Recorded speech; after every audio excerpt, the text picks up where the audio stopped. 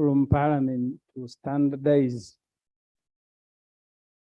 the sending off of colleagues and other senior public officers. And the government was supposed to come up either with a policy or with a law to know who, for example, is brought to Parliament, who benefits from official or state burial. There was time here when we had a problem. A former colleague from Eastern Uganda died and he was not brought. And our colleagues from that area were very upset in the last Parliament. Maybe this will be the occasion for government to give us those standards to know who qualifies for what in death, Mr. Speaker. Thank you.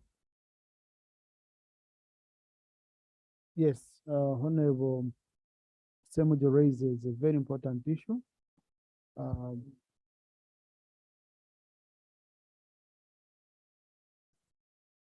I know this cannot be that quick because it has wide consultations are involved. And all that, but please coordinate in 3 months' time. You give guidelines to this house, you table guidelines here so that we know and it doesn't just depend. But colleagues, also, if you have someone whom you feel has made a very important contribution to the country, you can always reach out to the presiding officers, and then we are able to work out with the two sides. And as presiding officers, we can determine, allow emotion, not the body, but at least emotion. Like how we did for Haj Kibirige at DMK, when Honorable Sereko moved the motion. Honorable Sewungu. Thank you, Honorable Speaker. Honorable Speaker, I want to thank you very much for thanking the front bench, and in the same spirit, I'm giving you another credit for that, honorable members. But Honorable Speaker, as you've communicated, we raise a number of issues as matters of national importance, and you give directives. Others come under procedural issues. For example, I've raised a number of issues in education, and they are pertinent. I don't want to repeat them because they're on record. But my prayer is that as they continue being present, they should also bring those responses as they promise. For example, the ones I raised now are over 3 weeks, nothing has happened, and we are heading for doom. I don't want to say what I raised when the floor members were there, but the issues I raised in education, the 3 ministers would have, by now, they must have responded because we are heading for problems. So that's my prayer, Honorable Speaker. Thank you. Thank you very much. But in the same spirit, I also convey my condolences to the UPDF. Thank you. Honorable Chief Whip, kind of comes through the Hansard. You get these issues, they are communicated to ministers formally, and then the ministers are able to bring in responses. I think that will be the easiest way to do it. This can be after every session. After every session, the issues are extracted and then are communicated to the ministers for action in line with the timelines which are usually given. Honorable. Thank you very much, Right Honorable Speaker. I am making a contribution to the fight against cancer in the country. Right Honorable, we must appreciate the efforts of government in fighting this vice. And I'm also aware that as leaders of the country, we've been lobbying and actually requesting the government and the Ministry of Health to actually ensure that we have regional centers developed. Right Honorable, I want to place this in Parliament. We've had a series and a line of people who have failed to turn back to Mulago for purposes of review. And it was worse during the time of COVID-19, where public transport was banned. So many of our clients could not make it. How I pray, Mr. Speaker, that the Minister of Health gives us a brief update about the extent to which government has reached in terms of developing regional centers for cancer. Otherwise, the contribution contributions, Mr. Speaker, we are in support, but our plea is that it should be at will. Thank you, Mr. Yes. Speaker. Thank you, Honorable Minister of Health. Please bring that update in 2 weeks' time. You see, when you contribute, you're even recognized. You see the badge on General Jim's jacket. You can't go anywhere and buy it. That's for a major donor, one who has contributed over $10,000 to Rotary International. Okay? So yes, when you see that, General Katumba Wamara, I'm struggling to reach that level. Yeah? I'm soon reaching. I remember the Right Honorable Jacob Oranya was. So, I mean, you too can do it, but there are several recognitions. Finally, Honorable. Thank you very much, Mr. Speaker. A single man, whenever you're seated this side, you're peaceful. Now that you're that side. Thank you very much, Mr. Speaker, sir. I also want to join the rest of the country in mourning the tragic loss of a very distinguished son of our country that served his nation with his all. My deepest condolences to the President, who is Commander-in-Chief, and the UPDF community. Mr. Speaker, sir, you have talked about two concepts. First concept, effectiveness. Second concept, efficiency. Mr. Speaker, sir, effectiveness means, as you're fully aware, doing the right thing. And efficiency means doing the right thing right. Mr. Speaker, sir, I'm happy about the turn of cabinet, but this is Parliament. Constitutionally, Mr. Speaker, sir, your word is final. And nobody in this House, including the front benchers, have capacity and capability to question. Yesterday, we're struggling with a situation where, Mr. Speaker, sir, May 12th, in that seat, you presided over and directed the Minister for Finance. I remember that day, Mr. Speaker, sir, the Prime Minister was in the House, the Minister for Finance was in the House, and all you said was, can you give a government commitment? And I'm happy that the Minister for Finance made a commitment, and also the Prime Minister made the same commitment. If the front benchers or members of the cabinet took your words seriously, would have saved time for this nation, because all we needed was an extract of the Hansard.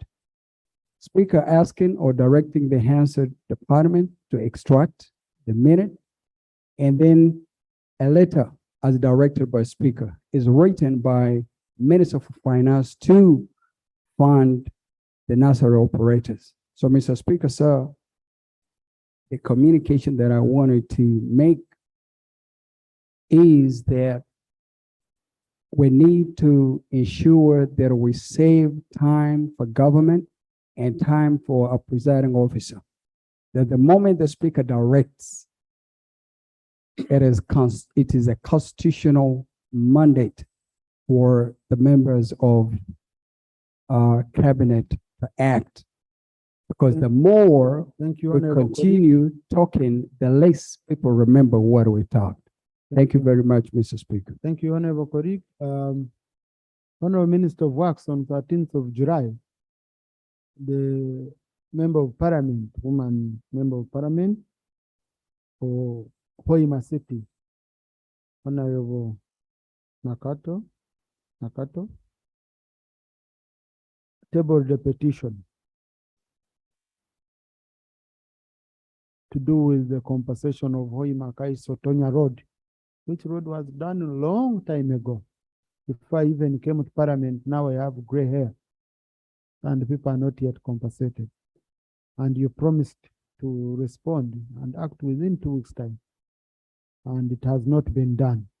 So on Wednesday next week, I need you to come on the floor and you respond to the petition.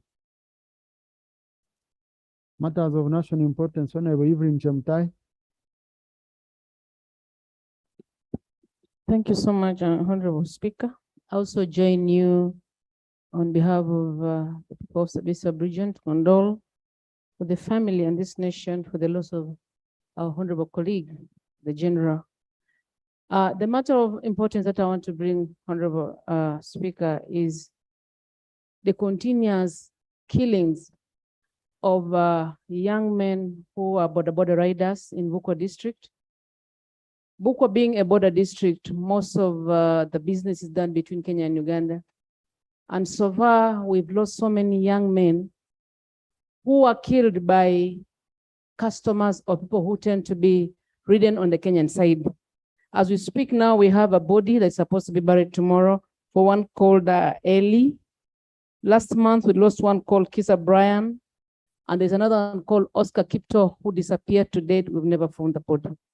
These customers pick borders from the Ugandan side, close to Kenya, and there is a forest where they kill the boys and they take the motorbikes.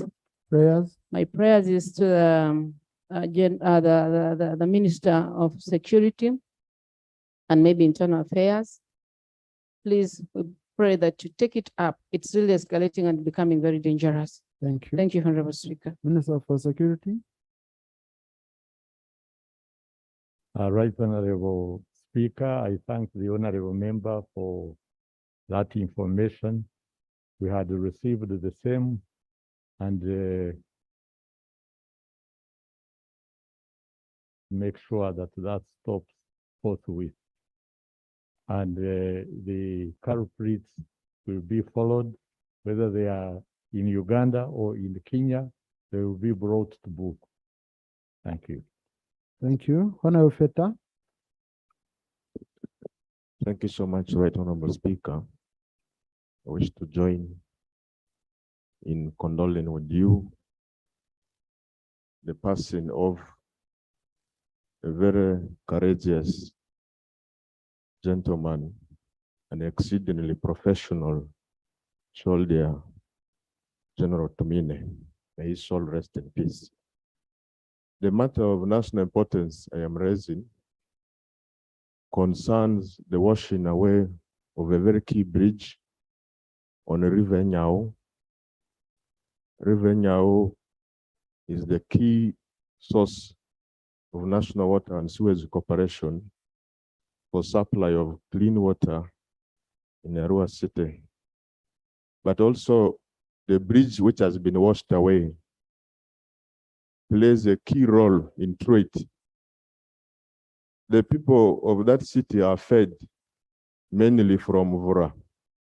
Vura is the food basket, that's Arua district. So the food is taken through that road to Arua City, but because of the floods now, the traders cannot access Arua City and the residents cannot access Arua City. Prayers, Honorable. My prayers, number one, is to the Ministry of Works to temporarily restore that bridge so that people can be able to access it. But the second prayer is to Ministry of Lands, Housing and Urban Development, because the reports indicate that that bridge is under procurement, but the processes with which the other bridges started have been completed, but the bridge in question is still under procurement. So I want to appeal to the ministry to fast track the process so that the proper and permanent construction can be done. Thank you. Thank you. Minister for Works.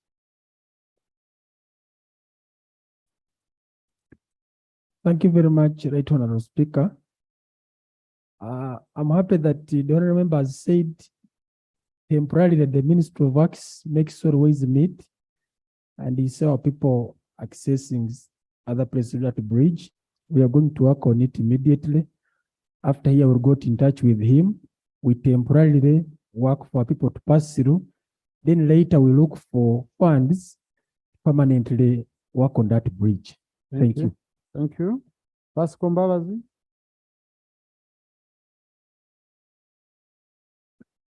Thank you, Right Honorable Speaker.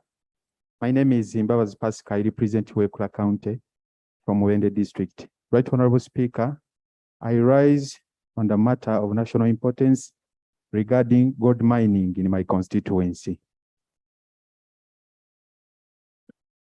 Gold mining was started in my constituency, particularly in Kitanda, LC1, Makukuru Parish, Kiroma Sub-County. However, because of using rudimentary technologies, as a leader, I'm in fear that lives might be lost due to these heavy rains that have started. The miners have dug deep pits where they walk long distances under the ground. And when you reach there physically, cracks have started to develop. So far, 3 people have died since the mining activities started. Right Honorable Speaker, it's my prayer that let the ministry that lies in that line goes there and regulates the mining activities before all people perish there. More so, the available water sources that have been providing water for my people have already been destroyed. Now, my people are depending on running waters full of dust and silt that escalate from the refining of gold. Right Honorable Speaker, I'm in fear that anytime a lot of diseases are going to develop there and attack my people because of using dirty and unsafe water.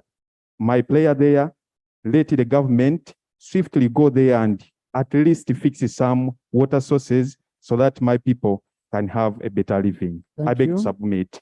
Thank you, Honorable. Minister, you want to give him water? Very good. Honorable Pascal, your issues are settled. Now that the Minister of Water, they need water too. Thank you, Right Honorable Speaker. I sympathize with Honorable Mbabazi, not a man, and the people he represents. Water, indeed, colleagues, is life.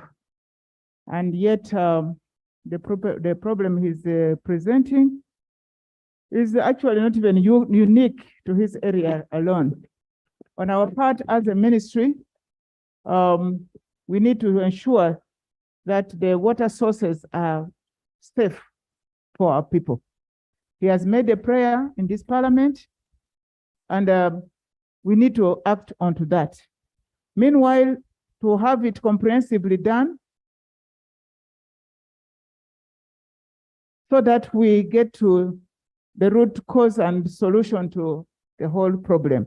So I undertake on the ministry that we link up with my friend, Honorable Mbabazi, so that at least we give them some source of water. Meanwhile, we shall have an investigation also done to ensure that the continuous activities should not terminate the source of life, which is water. Thank you, Honorable Minister.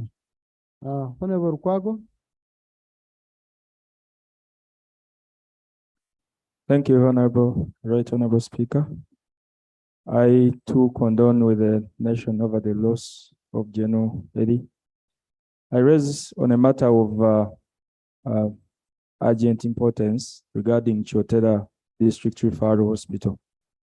This hospital serves over 500,000 people, not only limited to Chotera, but parts of Rakai, Ruengo, even Masaka. It doesn't have a functional X-ray.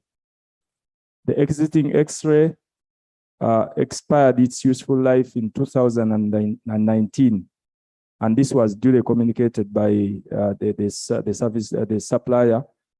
The technical team communicated that, so it's not been in use. Right Honorable Speaker, patients who require these services are directed to go to Masaka Regional Referral Hospital or private health facilities in Masaka. The way Masaka Mutukula Road, how it is today, it's very, very terrible for patients to move that long distance. Secondly, Right Honorable Speaker, Chotera District Referral Hospital has not had medicine, not even a Panadol, for the last 3 weeks, even as we speak now. We, as area member of parliament, coming from Chotera District, we have patients lining up at our area offices, seeking for support. We keep giving them money to go to private pharmacies for this. So my prayers are, one, for Ministry of Health to really remedy the issue of the X-ray at the Chotera District Referral Hospital, which is Kalisi's hospital, and two, to have an immediate solution for the issue of drugs in the hospital. I beg to submit. Thank you. Government Chief Whip.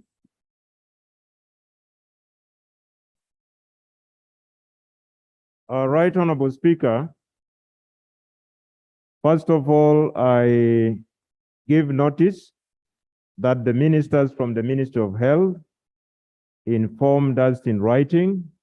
They wrote to you notifying Parliament about their absence because of other state duties within and without Uganda.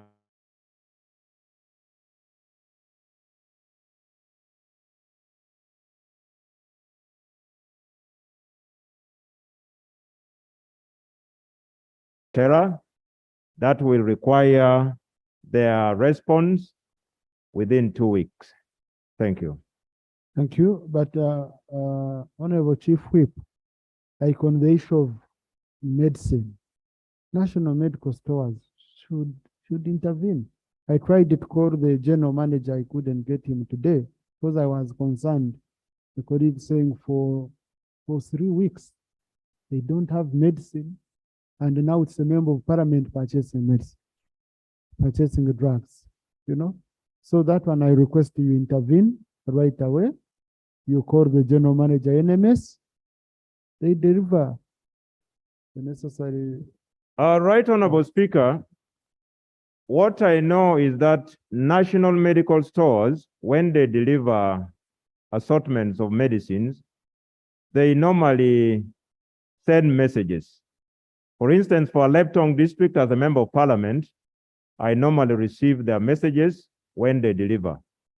I now request you, Right Honorable Speaker, that before the end of today's sitting, I will move out with this member and try to find out directly from national medical stores on what is happening on supplies to Chotera. Thank you. Thank you, Honorable Chief Whip. Honorable Anabe. Thank you very much, Right Honorable Speaker. Right Honorable Speaker, I condone with the family of late General Eli Tumine, and I pray that his soul rests in eternal peace. Right Honorable Speaker,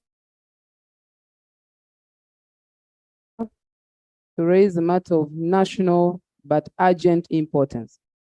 Right Honorable Speaker, there are government schools and institutions which have been constructed and others are still underway, but those which are already completed and not yet being utilized is causing a lot of challenges and wastage of government resources.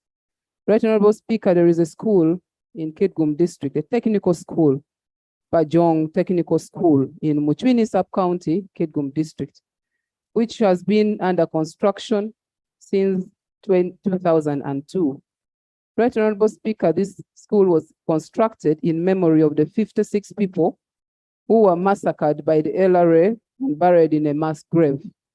His Excellency, the President of the Republic of Uganda, made a pledge that the school be constructed. And indeed, the construction was done. But since then, the school is not yet functioning. And the locals are faced with a challenge to continue doing the bush clearing in the school. And it's a big problem. One day the school will be burned down, and then therefore the rationale of having the school constructed wouldn't have been met. I therefore raise my prayers, Right Honorable Speaker, that the ministry pays a visit to the school and ascertain why the school is not yet functioning.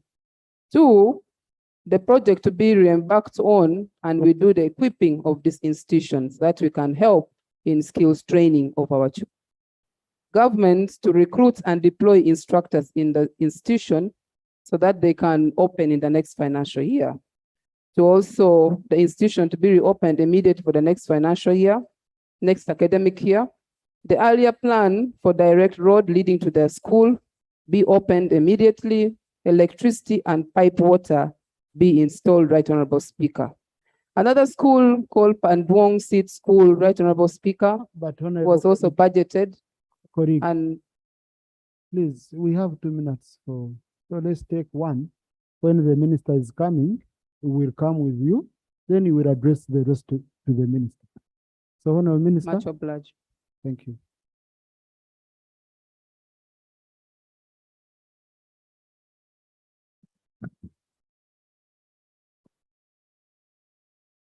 Right Honorable Speaker, first of all, I would like to begin by thanking my sister, Honorable Lilian Abe, for raising issues concerning the sector where I am in now.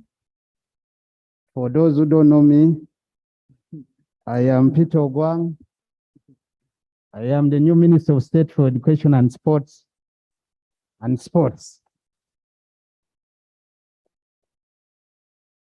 I'm here to represent my boss, the Minister, Mama, the First Lady. And for the record today,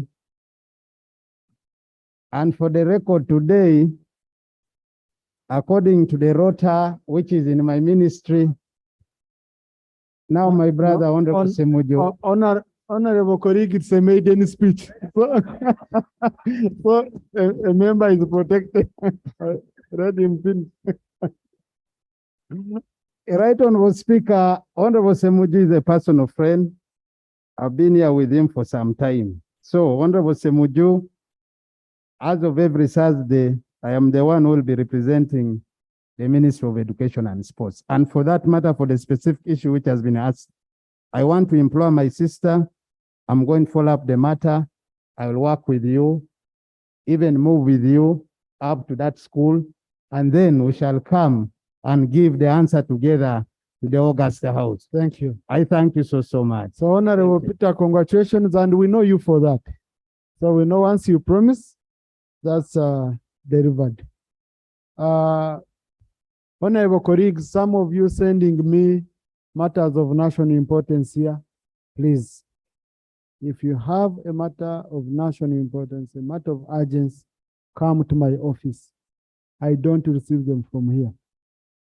Honorable Juliet Bashisha. Thank you, Right Honorable Speaker.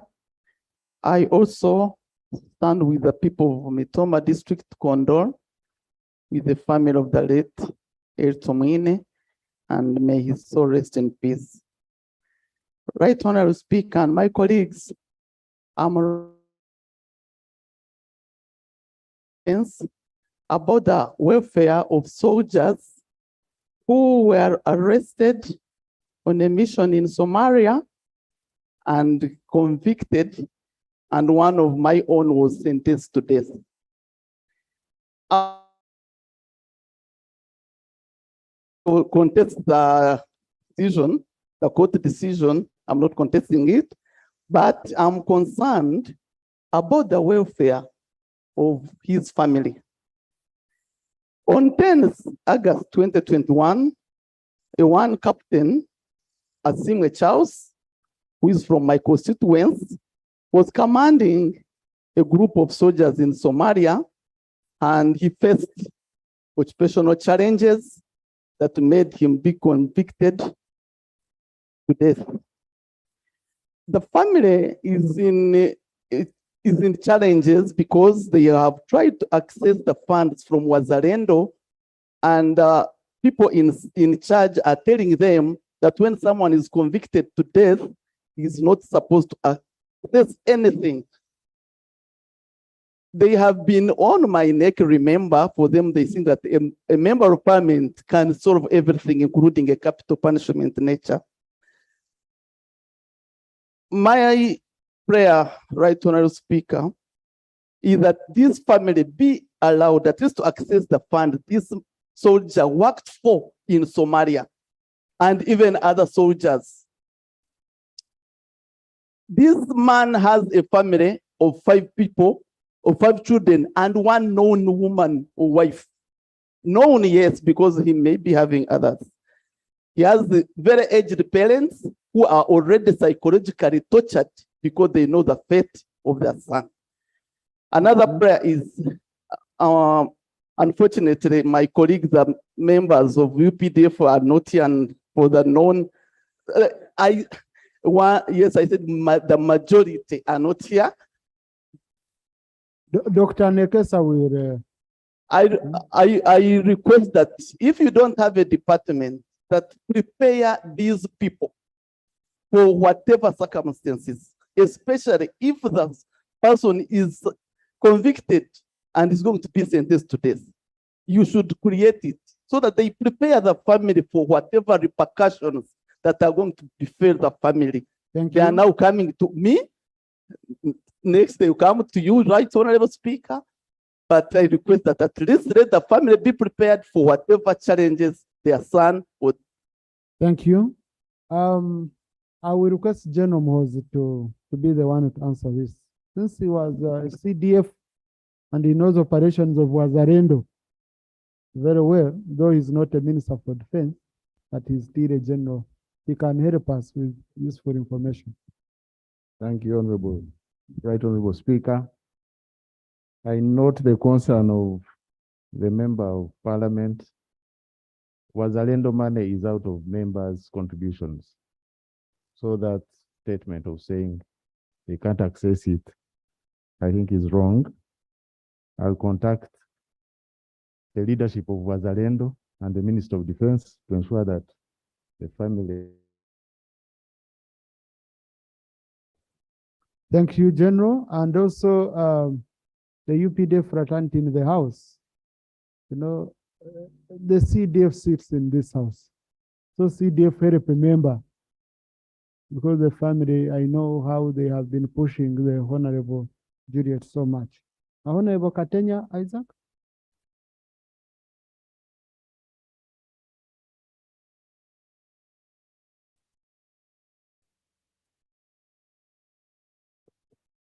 Thank you, Right Honorable Speaker.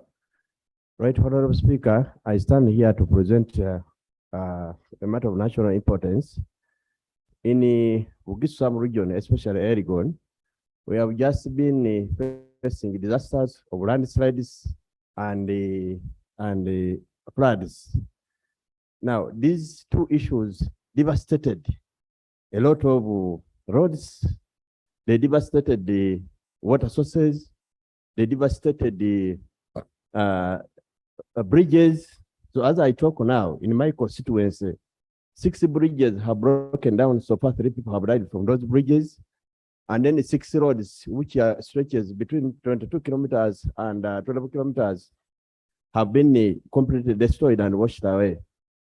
So I actually wanted to request the Minister of Works to immediately come and restore these roads, and then the Minister of Water try to come and disinfect the water sources which have been contaminated, and then at least dig some trenches in areas which have been flooded, which are having stagnated water, and then the bridges which have been broken, at least to be repaired so that my people can be rescued. And this is something which is very urgent, and it needs an urgent attention so that we save the lives of our people who have been dying. I'm Katenya Isaac, Member of Parliament for Ambodi constituency. Thank you, Right Honorable Speaker. Minister of Works. Minister of Works. He has left. Okay, Minister for Water. Thank you, Right Honorable Speaker. I do hear my brother, Honorable Isaac. And Right Honorable Speaker, we have just been from a meeting in the office of the Prime Minister with my brother. And there are already strategies which were plotted, which we agreed that we are going to work on, especially on the issue of water. We have also agreed, my brother, from the meeting with the Prime Minister, which is even, he's coming to brief Parliament on some of these undertakings. And the bridges was also agreed that it will be incorporated in what we are going to undertake.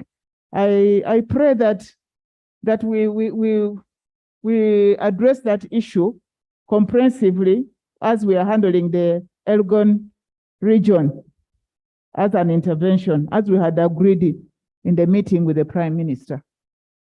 Thank you. Next item. Item number 3 on the order paper.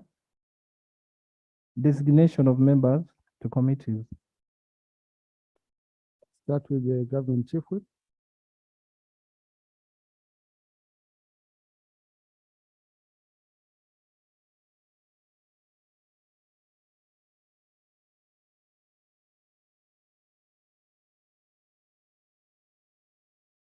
Yeah, government chief whip, read all your members for all committees you have. So does, and we finish. That we don't take a lot, and Dean of Independence.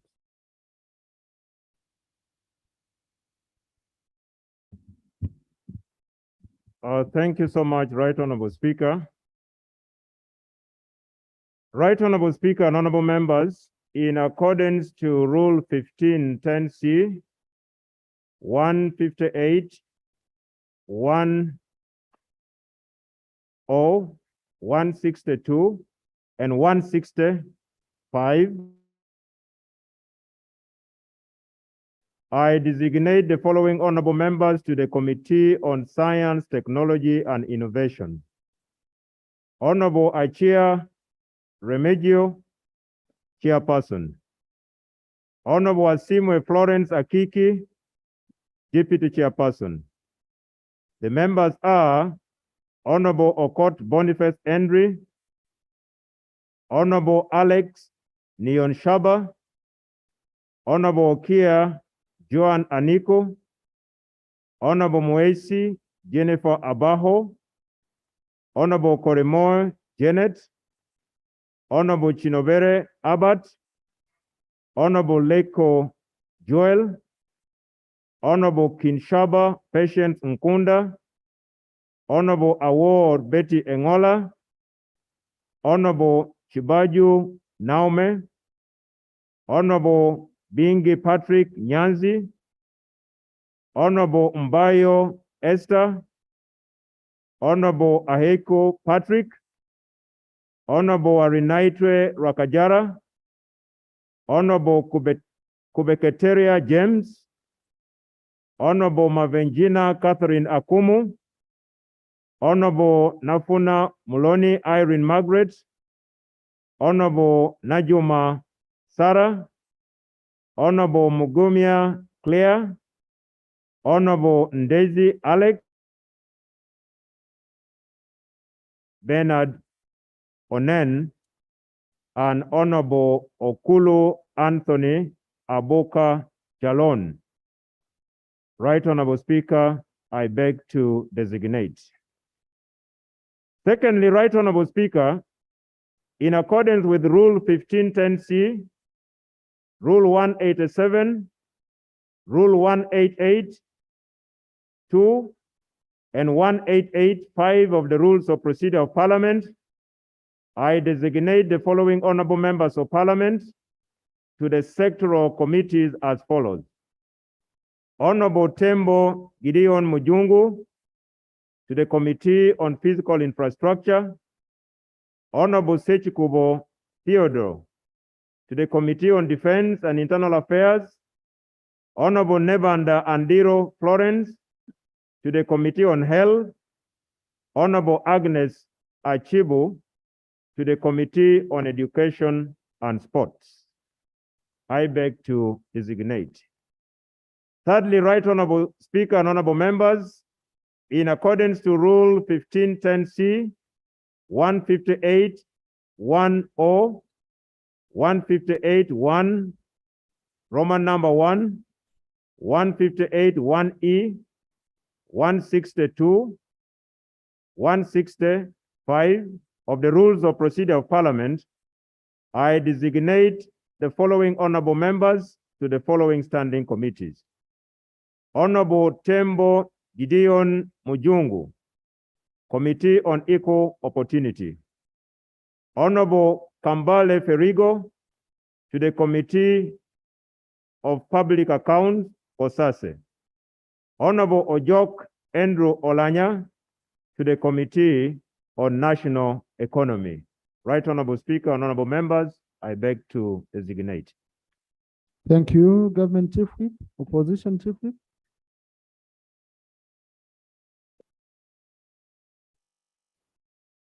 Right Honorable Speaker, in accordance with Rule 160, Sub-Rule 2 of the Rules of Procedure of Parliament of Uganda, I hereby designate the following opposition members to the new Standing Committee of Science, Technology, and Innovation.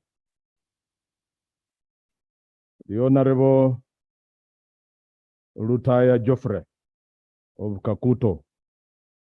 The Honorable Perugenya David of Makindya Savagabo. The Honorable Sekavira Dennis of Katikamu South. The Honorable Kagabo Twaha Muze of Bukoto.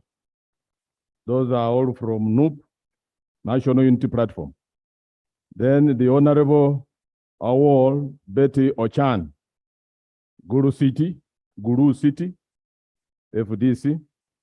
The Honorable Sasaga Isaiah, Vodadili East, FDC. The Honorable Okot Santa, Aru North, PPP. And the Honorable Alum Sanda Santra, Oyam of UPC.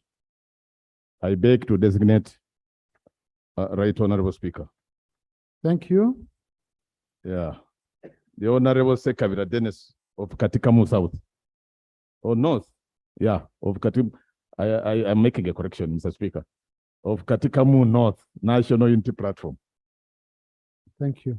Mr. Speaker, in accordance with the Rule 188, Sub-Rule 5 of the Rules of Procedure of Parliament of Uganda, I hereby designate the opposition members to the sectoral committees as follows. The Honorable Nachimuli Helen of Karungu West, of Kalangala.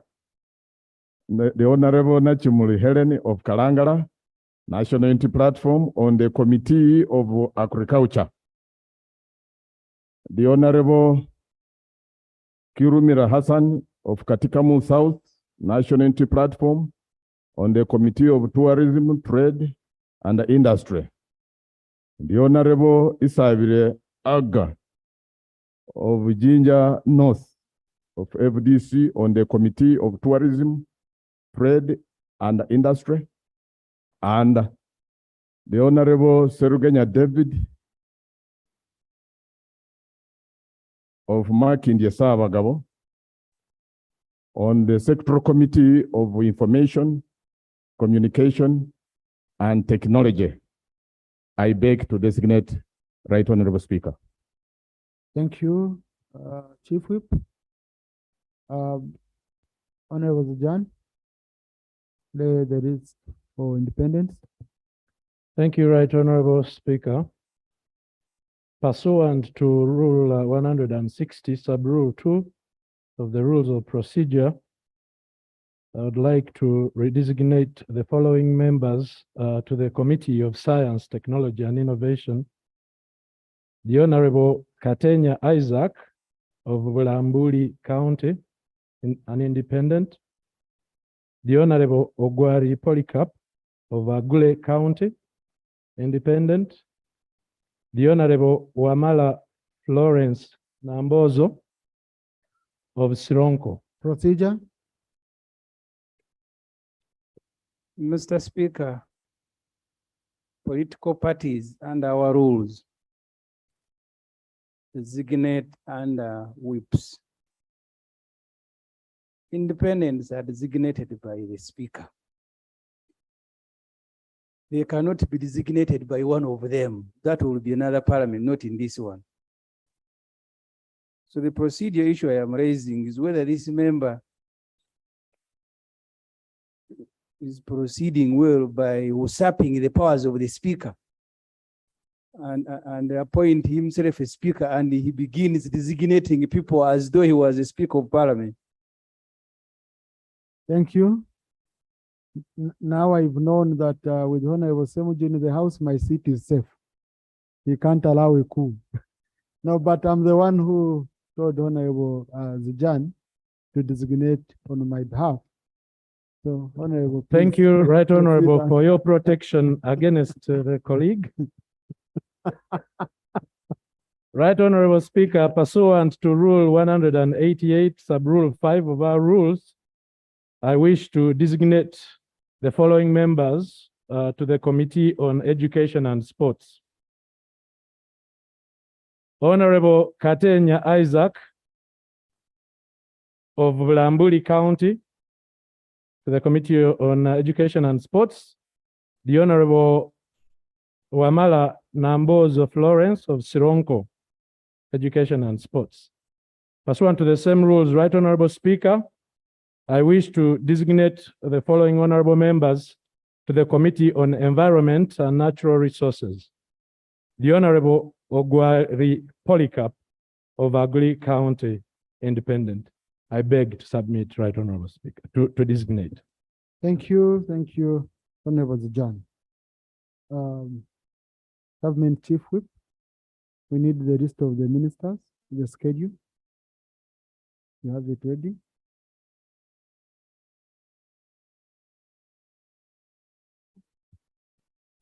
Mr. Speaker, sir, following your guidance during the 20th sitting of the first meeting of the second session of the 11th Parliament of Uganda, held on Thursday, 18th August 2022, and in accordance with Rule 15.2 and of Uganda, and in further reference to a letter dated 7th July 2022 by the Right Honorable Prime Minister to all ministers in regard to the same, and my subsequent communication in Parliament and Cabinet, I hereby lay on table a weekly schedule of ministers' attendance at the sitting of the House, ministry by ministry. I beg to lay. Thank you, Government Chief Whip. This list should be uploaded on our fresco system for all members to access, especially the non-compliant, so that we know those who have defied the Prime Minister.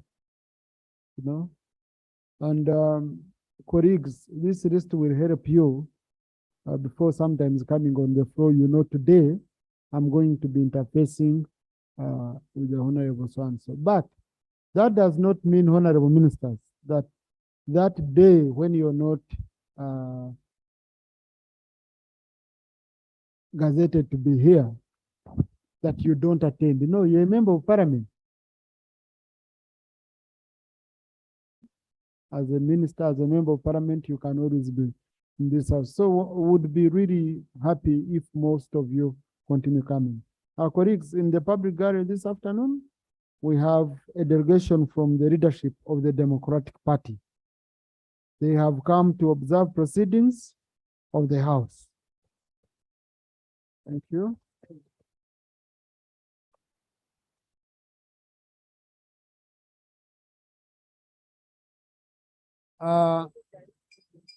Colleagues, also in the VIP gallery this afternoon, we have Honorable Henry Bazira Sewanyana, former member who represented Masaka Southwest in the 4th Parliament and current leader in the Democratic Party. He has come to observe proceedings of this House. Thank you. You're always welcome, Honorable. Yeah. Honorable Minister of Trade, I had allowed you. Statement by Minister on adulterated gins. This should take us around 5 minutes, Honorable Minister. Thank you, Mr. Speaker. And the statement has been uploaded on our system. But first, Right Honorable Speaker, I join the rest of the country in registering my sympathies to the family of this courageous Ugandan soldier who sacrificed so much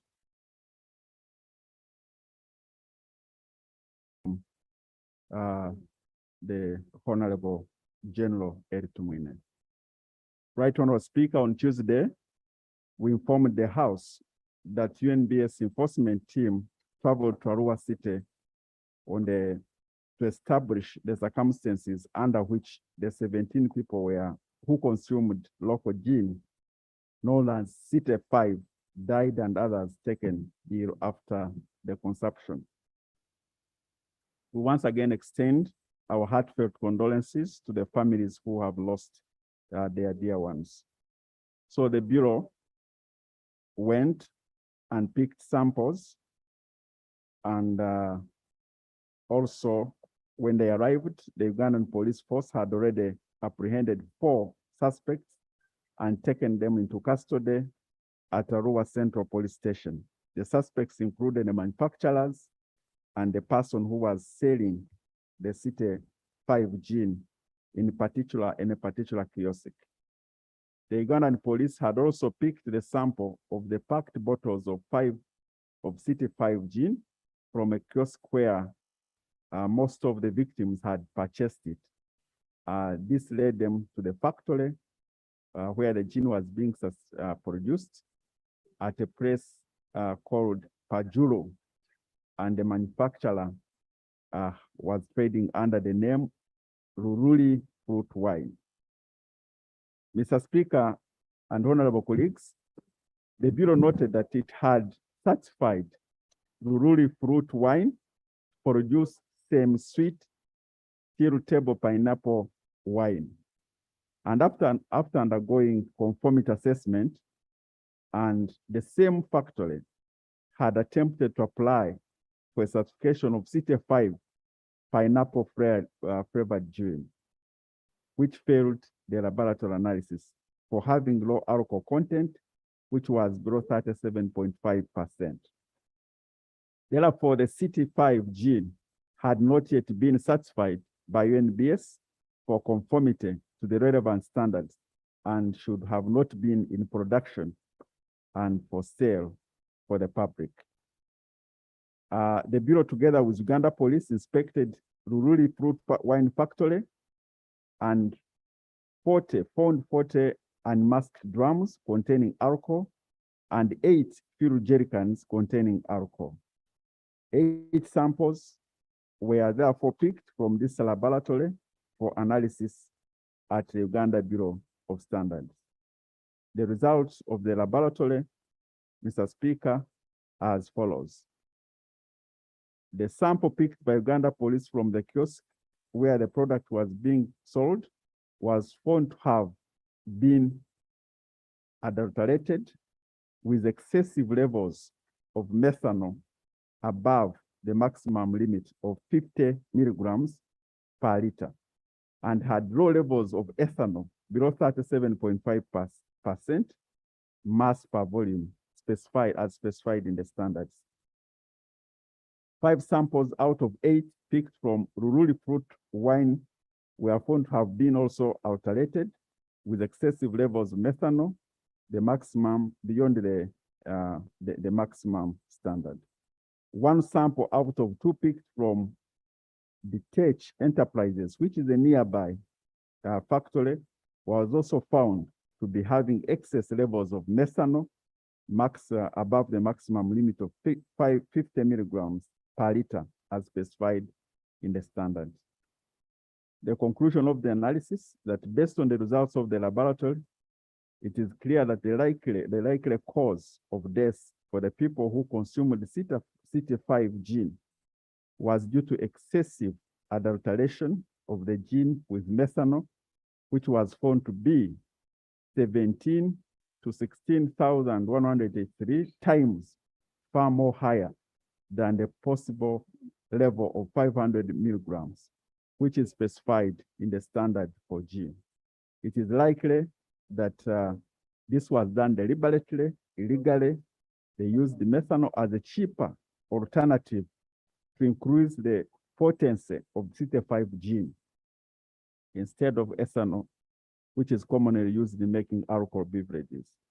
Unlike ethanol, methanol is poisonous for human consumption, since this can easily be absorbed through the eyes, skin, lungs, digestive system, which is its over exposure causing death. Methanol is an industrial chemical which is mostly used to create fuel and solvent and freeze for ethanol and other chemicals, plastics, polythenes. Methanol also is commonly used for diluting, dissolving wall paints and wood waxing. So it is a very dangerous chemical for this purpose. So what have been the actions taken by the ministry under the Bureau? The suspects involved in the manufacture of this CT5 have been arrested and in custody of Uganda Police Force. The Bureau has sealed off and suspended production facilities where this adulterated gin was found until further notice. The Bureau has suspended the certification process of products from this particular facility. So they came for wine, but when they got a certification, they went and produced other things. The Bureau has also placed advertisements in local radios in West Nile region to caution people against consumption of CT5 gin and other uncertified beverages. So in case there are some which are already in the market, we are putting adverts for people to stop drinking them. The Bureau will intensify the enforcement activities on the market against producers of uncertified alcohol beverages and other consumer products. The Bureau has already established regional offices in Gulu with fully-fledged food safety testing laboratories, provide quality assurance and conformity assessment of all products manufactured and produced in northern Uganda. The Bureau appeals to those enterprises involved in production, manufacturing, processing, value-adding activities to voluntarily embrace application of quality standards in their businesses. We are also appealing to the general public and local authorities to be vigilant and always to report anyone involved in the production and distribution of uncertified products to the Bureau to take necessary action. We call upon Ugandans to join hands in promoting quality, a quality culture of consuming safe and quality products which are certified by UNBS. We should avoid looking for cheaper and often harmful alternatives which are detrimental to our health and safety. And also we have put chew marks on all of the products. We know some people attempt to forge them, but we think that with our chew marks, and that by now, at least in every sub-county, there is a smartphone. This can be traced if we use the local authorities. As guided by you, Mr. Speaker, and this House, the Interministerial Committee has been put in place to address the issue of advertisement of non-certified products by different media houses. So the Uganda Media Council will soon be directed to stop all those media houses which are advertising products like Mukama Nayamba without being certified by UN. Mukama Nayamba, Mujakule, all those products, you know them.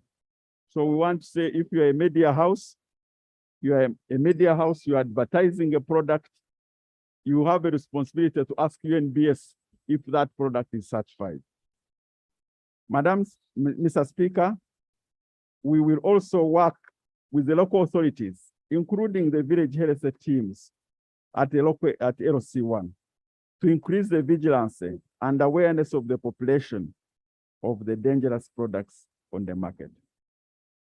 I beg to lay the products, rather the results of our analysis, which are positive, that the things that the chemical that killed the people, yes, it was through this gene 5 alcohol, which should have never been on the market.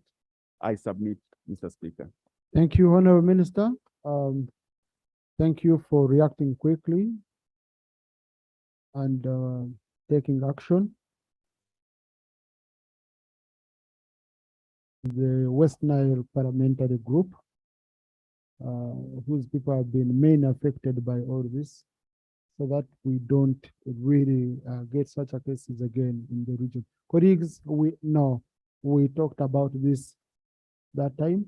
Let's go to next item. Thank you. Item number 4 on the order. You can always access the minister. It's always available. Serving. Item number 4 on the order paper, motion for adoption of the report of the Committee on Public Service and Local Government on the status of the implementation of the parish development model, the financial year 2021-2022. Honorable Nzima.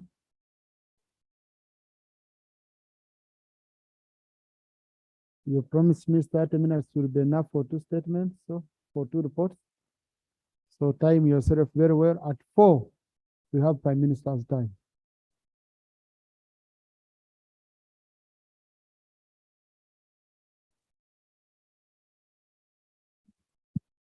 Thank you, Right Honorable Speaker. Right Honorable Speaker,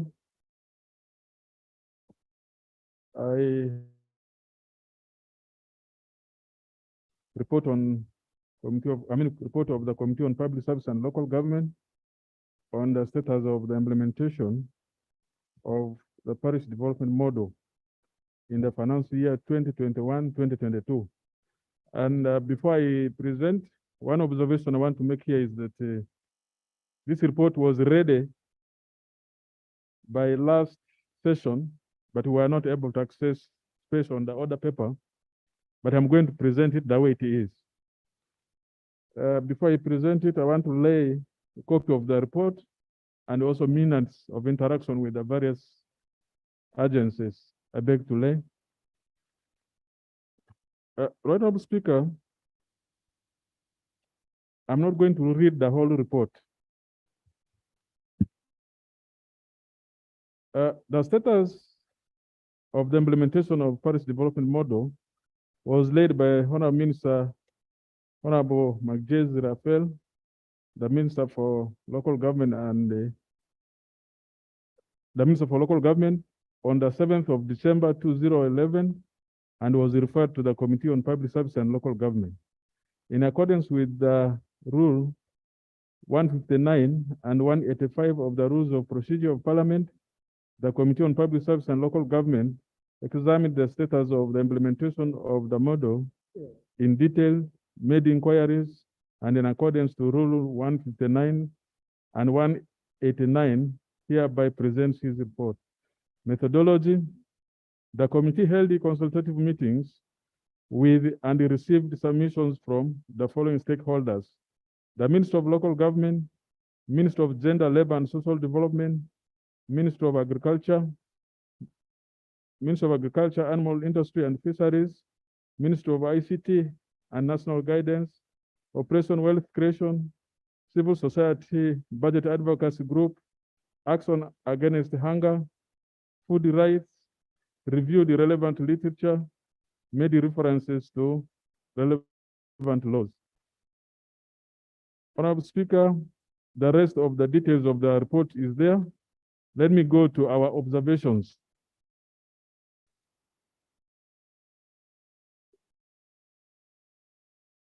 Committee observations and recommendations, that's page 9. Honorable Speaker, as I had said, by the time we compiled this report, there was no Parish Development Model Policy Framework. So I'm going to read it the way we had presented. Currently, there is no clear policy that sets the overall tone of the implementation of PDM. Some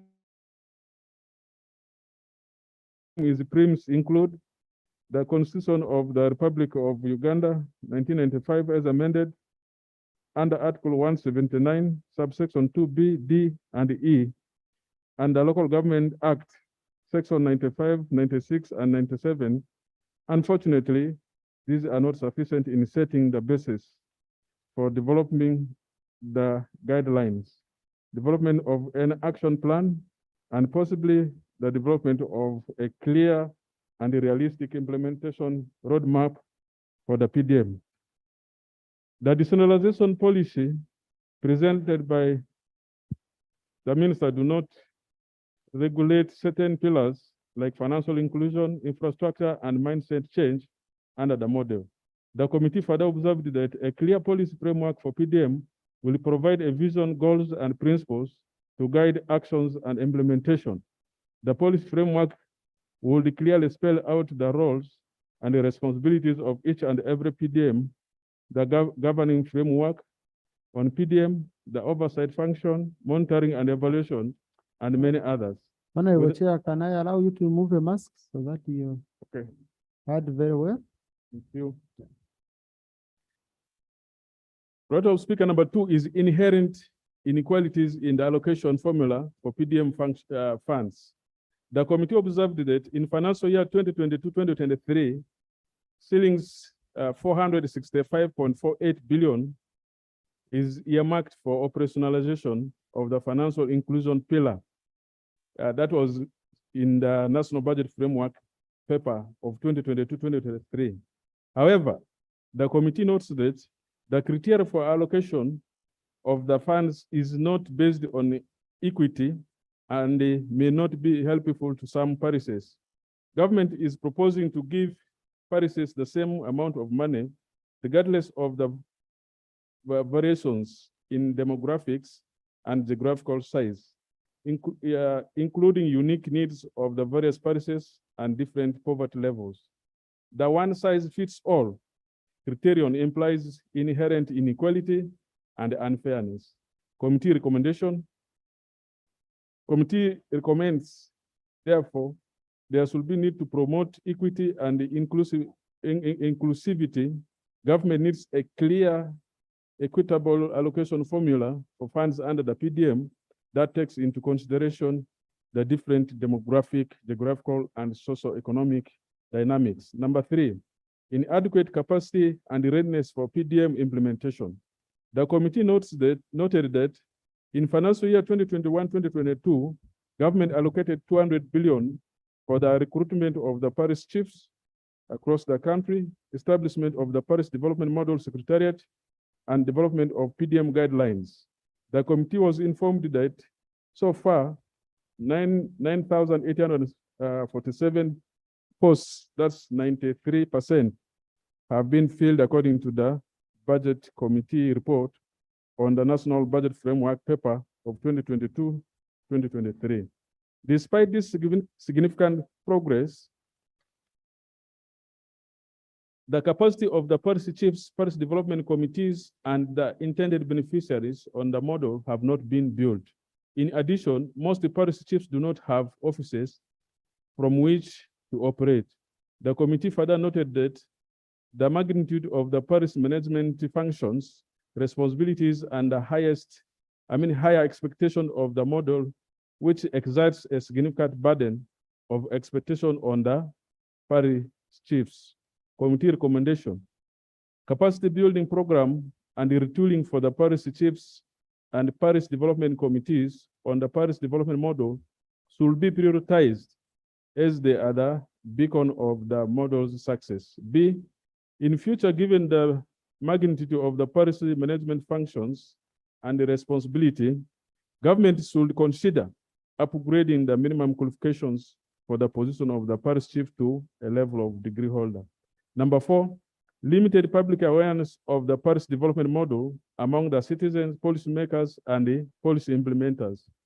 The committee was informed that the parish development model is meant to improve the livelihoods of the ordinary citizens living in the subsistence economy. However, many of the citizens, stock beneficiaries, and policymakers are not fully aware about the concept and objectives of the model and their roles and that of other stakeholders in its successful implementation. The committee further noted that there is no clear relationship between the PDM, the sub-county, and the district.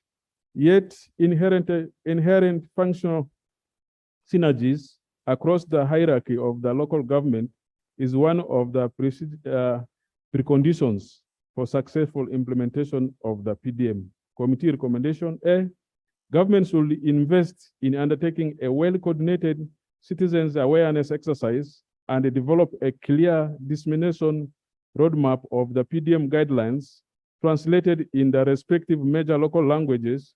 The guidelines should be widely distributed by the Ministry of Local Government and other implementing ministries, departments, and agencies. B, for effective oversight for policymakers and policy implementers, it's very critical that any orientation is done on PDM. C, while this strategy of PDM is appreciated and encouraged for the purpose of socioeconomic transformation, there is a need for thorough explanation of the policy, legal, and institutional framework to all stakeholders to enable successful implementation of the model. D, there is need to streamline and harmonize the policy and operational framework for the PDM for greater role clarity as a precondition for its success. Number 5, biased and selective focus on pillar 3, on financial inclusion at the expense of other pillars. A lot of effort is being put on the Parish revolving fund, which is the third pillar, financial inclusion of the Parish development model. Yet, there are other pillars which are equally important for the success of the model. Interventions under third pillar are intended to promote savings and investment by households in activities with a potential for generating a production supplies. The specific interventions include establishment and the capitalization of the Parish revolving fund, that is A. B, supervision of parishes-based circles by Uganda Microfinance Regulatory Authority.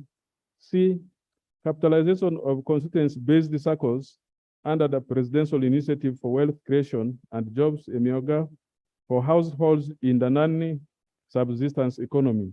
The committee noted that pillar number 5 on mindset change and cross-cutting issues, which will aid to prepare citizens and clarify upcoming concerns before funds are subbursed into being given priority. The committee further observed that the Parish development model may suffer the same fate as planned for modernization of agriculture, where more emphasis were put on pillar 2, that's NADS. Committee recommendation. Governments will equally focus on changing the mindset of the implementers of the PDM and citizens while showing linkage of other pillars to each other to ensure complementarity. B, governments should equally prioritize other important pillars under the model. Number 6, poor coordination and linkage between ministries and other stakeholders. Improving coordination and the linkage among the various MDs and the stakeholders is critical in the success of Parish development model. The committee observed that currently there are numerous Parish development model implementation guidelines.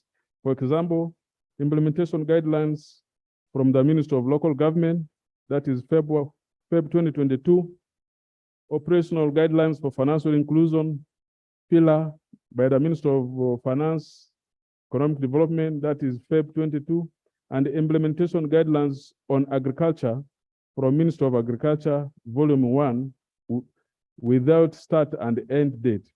This will lead to duplication in planning and budgeting, thereby increasing the cost of implementation. This will further encourage the silo approach in implementing government program, which National Development Plan 3 is posed to address. Committee recommendation. Government should harmonize and consolidate various guidelines that will help in the implementation of the model, taking into account monitoring and evaluation. Number 7, inadequate funding in the financial year 2022-2023. The committee noted that with the exception of Pillar 3 on financial inclusion, other pillars of the parish development model will continue to be funded under existing arrangements. More funding to be availed for the other pillars in the financial year 2022-2023.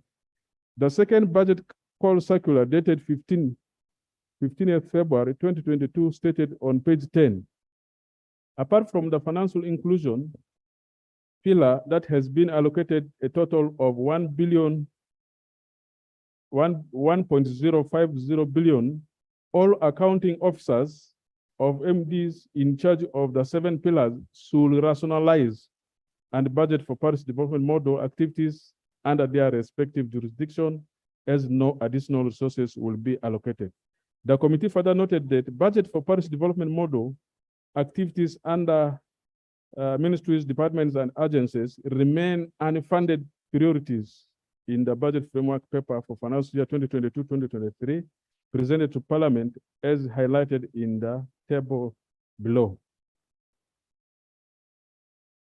The committee recommendation: government should provide sustainable funding for the rest of the pillars for successful implementation of the model, since all the pillars are complementary to each other.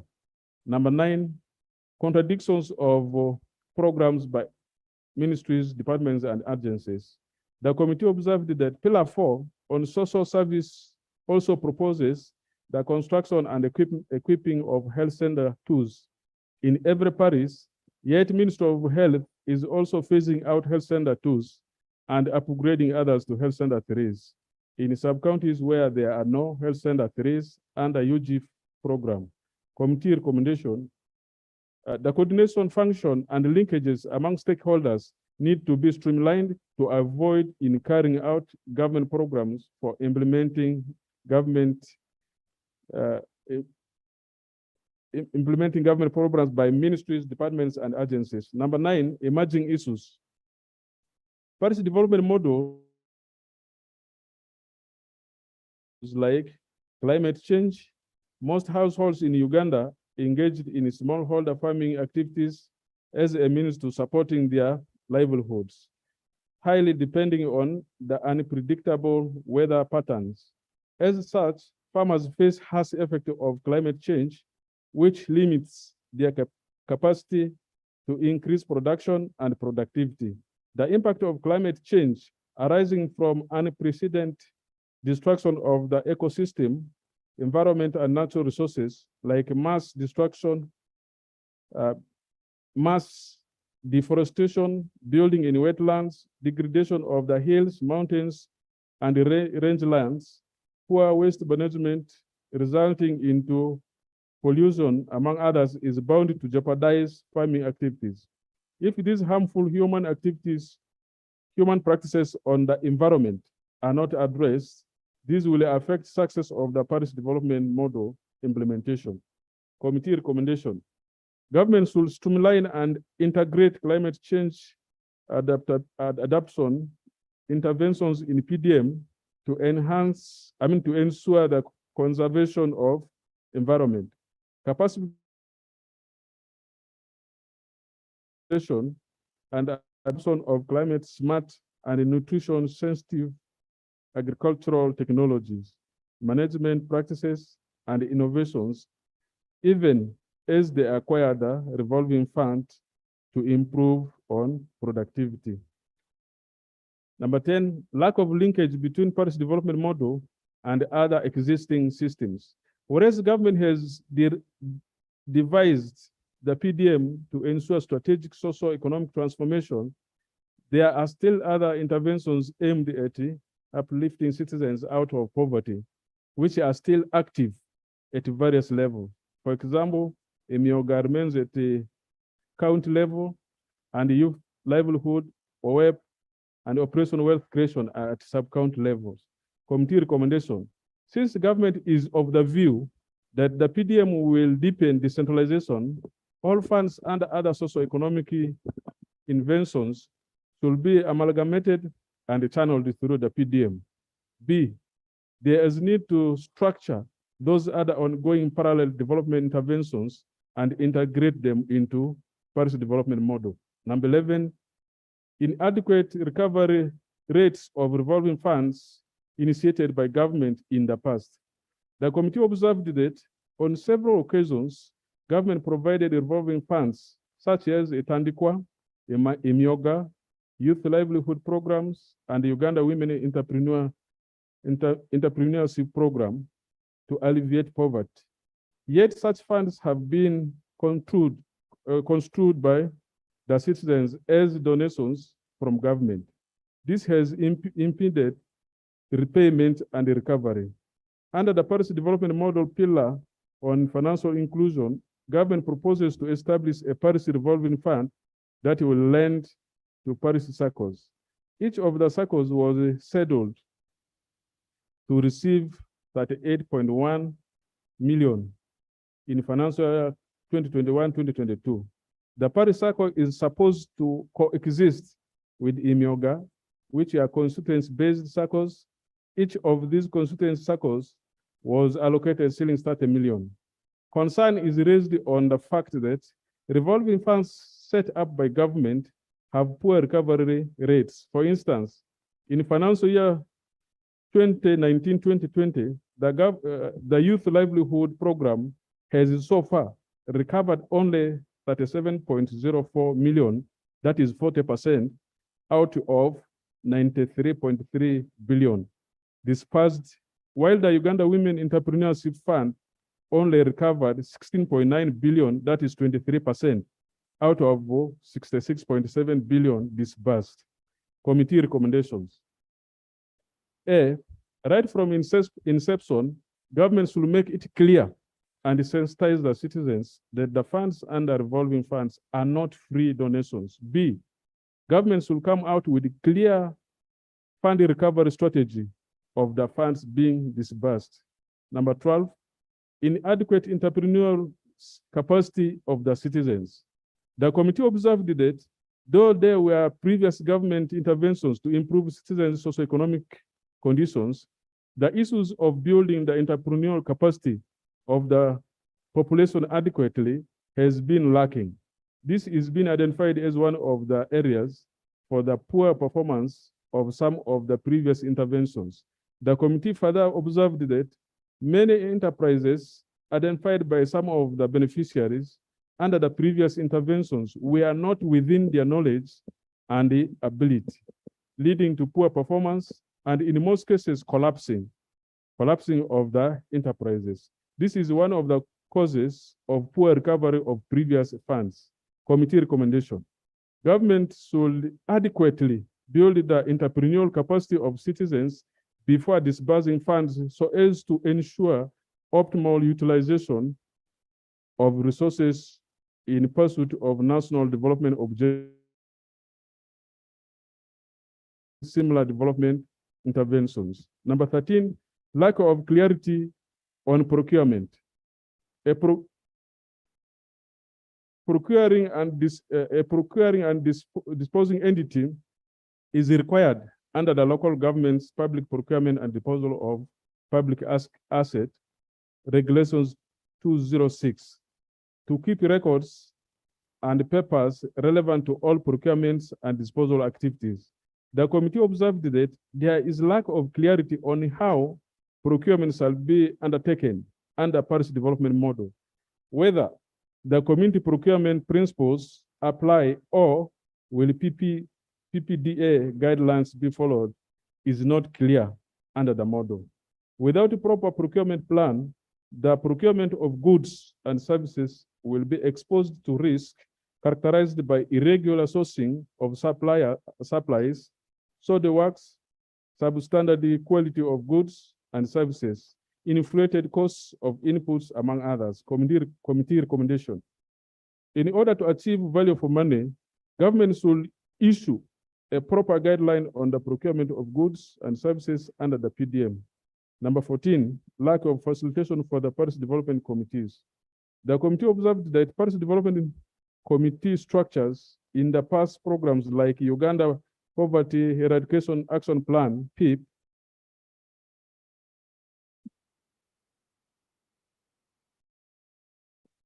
PIP were disbanded due to lack of facilitation. Previous programs were only provided with functional funds, leaving out funds for facilitation, hence poor implementation of the past interventions. Committee recommendation, governments will consider providing some minimal facilitation to the Parish Development Committee members to ensure smooth implementation of the program. Number 15, failure of the previous interventions. Since 1987, government has implemented various interventions to reduce poverty in Uganda. These include the Rural Farmers Scheme, 1987, a Tandikwa Scheme, 1996, the Poverty Eradication Action Plan, PIP, of 1990, Kulembeka, to TAP. You know, that one is not in my language, so you will understand. To TAP, that is 201. Prosperity for All Program, Bana Gagawale, that is 207. Yeah, Bana, I think somebody will call it better. That is 207. And then we have Operation Wealth Creation, that is 2011. Emioga 2020, Youth Livelihood Program, and the Uganda Women Entrepreneurship Program. The committee observed that those interventions have not positively impacted on the long-term poverty situation in the rural and urban communities. Poverty levels continue to be high at 39% despite the interventions. There is a need to appreciate the fact that poverty eradication is a responsibility of the poor themselves, and government programs only supplement their cause. Committee recommendations. Governments will develop an effective program that must approach the problem of poverty eradication from the household level, that is micro level, and not macro level, by involving the locals to contribute in decision-making about what best can be done to change their conditions. B, national planners and implementers of poverty eradication programs should design poverty eradication programs that are demand-driven and therefore make the poor at the forefront of the planning process through community-level dialogue and consultation. Conclusion. The implementation of the Parish development model should deliberately focus on uplifting the socioeconomic condition of households. This requires equity and inclusivity, transparency and accountability, non-partisanship, and a national outlook. This requires capable leadership at the various levels, a competent and a responsive civil service at implementation and beneficiary, and community involvement at the grassroots. PDM should be incremental, building on the success of the preceding development interventions and the learning and avoiding the pitfalls that plagued those earlier interventions. In addition, government should normalize regular evaluation. Government should employ regular evaluation of the impact of PDM to enable timely and strategic adjustments. This requires a functional design, monitoring, and evaluation component. Right Honorable Speaker and honorable members, I beg to lay the first report. Thank you. Thank you, Chairman. First take your seat. We have to call an item. Yes. Clerk, please get the record very well, because I was listening to Chairman. There are some of the things, some of the words which were difficult for him. So since he has read verbatim, just capture the whole report, because like on page 15, the third last sentence, on 11, you mentioned that 4.04 million when it was billion. So it happens with some of this record. So since you read it verbatim, please capture the whole report verbatim. For anyone who will be following the answer, will find it much easier in future. I can call the next report. Motion for adoption of the report of the Committee on Public Service and Local Government on the diversion of 17 million shillings for the parish development model funds in the financial year 2021-2022. Now, Chairman, if the Prime Minister comes in, as per Rule 41 of our rules of procedure, I have to stop and we go to Prime Minister's time. Rakesh is not yet here. The 30 minutes you asked for, you've used 28. So on the next report, please go straight on observations and recommendations.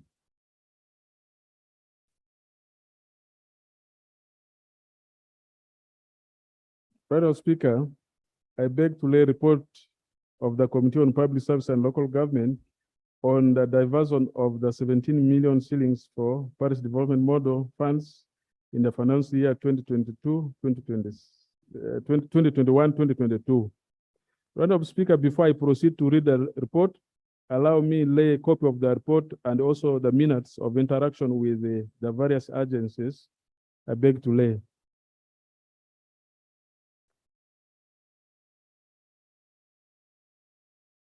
Honorable Speaker and honorable members, at the sixth sitting of the first meeting of the second session of the 11th Parliament held on Tuesday, 12th July 2022, Honorable Olanya Gilbert raised on the floor of Parliament matter of national importance concerning the diversion of 17 million of the Parish development model for financial year 2021-2022 for payment of salaries in Amuru District Local Government. The matter was further expounded by other members of Parliament that some parishes in their respective districts have received less funds for the parish development budget. Similar sentiments were raised by Honorable Chebalia Morris, MP Bugabla South. Further, during the sitting of Thursday, 4th August 2022, Honorable Nsamba Patrick, MP Kasanda North, raised a matter of national concern, namely that whereas the rain season had commenced, requiring farmers to be facilitated with planting materials under the PDM, funds for the purpose had not been released.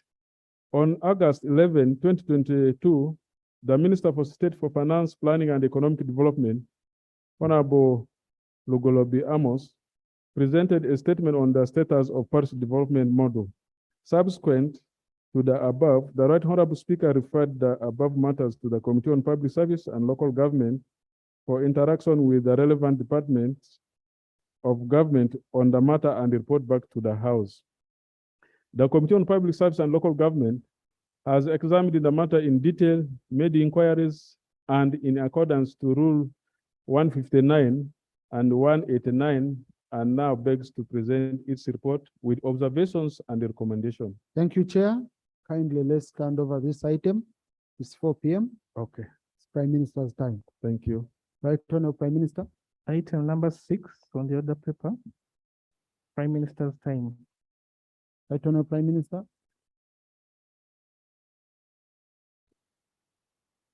Chair, remain nearby because you're going to proceed after.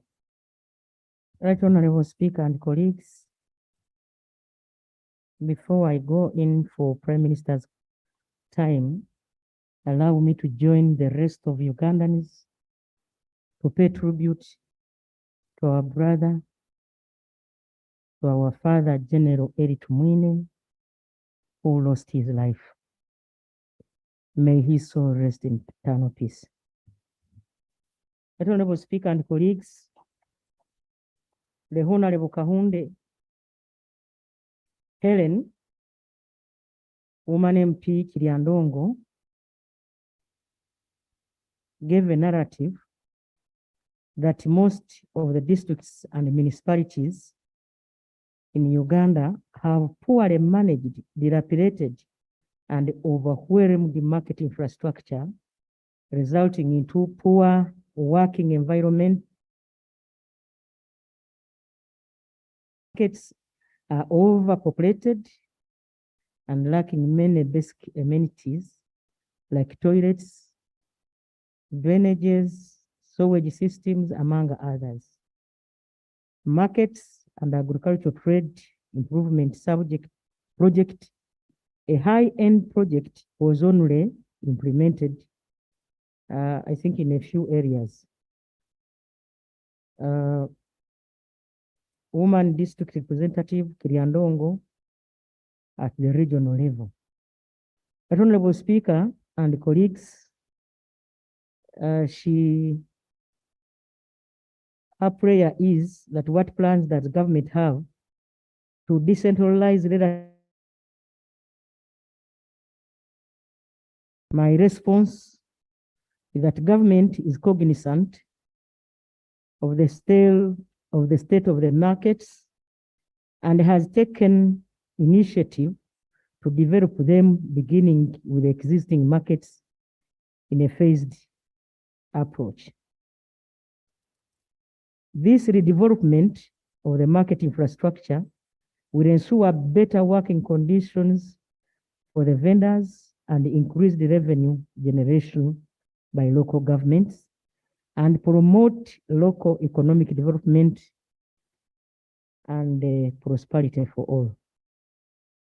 Right, Honorable Speaker and colleagues, the Markets and Agricultural Trade Improvement Project, MATIP, which is a partnership between the government of Uganda and African Development Bank, has redeveloped 19 markets plus 3 high-level value addition facilities, namely Arua, Soroti, and Busia.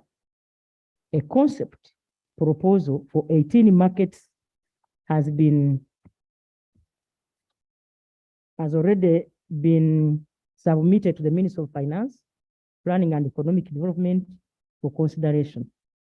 That Honorable Speaker, government is therefore committed to decentralize and redevelop decent markets in rural areas in the medium term. That Honorable Speaker and colleagues, in the next phase, government will continue expanding the portfolio to cover other areas in the country, including Kiriandongo district.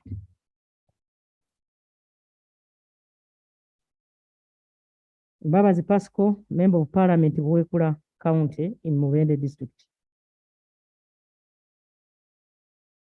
is concerned with the inability of some districts to effectively maintain their road networks due to dysfunctional road maintenance equipment and the need for the urgent intervention in the Ministry of Works and Transport.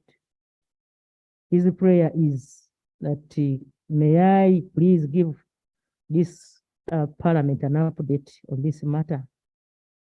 My response, Right Honorable Speaker, is that in 2017, Government of Uganda, through the Ministry of Works and Transport, procured 1,151 units of road construction equipment from Japan that were distributed to 121 district local governments around the country. Honorable colleagues, each district was equipped with 1 motor grader,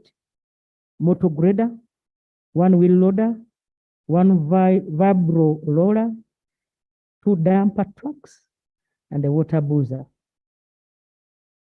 This was in addition to delivery of the previous consignment of 1,450 assorted road equipment units from China that were procured in 2012.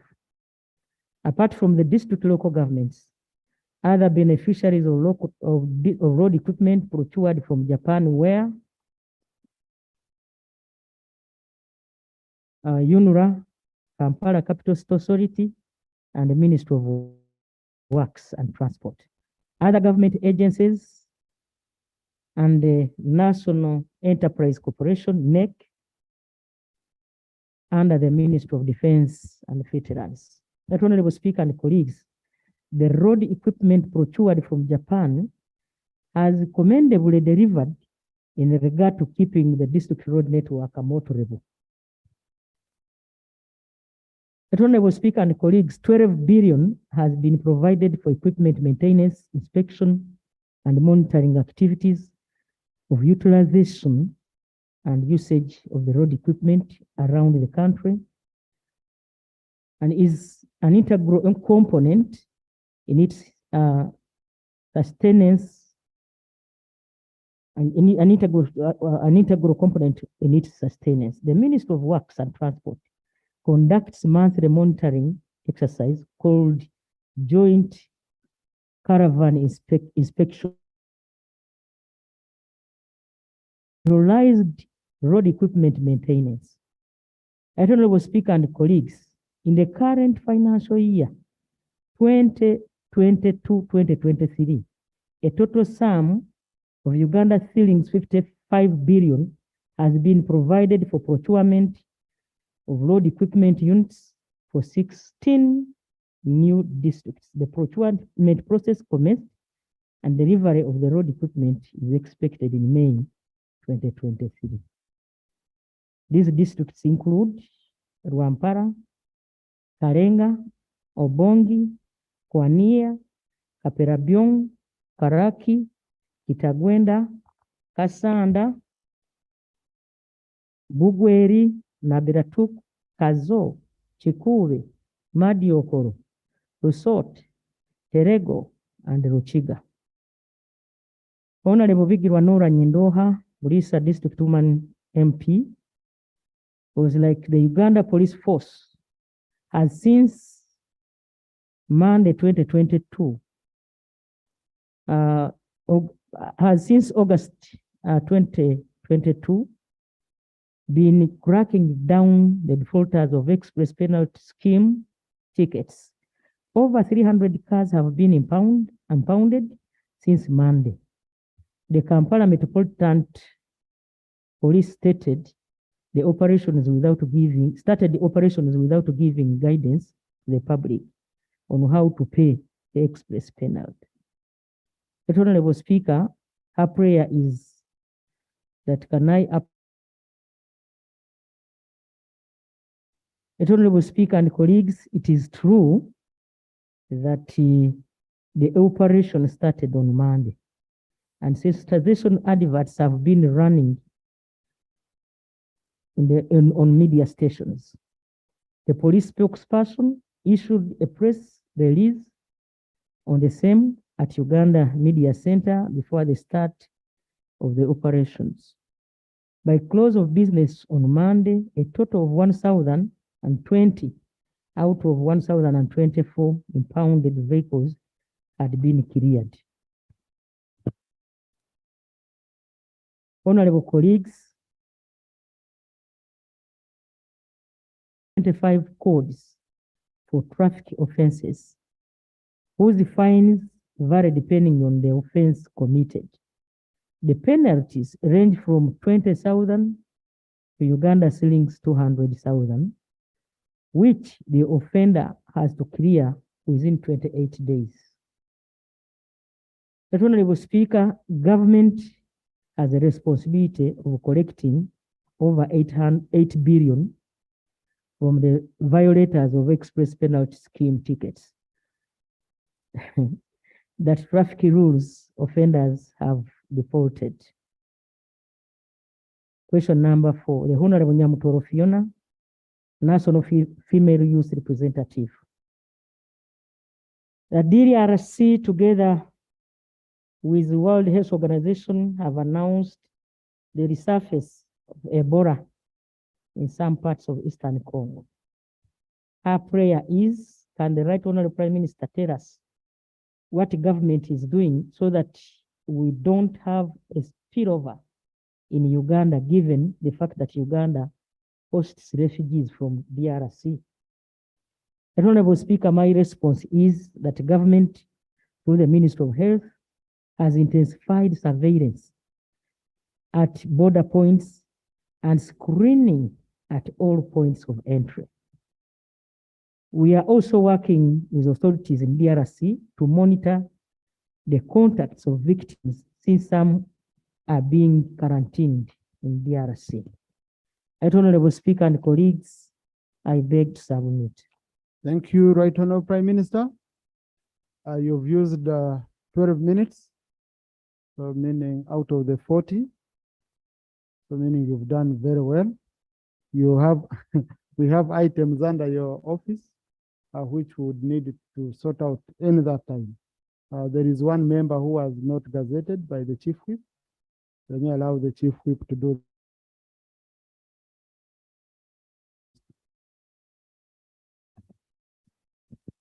Thank you so much, Right Honorable Speaker, and thank you, Right Honorable Prime Minister, for the precise and concise responses. Right Honorable Speaker and Honorable Member, in accordance with the provisions of Rule 1510C, Rule 158, 1O, Rule 158, 1, Roman number 1, Rule 158, 1E, Rule 162, Rule 165 of the rules designate Honorable Nebanda Florence Andiro, the District Woman Representative, Butaleja District, to the Committee on Public Accounts, Central Government. I beg to designate. Thank you, Honorable Chief Whip. Our colleagues, Rule 41, Sub-Rule 8B of our Rules of Procedure allows us 20 minutes for oral questions, and they start from now. Honorable Margaret Kotido.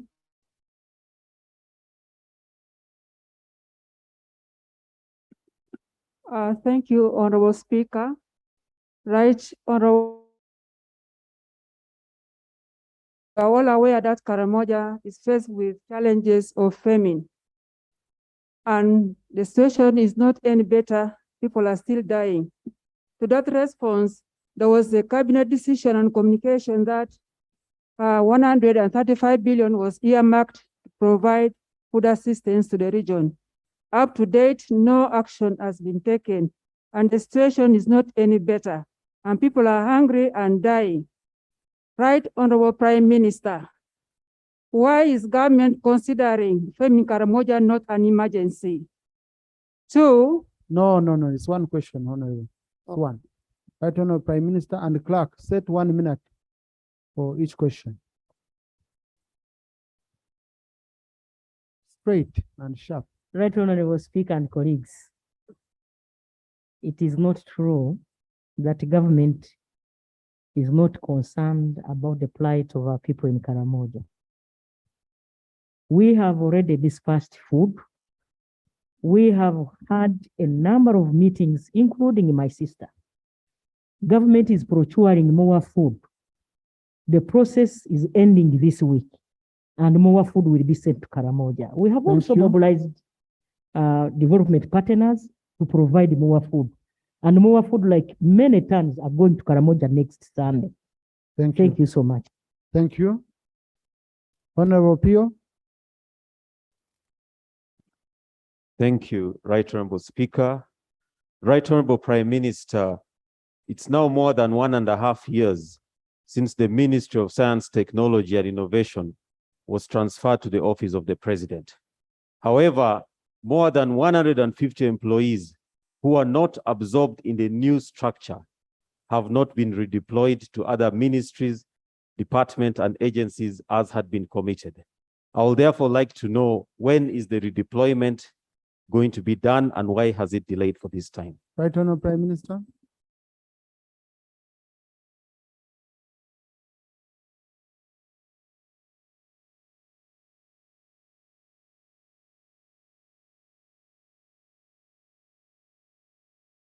The Minister of Public Service, where you find it? I saw him, and I'm confident he has the answer. Minister of Public Service?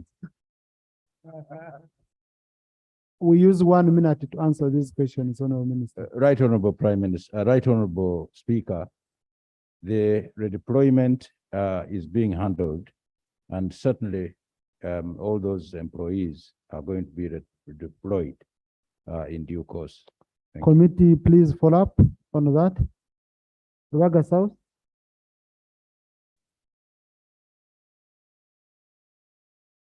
One minute.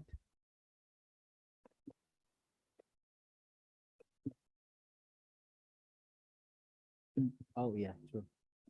Thank you, Right Honorable Speaker.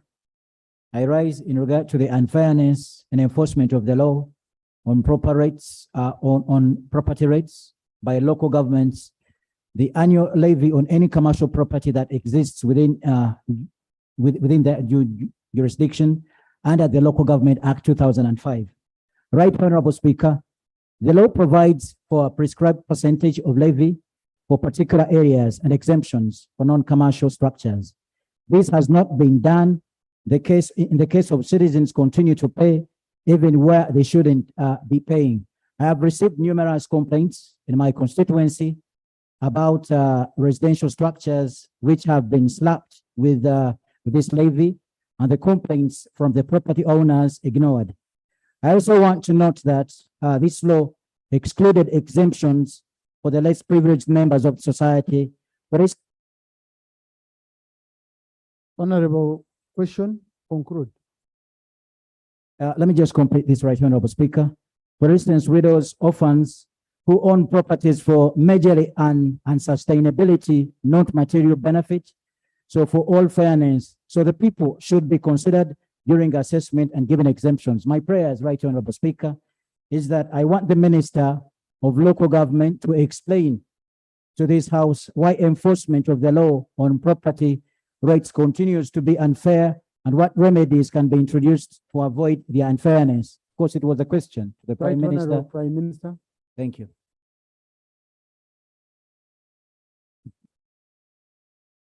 The member has the Prime Minister and is still asking the Minister of Local Government, but nevertheless, she's here. I saw my sister here. But what I want to tell you, brother, is that if there is a law in place, we shall just enforce that law. Just give us information and we do the needful. Thank you. Uwenju.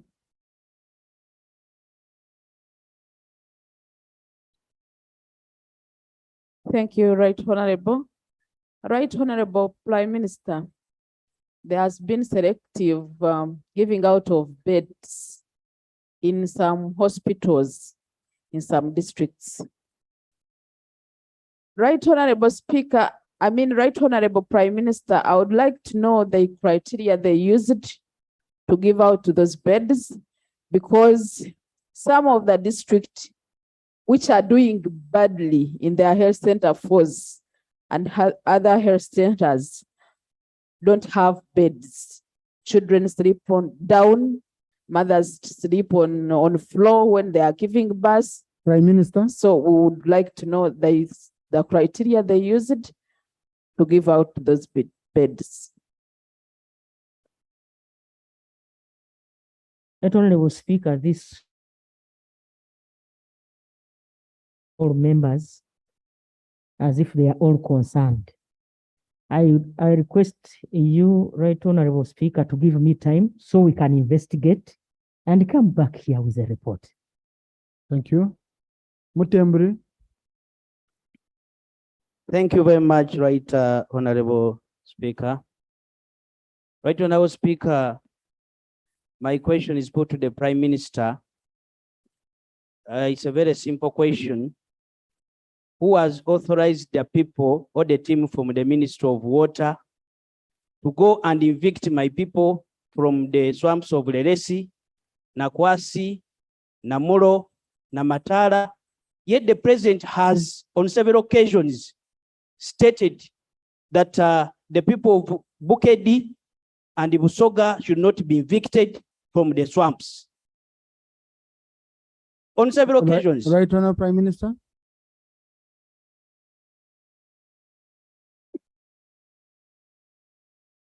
Right Honorable Speaker and colleagues, it is not true that the President directed that the people of Bukedi, Busoga should not be evicted.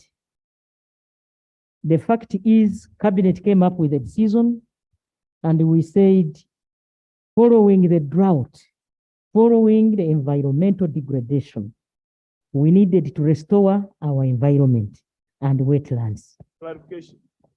Right Honorable Speaker and colleagues. Colleagues, please read the rule 41. Only leader of opposition has the right of reply.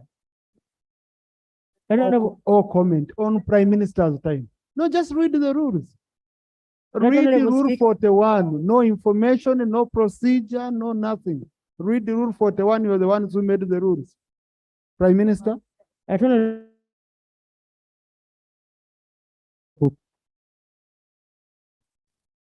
The president has been categorical that those people of those regions were lured into those swamps by some of the leaders, and therefore they should be given time to harvest their crops. And I believe NEMA has seen that maybe they have harvested their crops, at least for this season.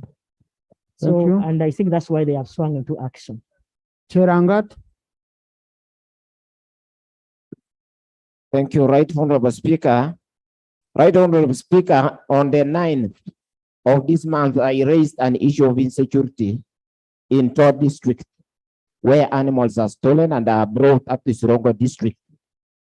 Right Honorable Speaker, on the 22nd, as we talk, 12 animals have been brought back, have been taken again by these bandits, and the people from our place are in Sirongo looking for those animals. The footsteps have been followed up there. I would like to inquire from the minister, the Prime Minister, what steps have they taken since we raised this issue? Thank you. Right Honorable Thank you. Prime Minister. This is Honorable Charangati Bukwo. Just a bay. Effects of the raids in Sabay.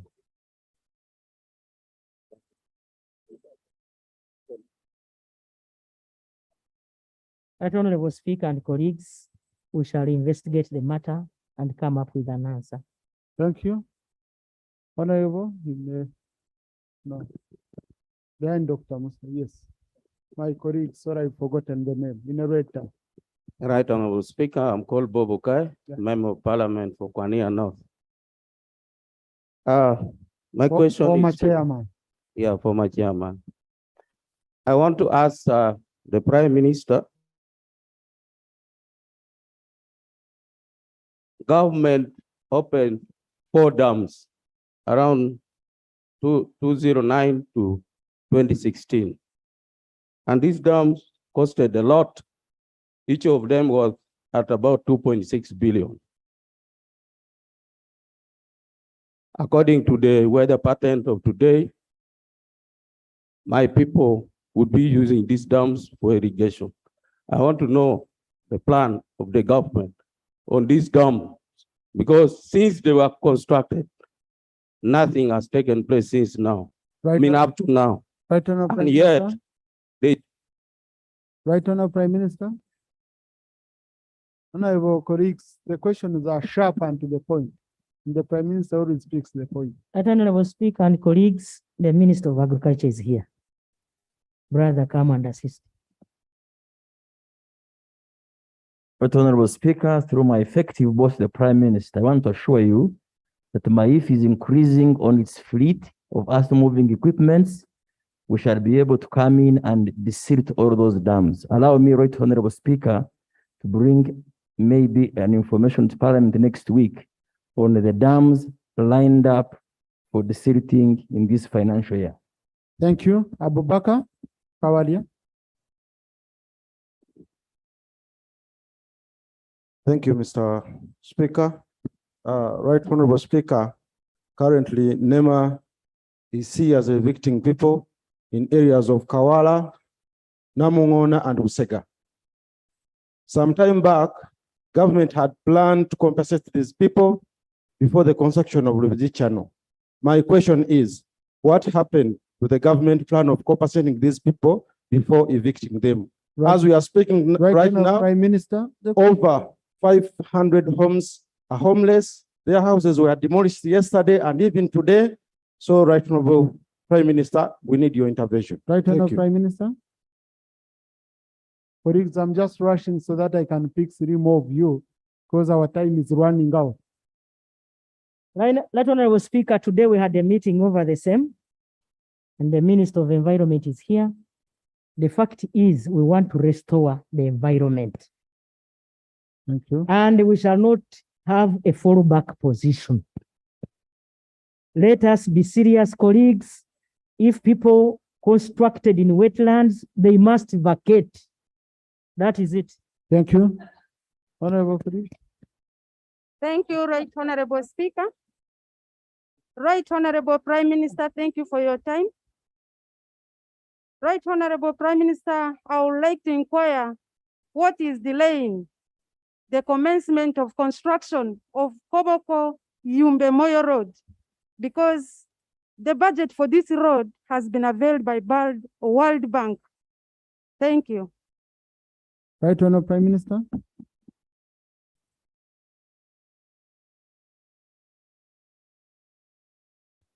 Right Honorable Speaker and colleagues, I have taken note of the members concerned.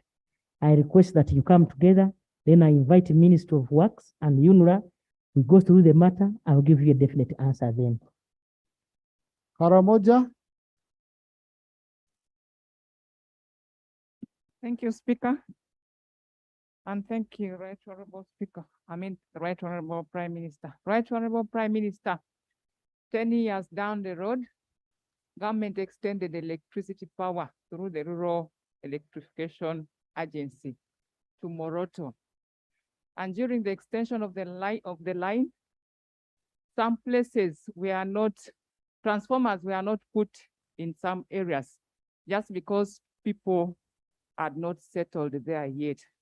But now people have settled there and they need connection to the grid, but they cannot get connected there because there are no transformers in that area. And UEDCL is actually saying that was the role of REA. I don't know whether government took initiatives to. Question is, what plans does government have to put? Right Honorable Prime Minister.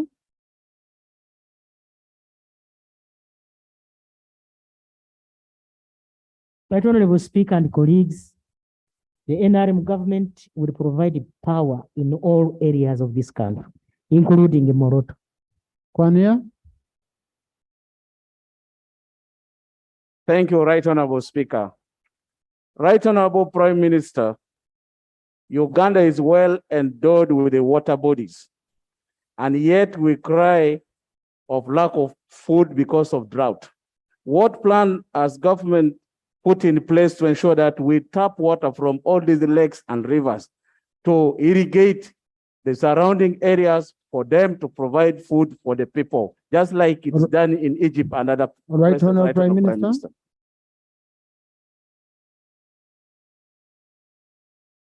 Right Honorable Speaker and colleagues, this parliament approved a master irrigation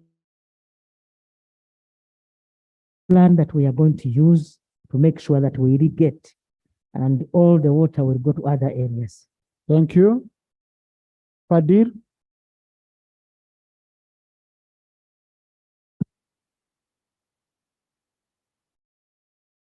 Thank you, Right Honorable Speaker. Honorable Speaker, on 13th of July, or of June, the President visited us in Sebei, and we raised the issue of boundary between Bulambuli and Sebei. And he promised that it is the Prime Minister that will handle. So I want to ask the Prime Minister how far with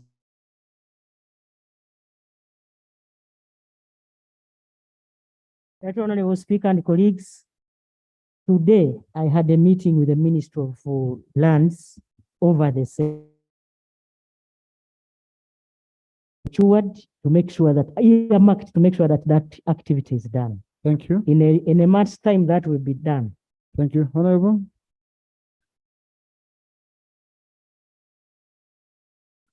Thank you very much, Right Honorable Speaker. Right Honorable Speaker and Right Honorable Prime Minister.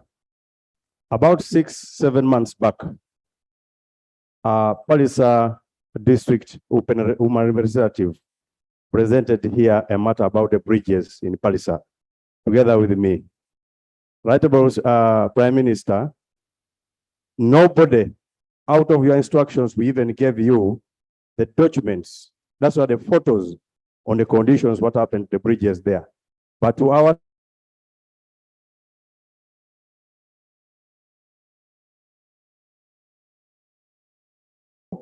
are in a hospital over a truck turning over from the bridge. Now, my question is, you give the instructions. What happened?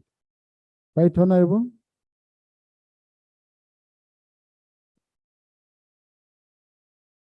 Right Honorable Speaker and colleagues, a member has not been categorical and specific.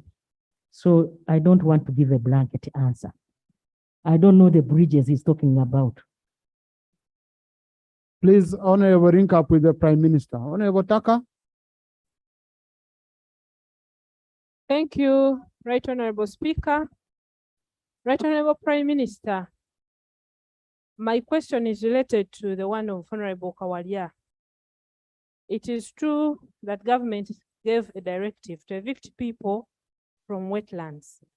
However, it is also true that government let people to settle in those areas and established businesses. Yesterday, I watched people crying who were being evicted from Lubiji wetlands. And in their statements, they said that it was the people who went to evict them just woke up and went and making them lose. This is their livelihood. We are a government of the people. Right Honorable Prime Minister. Right Honorable Prime Minister. If member you had, no, please. If you had not asked a question, the Prime Minister will pick what shall speak. This is the question which needed you to write to the Prime Minister. These are not questions Right for Honorable oral answer. Right Honorable Speaker, thank you for your guidance. My sister, the woman MP Bogiri, is aware. The number of people we are losing, the famine we are going through because of tampering with the ecosystem. And therefore, let the members of the community get it from me. I know they are watching. That enough is enough. Thank you. We shall evict people in wetlands. Thank you. Noah?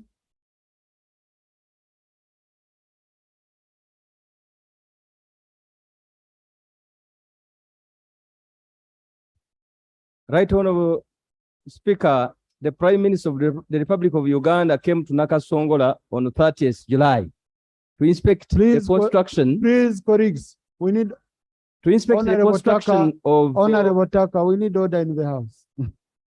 Please. And Honorable, just wait a minute.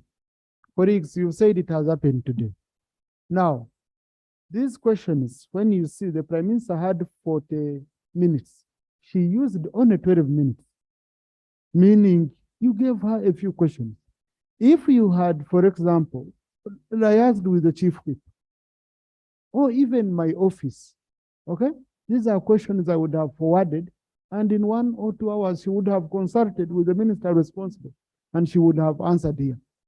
Now, you want a satisfactory answer on a question she needs to go and first consult.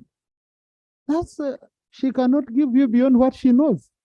But it seems you want her to give you beyond what she knows.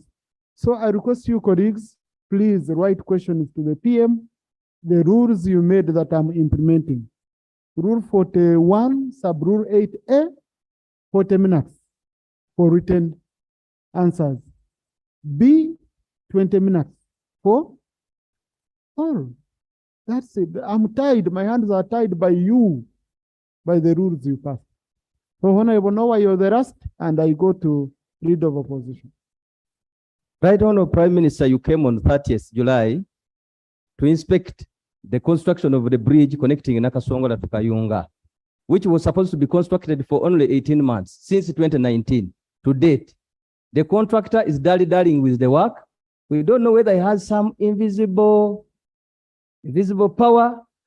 Madam Right Honorable Prime Minister, when will that contractor, Omega Construction Company, hand over the road to the people of Nakasongola and Kayunga for use? Right Honorable Prime Minister.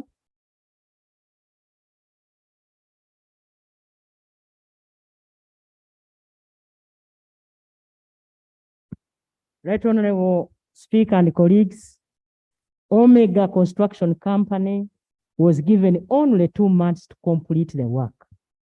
By the time I was in Nakasongola, he was almost 92% complete. And therefore, we expect him to hand over this work latest October 2022. Thank you. I had allowed honorable question, so let me just conclude with that. Thank you, Right Honorable Speaker. On behalf of the Uganda Parliamentarians Land Management Forum, Right Honorable Prime Minister, the Bamugemereire Land Commission Inquiry Report was released to the President on 29th July 2020. Up to today, the report has never been public. Can we know when the report should be available to us? Because they used public funds of up to 13 billions. And we are hearing of proposals in land management. What are they basing on when that report is not yet available to the public? Thank you. Right Honorable Prime Minister.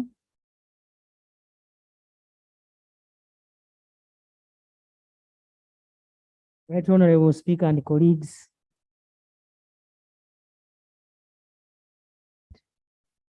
and I cannot deceive you that I know when the report will come out, but I will undertake to find out from the head of state and come and report back. Thank you. Leader of opposition. Thank you, Right Honorable Speaker. Right Honorable Speaker, I have very few comments to make, and I will commence with the one of the female youth representative about the outbreak of Ebola in the neighboring country of DRC. As a speaker, the response by the Prime Minister that they have started screening at all border points. When the information we received and the alerts from the World Health Organization that because of the porous border, already a number of people who crossed that had contracted Ebola in this country. But the $1 billion question, the Prime Minister is about the hype over the vaccine trial of Ebola. We were reliably informed, and that is way back in 2019. I've been checking that our Uganda Virus Institute, Research Institute, and it was already on trial, even when it's not yet licensed. I expected you to at least furnish this house with some information on that vaccine. Mr. Speaker, the NEMA eviction is an ongoing and serious concern, especially here, and it has been alluded to by the Honorable Member of Rubaga North. Those communities, the people that are residing along the Ruvigi channel, Mr. Speaker, sir. Those people were given a pledge to be compensated. And besides that, funds were appropriated to that effect to compensate them. Up to now, it has not happened. The pledge has not been honored. What we see are evictions in Namungona, Kawala, and the other places that have been mentioned. Right Honorable Prime Minister, the funds were appropriated, and these are the taxpayers' money. What happened? Justice should be dispensed to these people that are living along that Rubiji channel. No, but again, this eviction is, Madam Prime Minister, are very selective. We know of investors and who have their developments in wetlands, including petrol stations, including factories, including what we have seen in Mbale, Sino Industrial Park, flooded. They are all in wetlands. Why couldn't you start with the the big ones before you do finish with the small ones. Big fish first. Thank you. And even many more investors are being allocated actual land in wetlands. Mr. Speaker, the question on the national irrigation master, the national master irrigation plan has failed because under the Prime Minister, I expected you to hint on this, and definitely should throw some light on it. The fund on water for production is. Rope, you're using a lot of time. This is not your time. It's Prime Minister's time. So No, you're supposed to comment or reply, and this should take around 2 most minutes. obliged, Mr. Speaker, but you know, I'm mandated under the same rule Yes, but to I make my determined the reply, time. No, I and determined I'm the time. able doing so. Please, 1 minute, conclude. Thank you. Mr. Speaker, the National Master Irrigation Plan has failed, and it is taking ages. Why? Because the sister ministries, and the Prime Minister knows this. The Ministry of MAIF, that is agriculture, animal industry and fisheries, and the Ministry of Water and the Environment have not harmonized their positions on which ministry should implement this irrigation master plan. Now, even when funds have been appropriated, they have failed. And I expected the Prime Minister definitely to say this because it is under your care that this wonderful plan is gathering dust just merely on blueprint. Isn't that also sleeping on the job?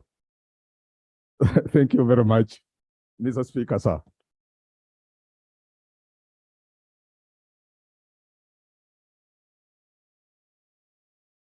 Thank you, Leader of Opposition.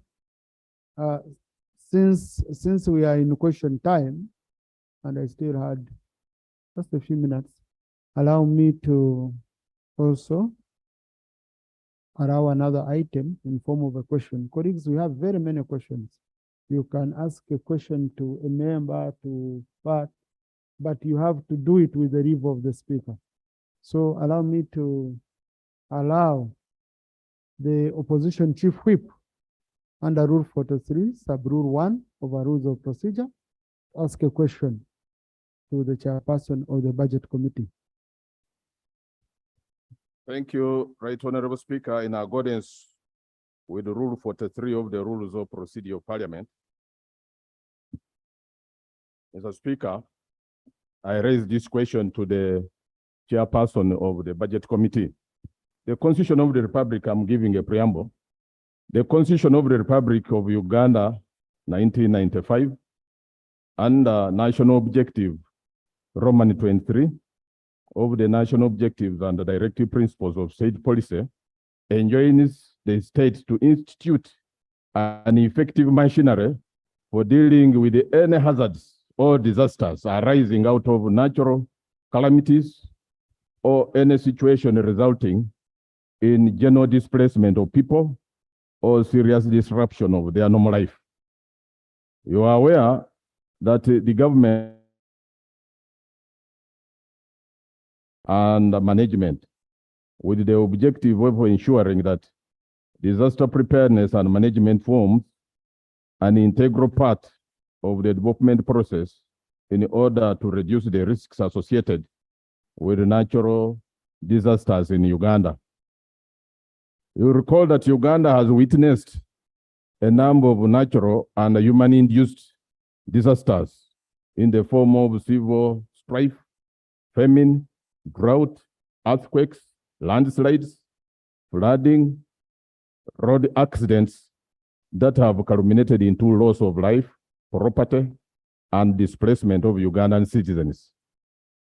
I am also aware that Section 26 of the Public Finance Management Act 2015 creates a contingencies fund and requires government to appropriate to the contingencies fund funds equivalent to 0.5% of the appropriated annual budget of the previous year to meet some of the urgent or unforeseen expenditure of the government, including expenditure arising from natural and human-induced disasters.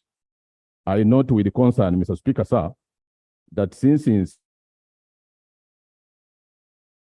way back in 2015, Parliament has been appropriating between 62 billion and 65 billion in each financial year to the contingencies fund, an amount that is far less than the statutory requirement of 0.5% of the appropriated annual budget. Now, the failure by government to appropriate to this contingencies fund the statutory requirement of 0.5% of the appropriated annual budget has affected government's preparedness, mitigation, resilience, and the prevention of natural and human-induced disasters in Uganda, thereby rendering the implementation of district contingency plans highly impracticable, as well as delaying government response in addressing the needs of persons affected by natural and human-induced disasters in Uganda.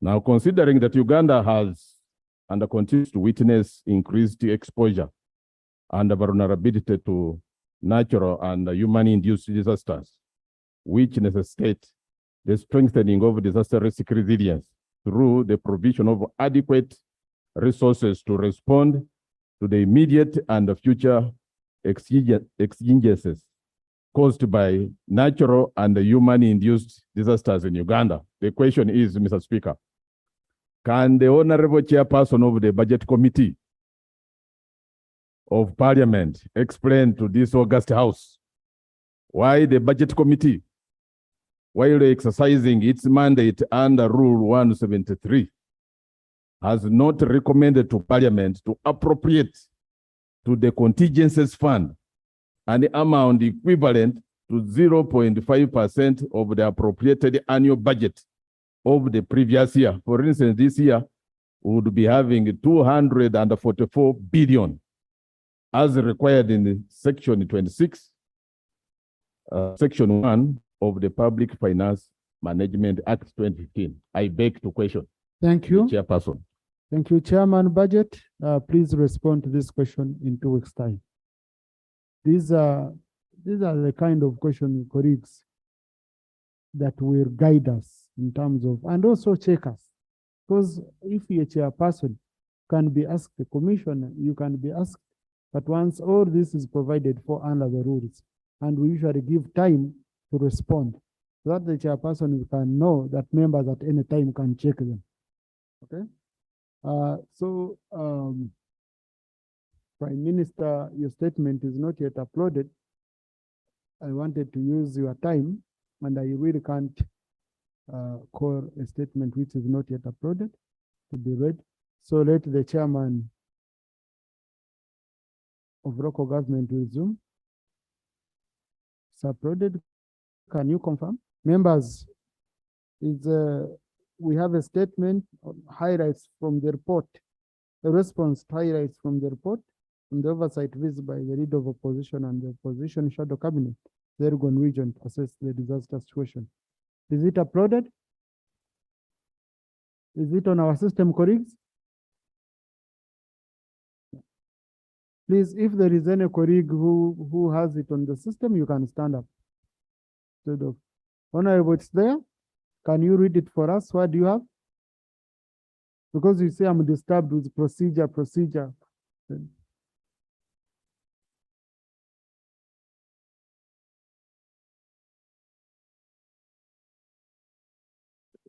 It's there? Thank you, Right Honorable. Okay, very good. Colleagues have confirmed that it's there. So, Right Honorable, since we are in your time, use 10 minutes to complete your business for today. Right Honorable Speaker and colleagues, I respond to the highlights from the report on the oversight visit by the leader of opposition and the opposition shadow cabinet ministers to the Elgon region to assess the disaster situation. Right Honorable Speaker, like I told you the other time that I will come here with the response, allow me to state as follows.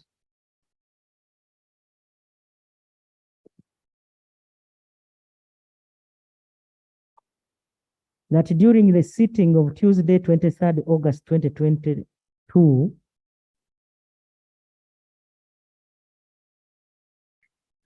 on the disaster situation in the Elgon region, to which I committed to respond.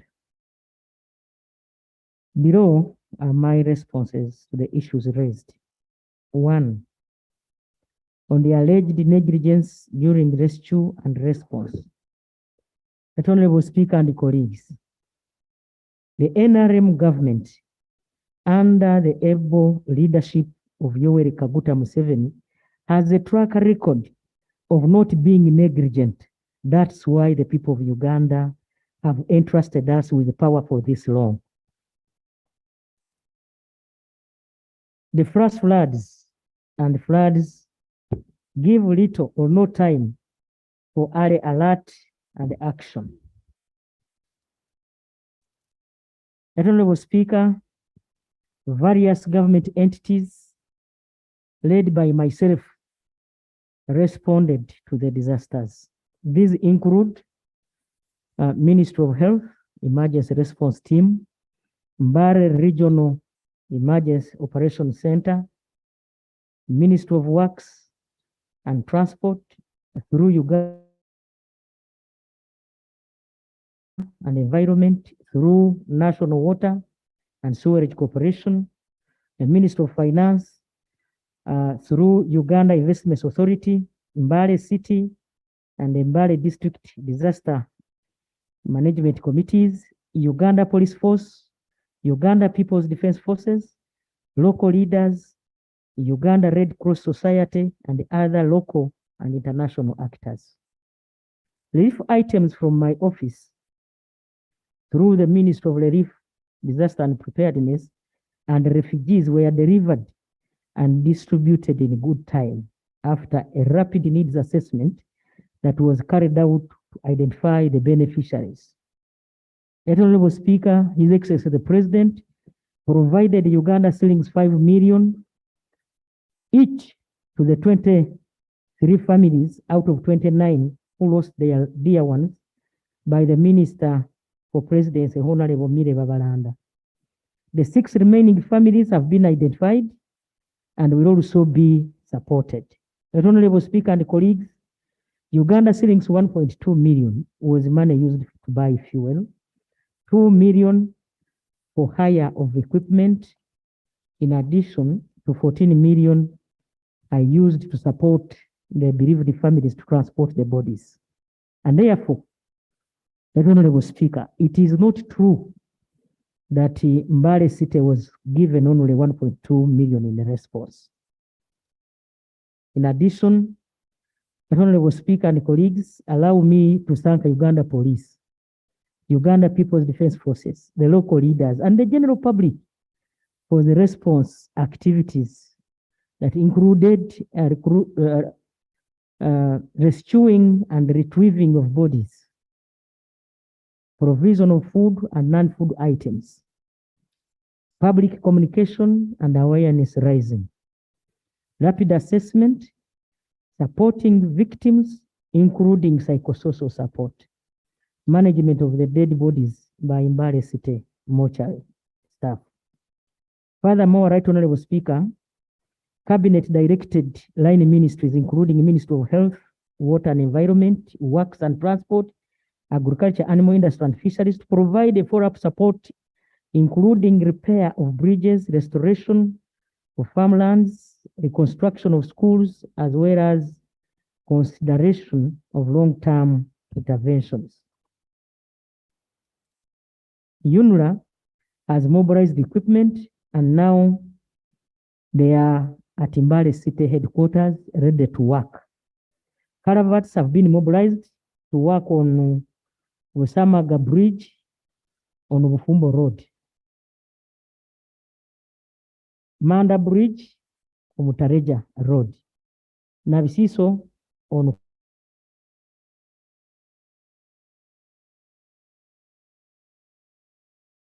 road is being worked on by the contractor who was contracted to reconstruct Malaba Tororo Mbale Sorotelira Kamudini Road.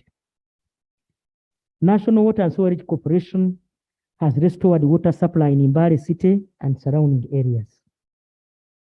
Umeme has restored power and fixed all the poles that had got damaged by floods. On the issue of no response to the plight of those affected by landslides in Bududa, the Honorable Speaker and colleagues, similarly, food and non-food items were team had carried out assessment and identified 26 households from Bufusa Parish in the villages of Bukitongo, Nangwe, Sikamosi that were affected. In addition, 8 households in Inaposi were affected by landslide and are currently with the host families in Nangoho Town Council. Another 163 households across the sub-counties of Shika, Bovita, Nabweta, Busirirwa, Burucheke, Bukarasi, and Burucheke is in Bududa, by the way. I have been here before. Bukarasi, Bundesi, Bufuma, Muvano, and Busiyi were also identified during the assessment to be living under high risk due to the widening cracks and the potential landslides. My office, in collaboration with development partners, have provided as immediate response the following items: 20 tons and 10 tons of maize, flour, and beans, respectively, together with 150 taplings.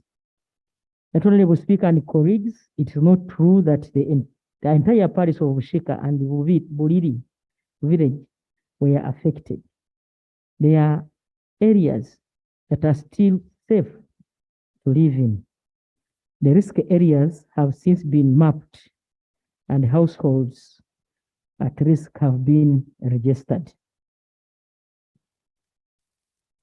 There is MS Give Directly, an international NGO, is partnering with government to provide cash transfers for purchasing land in safer areas within the Mount Elgon for 4,000 households as follows: Bududa, 2,050 homesteads; Manafa, 900; Namusindwa, 500; Silonko, 550. And we are working on modalities to support the implementation of the offer from the non-governmental organization. The process is expected to be finalized by October 2022, when the cash transfers will commence. By the way, today we had a meeting with the honorable members from Mbale sub-region or Mount Elgon sub-region, and we have agreed to start tomorrow. We are starting tomorrow.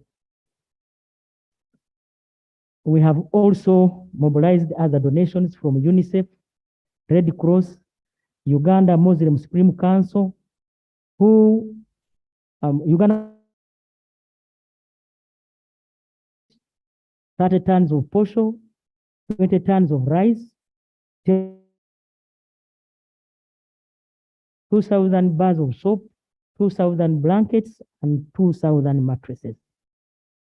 Miracle Celebration Church, through Pastor Edward Makamai, 4,000 bunches of matoke and 300 kilograms of rice.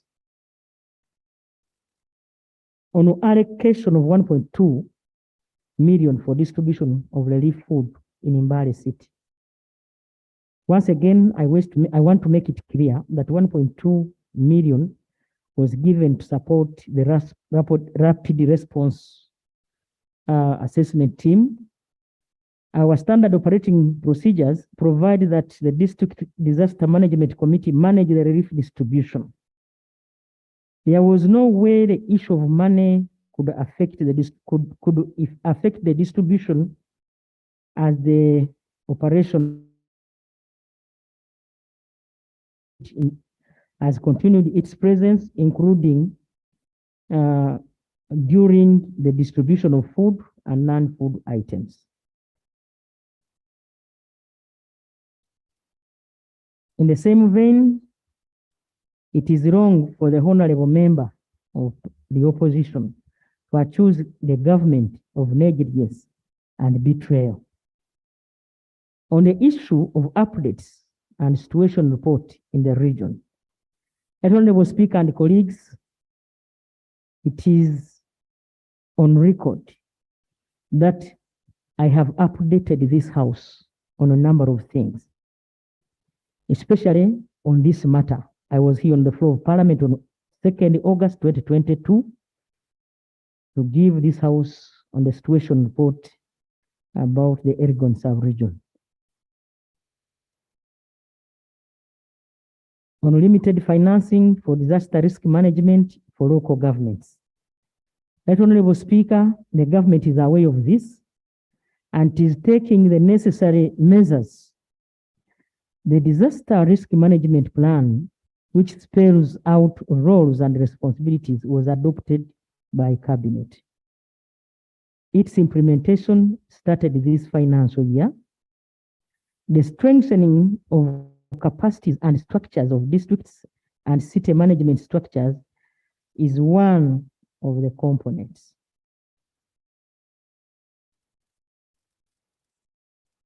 Honorable Speaker and colleagues, on the absence of disaster response coordination, I wish to reiterate my earlier assertion that the government strategies of strengthening structures of local government levels that levels that are embedded in the National Disaster Risk Management Plan are underway.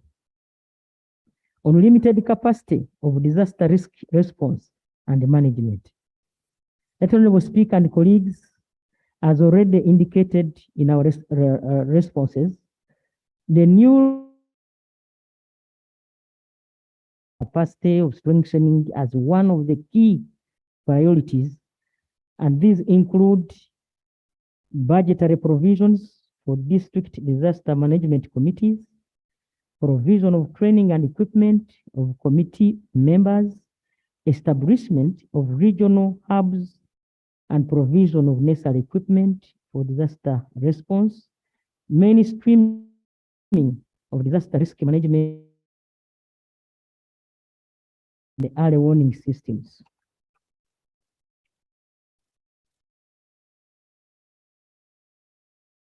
Negligence and delayed response by police and other forces. Right Honorable Speaker and colleagues, I hereby inform this House that police and sister security agencies were continuously present in response and rescue efforts. Flash floods give little, like I've already told you, or no time to predict exactly when and where they will occur. Water accumulated rapidly and the victims were trapped in the incident.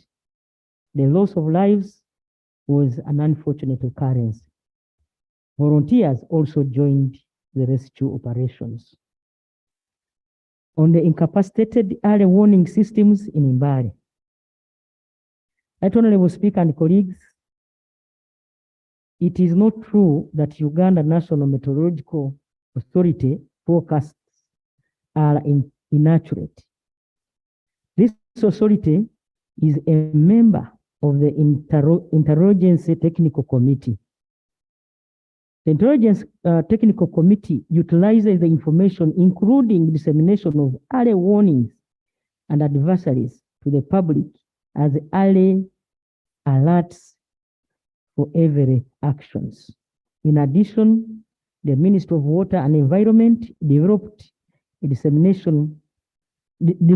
disseminated an early warning system for River Manafa and River Aswa catchment areas. These are running, and information is being analyzed by the Directorate of Water for Development. The Disaster Preparedness and Management Commission. Honorable Speaker and colleagues, we are in the process of formulating the National Disaster Risk Management Bill. And in this bill, the establishment of the National Disaster Management Committee is one of the objectives. On an alleged Sino Uganda Mbale Industrial Park, a significant contributor to the floods in Mbale. After our assessment of the floods, the following has been done. Energy has been restored. 6 factories are now functional out of 10, which were devastated. In the cabinet, an interministerial committee was formed led by Uganda Investment Authority and has been to the industrial park. Assessment of the extent of damage is complete, and the following recommendations are being undertaken. 1, a comprehensive drainage by the Ministry of Water, Works, and MAIF to ensure that we guard against any repeat of these floods.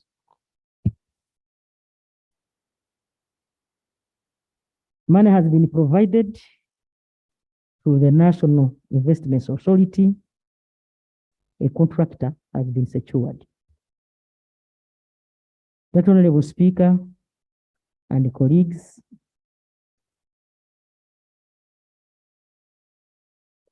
a NEMA report will be attached. As those who were living in high-risk areas due to landslides in Mount Elgon, construction of more houses is continuing in Mbulabutie. That honorable colleagues, the issue of the linking the Ministry of Relief, Disaster Preparedness and Refugees from the Office of the Prime Minister will be drawn to the attention of His Excellency the President, who under Article 111 of the Constitution of the Republic of Uganda is given the mandate to organize cabinet. For the record, HE the President is already aware of this matter. Honorable Speaker and honorable colleagues, the Office of the Prime Minister, as per its mandate, will continue to coordinate and support the responses to the disaster-affected areas. Thank you so much. Thank you, Right Honorable Prime Minister. Both the report and the statement are referred to the Committee on Presidential Affairs, who will keep a watch on this issue. And indeed, I'm sure very soon they should be able to visit the areas. If necessary, we shall give them all the support needed so that they go and scrutinize. I don't want this to be my word against hers, you know? Thank you. Colleagues, on the order paper, I want us to have enough time for debate without any disturbance and without any pressure for the items which we have on parish model hang and all that. So you will allow me to, excuse me, we tackle item number 9, we get it out of the way, then we concentrate on our issues. So clerk, kind of call item number 9 of the order paper. Very short. Statement by member on the state of affairs in the Democratic Party.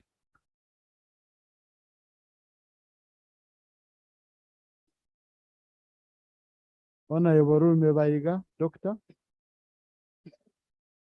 10 minutes are enough, and then we go back to our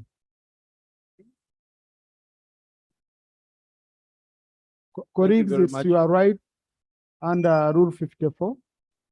You can bring such an. Thank you very much, Right Honorable Speaker.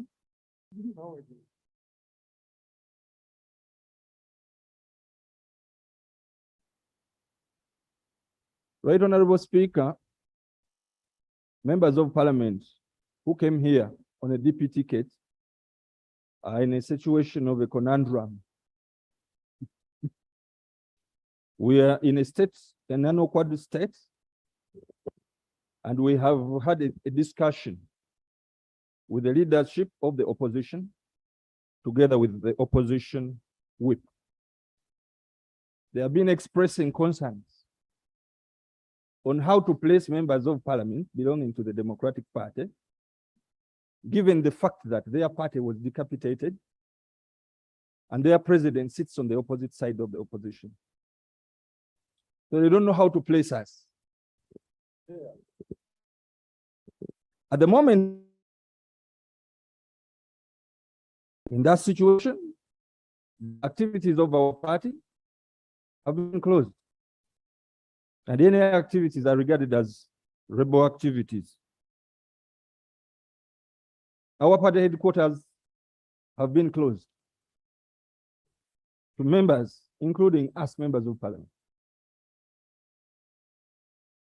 It is on that basis, Right Honorable Speaker, that one week ago, I, together with other members from the Democratic Party, was arrested at the gate of our party headquarters when we had gone to have discussions, political discussions, with party branches who wanted to know about the agreement made by our former party president and the president of Uganda, General Yoweri Kaguta Museveni.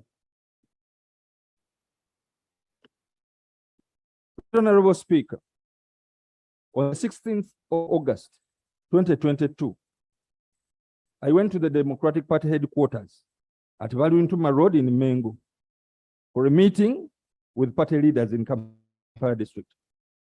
I found the gates closed, and as I was fidgeting to ensure that they are open, members of the media converged to me and told me that several members of the party had been arrested while they were trying to access the party headquarters. How did we come to this kind of a situation? Right, Speaker, on the 20th of July, media was awash with reports of government signing a document between the president of Uganda and the president of the Democratic Party. And this document culminated into the absorption of our party president. This caused a countrywide anxiety, and it is the cause for many members of the Democratic Party being in the gallery today, and we are delighted that you accepted to introduce them as such. But Honorable, let me guide you. Rule 54, sub-rule 2 of our rules of procedure says such a statement shall be written and submitted to my office, which you did. Okay, so since it is a written statement, and I approve it based on what you have written, please stick to what you have written. Yes, right. Because I'm hearing a lot which I don't have on record.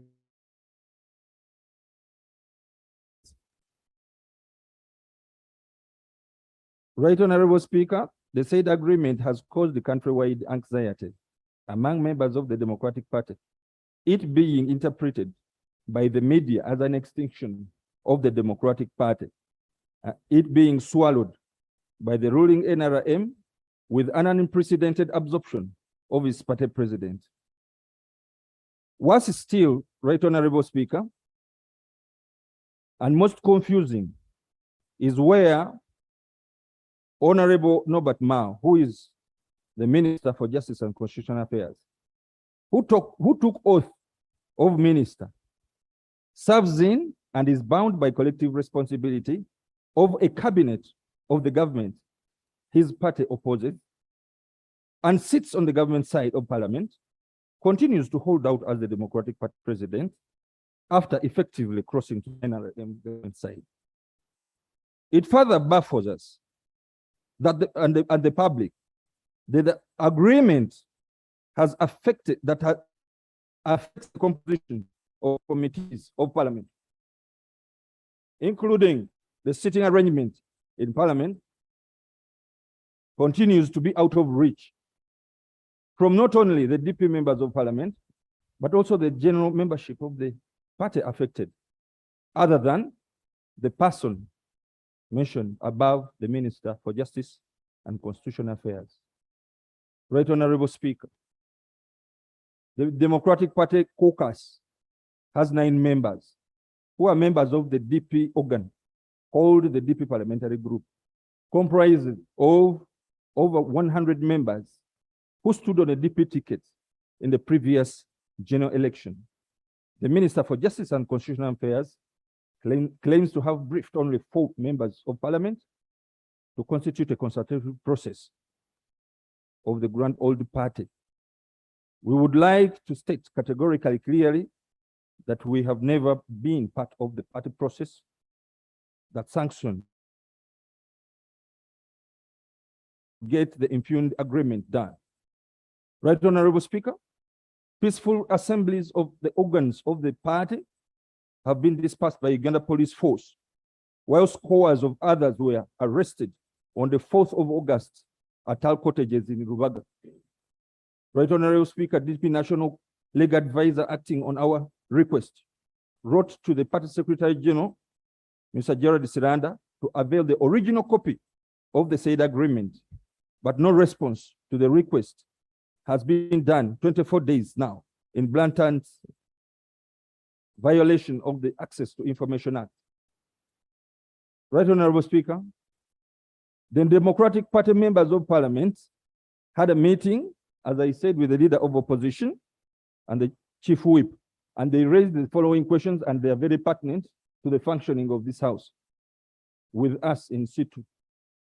The first question, it's the question of Honorable Norbert Mao, the cabinet minister, holding out as president of the organization or the opposition party called the DP, but sits on the opposite side of the DP members of parliament, who are under the leader of opposition and the chief opposition whip. The second question is the question of the accessibility to the said cooperation agreement, its constitutionality, and its implication to the sitting Democratic Party members of parliament. With respect to Article 83(1)(h) and 83(2) of the Constitution of the Republic of Uganda, and the general membership of the Democratic Party. Question number 3 is whether any private member of the public domain may not sue the Attorney General in pursuit of the implementation of the agreement to the detriment of the DP members of parliament, who may be deemed to have crossed the NRM side on which platform they were not elected to parliament other than their own platform. Right Honorable Speaker, whereas some of us sit on the National Executive Committee and the National Council, which are the decision-making organs of the party, we can state unequivocally that in no uncertain terms that neither the National Executive Committee or the National Council, nor the parliamentary group to which we belong, has ever sanctioned the process of negotiation and cooperation agreement between DP and NRM at all. Our prayers, Right Honorable Speaker, but Mao, the Justice and Constitutional Affairs Minister, lays on table the original copy of the impugned agreement to enable the office of leader of opposition take a stand on the DP members. 2, that Parliament pronounces itself on whether DP MPs should be bound to an agreement made without their consent, in as far as voting in concert with NRM party positions as opposed to the opposition positions is concerned. Number 3, that the Land Attorney General clarifies the hanging position of the cooperation agreement vis-a-vis the Constitution of Uganda and the Political Parties and Organizations Act. Number 4, that the Land Attorney General clarifies the legality of the DP MPs' participation in opposition activities, including their seating arrangement in Parliament. Just a minute. In respect to the agreement, in the face of a cabinet minister continuing to hold the position of president of the party, he's opposing in his current position as minister. Number 5, that Parliament pronounces itself on whether its commission vetted the president of the Democratic Party for the position of Minister for Justice and Constitutional Affairs, or the person of Honorable Norbert Mao for the same position. And finally, that we DP members, having been elected on the opposition platform, have been left to enjoy our freedom of choice to perform our functions on the same platforms, whatever the interpretation of the impugned agreement would be. Right, Honorable Speaker, I beg to submit and to thank you. Thank you. Thank you, Honorable Allow me. colleagues. This shouldn't take us long. Honorable, you finished. Take this. Thank you. This shouldn't take us long. I just want to make the following clarification, and then we move on. Number 1, on prayer number 5, on who Parliament vetted the Honorable Norbert Mao. It did not vet the president of DP, and the president did not appoint the president of DP as a minister. He appointed Honorable Norbert Mao. And that's the one the parliamentary committee on appointments vetted. Number 2, colleagues, I just want to put it clear that the arrangement between the two parties are not for this house. These are issues beyond this house. Parties can go have the arrangements. We hear of coalitions. Anything which is not registered with the electoral commission, anything which is not registered with the electoral commission is not recognized. And that's why, even in Parliament here, we only recognize parties that have members here. So the party we know that has members here is DP. We don't know PNM. And I want to clarify that this does not affect operations of the House, because the DP as a party here has its chief whip, as a whip, Honorable Court Peter, member of Parliament for Tochi County, who has not reported any, let me make this clear, who has not reported any collaboration between DP and NRM to be recognized by this House, who has remained sitting on the side of the opposition, and any gazettement of DP members are submitted to the opposition chief whip by the DP whip, not by any other member. So the opposition chief whip has not come to my office to complain, okay, to complain that the DP whip has failed to do his work. The moment that is done, then we can intervene, because it would affect operations of this House. This House, therefore, colleagues, cannot involve itself into the internal affairs of DP, of whom it has appointed, who has not been appointed. It's difficult.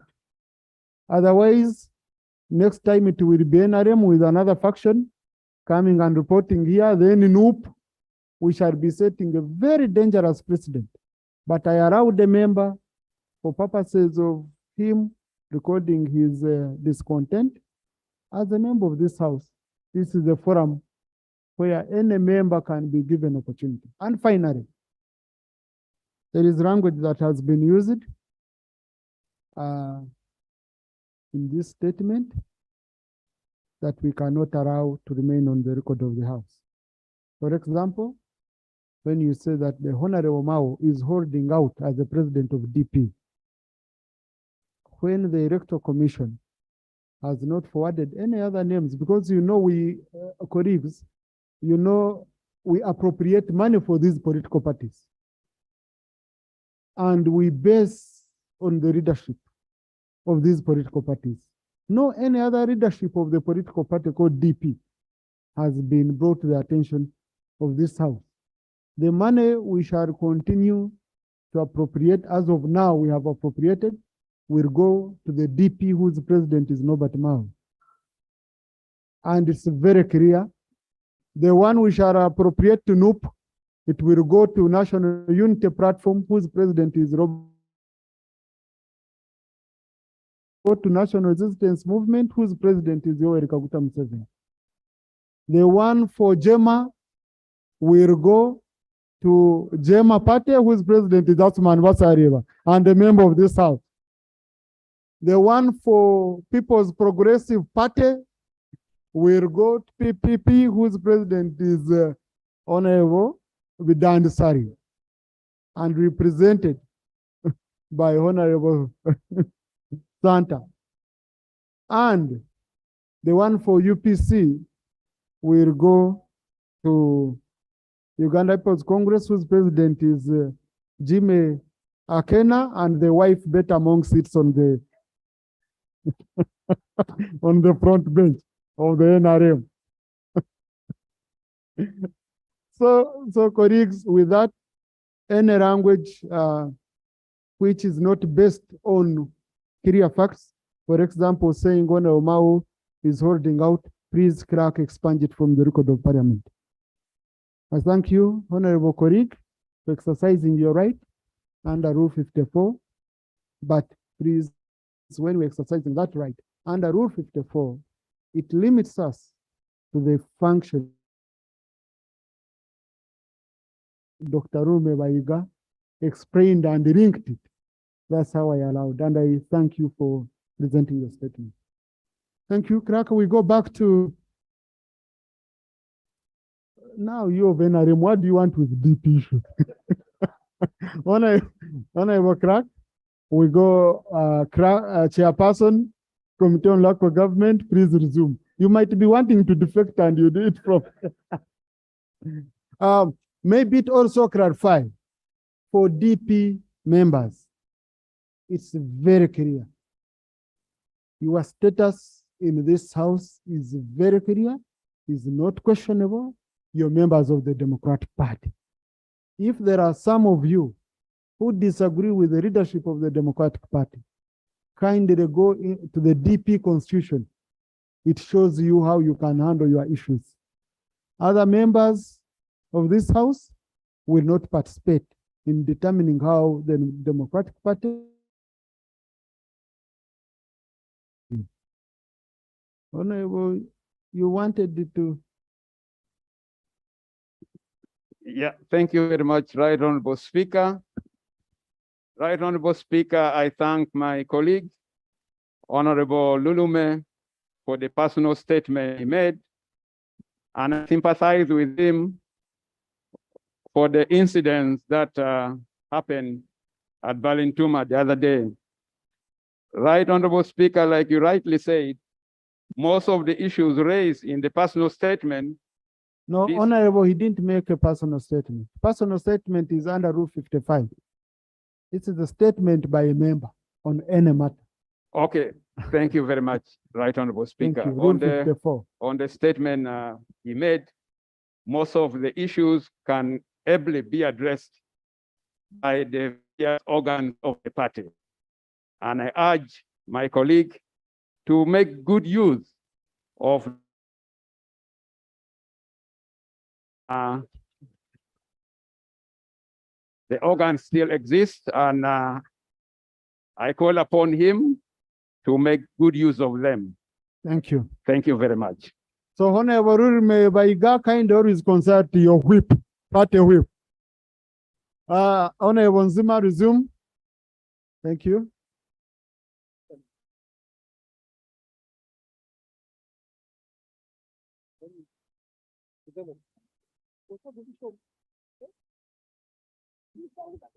Thank you, Honorable Speaker. Honorable Speaker, I had already read the introductory parts. I was at the methodology. The committee held consultative meetings, reviewed some literature, consulted the relevant laws, and received submissions from the following stakeholders. Chief Administrative Officer, Amuru District Local Government, Chief Administrative Officer, Hoima Local Government, Chief Administrative Officer, Kamul District Local Government, Chief Administrative Officer, Gomba District Local Government, Chief Administrative Officer, Gulu District Local Government. The committee received a written response from Minister of Finance, Planning and Economic Development titled Statement on the Status of Funding the Parish Development Model for Financial Year 2021-2022 and Financial Year 2022-2023. I won't repeat it. Members can go to the background and read it through. Item number 3 is also personalization of the PDM strategy in the financial year 2021-2022. Members can read that. Item number 3 is also establishment of the relevant structures at the parish level. They can read that. Item number 3.2 is supportive logistic and equipment at the parish level. Read this.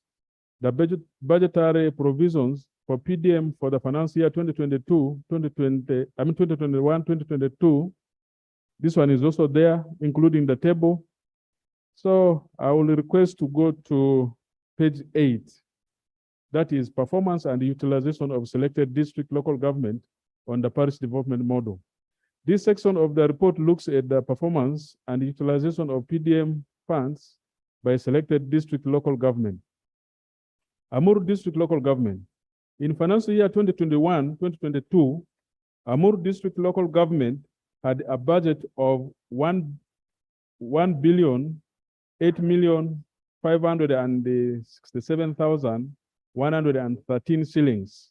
The Ministry of Finance, Planning and Economic Development, in the course of the financial year, released a total sum of 530,633,919, representing 52%, of which 298,29,906 shillings, representing 43%, was revolving fund. Amuru District Local Government is comprised of 58 parishes, and according to the instructions to all accounting officers, at 17.389.80 million.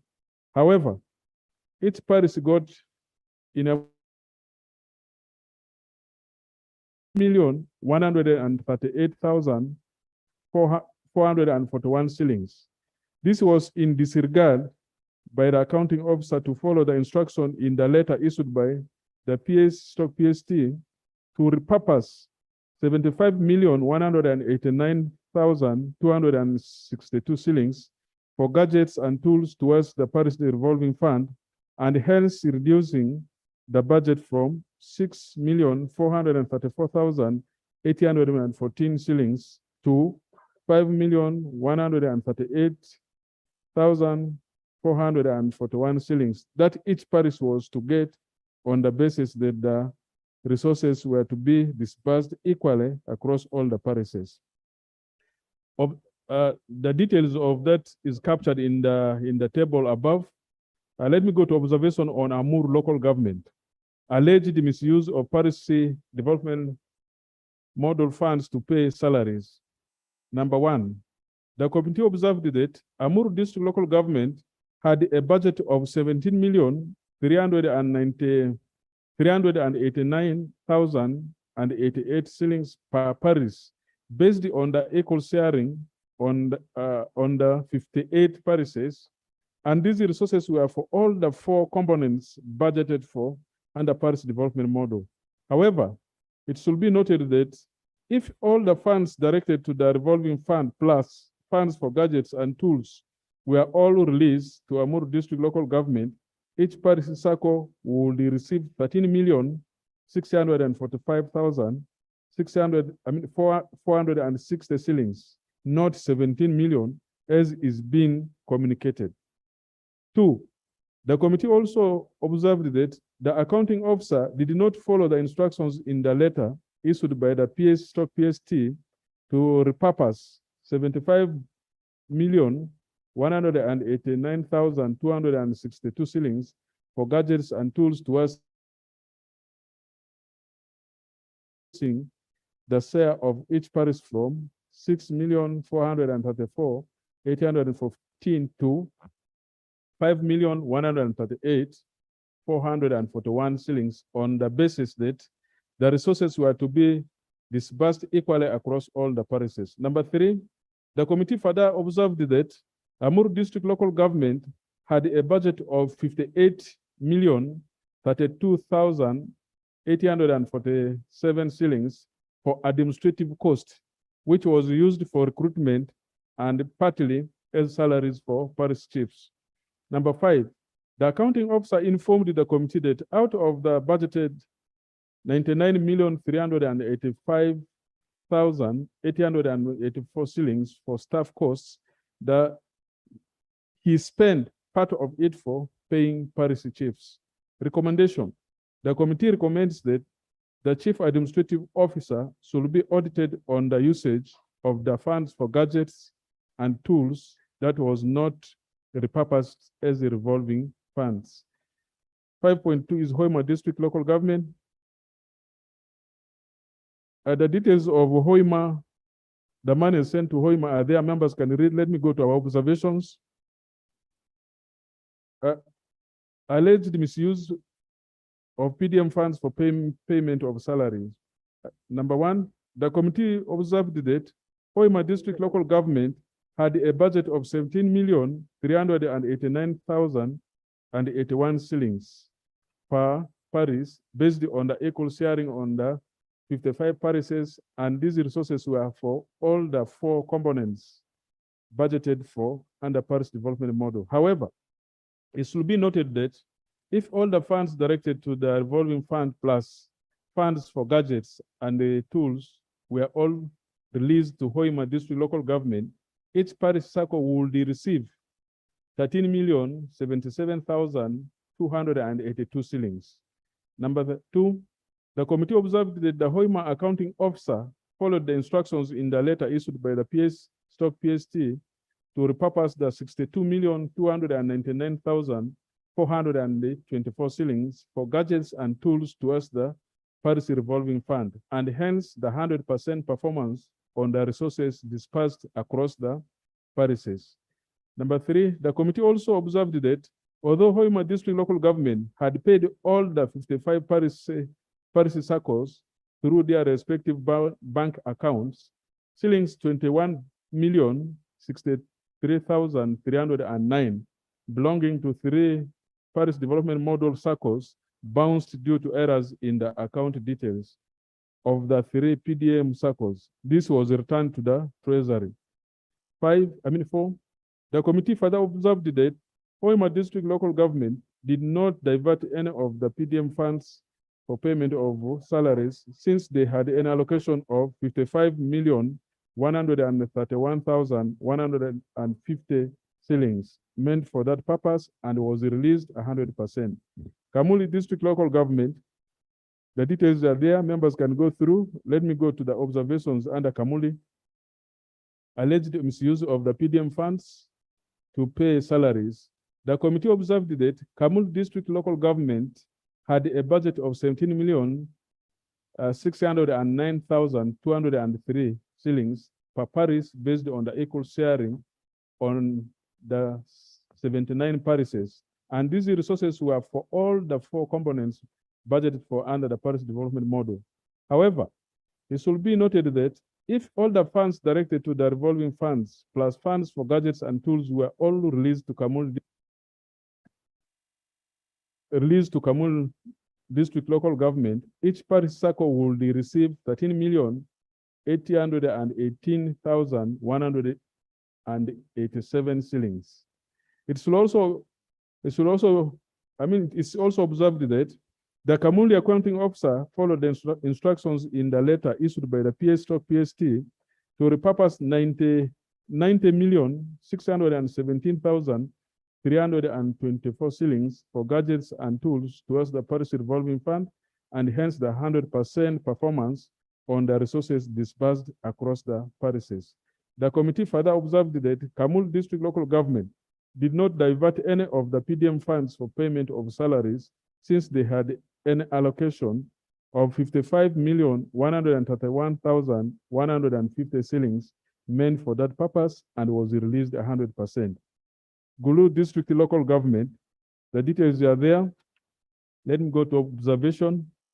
Alleged misuse of parish development fund to pay salaries. The committee observed that Gulu district local government had a budget of 17,389,088 shillings per parish based on the equal sharing on the 47 parishes, and these resources were for all the 4 components budgeted for under parish development model. However, it should be noted that if all the funds directed to revolving fund plus funds for gadgets and tools were all released to Gulu, this is not supposed to be Amuru, it's Gulu. There's a mistake there. If all these were all released to Gulu district local government, 1,645,460 shillings. Number 2, the committee also observed that the Gulu accounting officer followed the instructions in the letter issued by the PS/PST to repurpose 50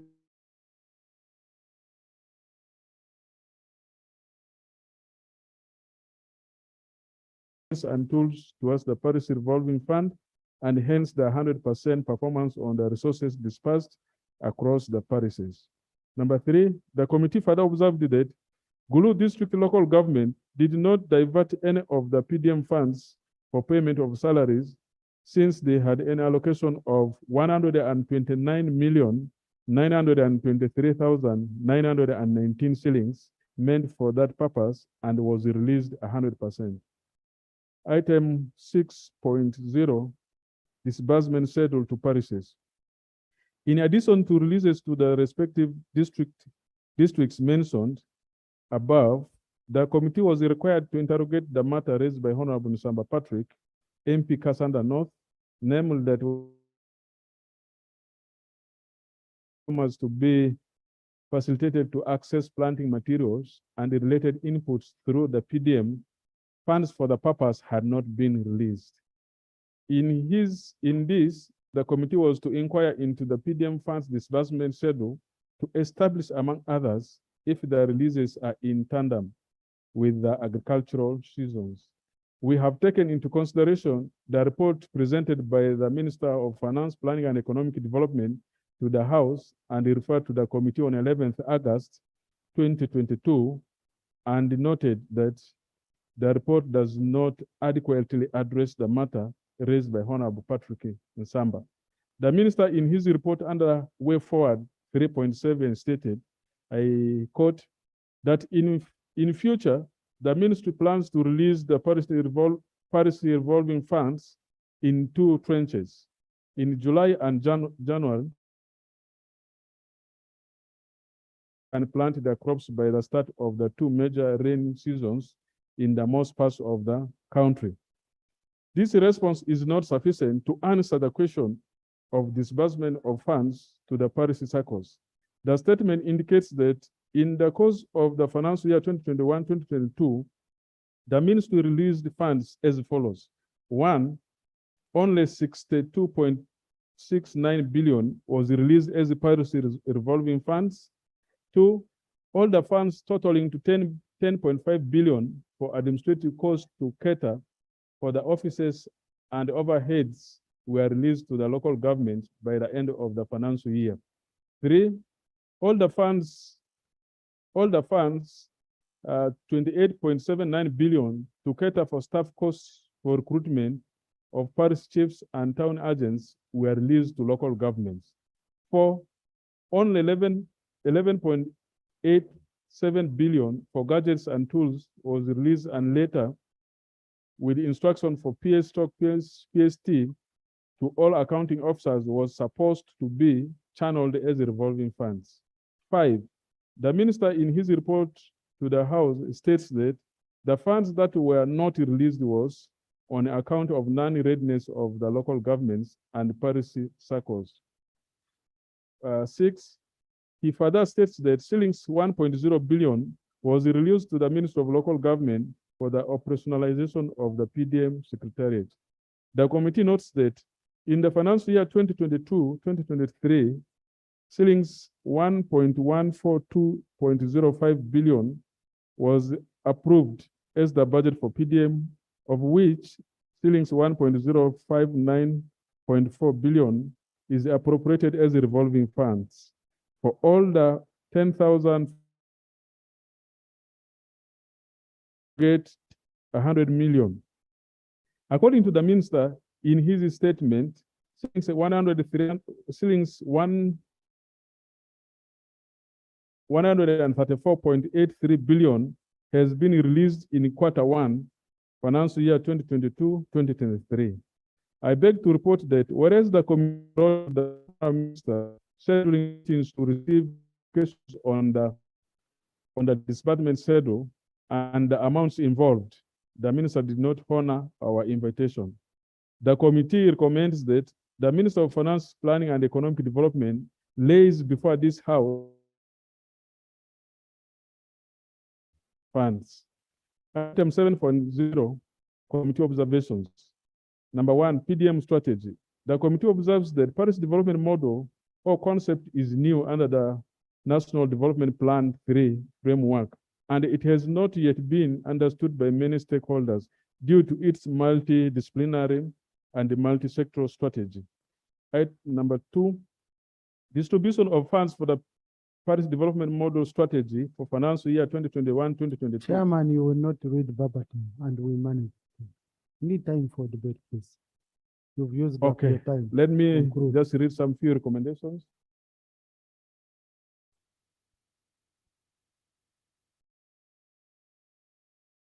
Members, there's a limited public awareness of okay. I allow members to debate. I leave it No, here. members have reports, so you can conclude. Okay, thank you. I know they need time. So, for honourable debate. members, the report is there. It is uploaded. You can read the remaining, including some of our recommendations. Let me go to conclusion. The committee thus concludes that Maybe you can do 8.0 and conclusion. 8.0 recommendation on the PDM strategy. The committee therefore recommends as follows. Government should prioritize the implementation of all the pillars of parish development model chronologically to enable maximum intake, understanding, and utilization by all the stakeholders. In the financial year 2022-2023, shillings 100 million per parish will push the parish development model PDM strategy to another level. However, the inadequate support for pillars, especially pillar 1, production, storage, agro-processing, value addition, and marketing, and community mobilization, mindset change, and cross-cutting issues, gender, environment, disability, and so on. Pillar 5 may slow the intended progress of the strategy. 2, monitoring and supervision of government program under the parish development model.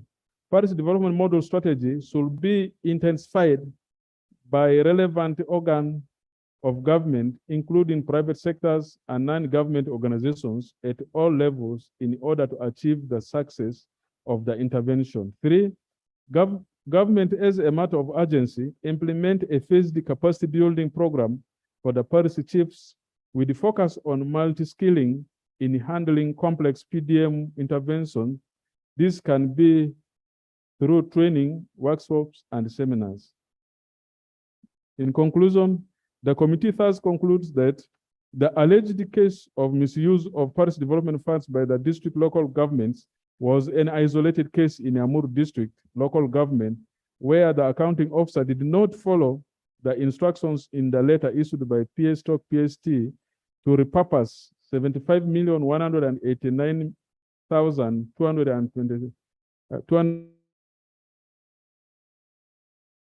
revolving fund, and hence reducing the share of each parish from 4,814 shillings to 5,138,441 shillings. That was to be disbursed equally across all the parishes.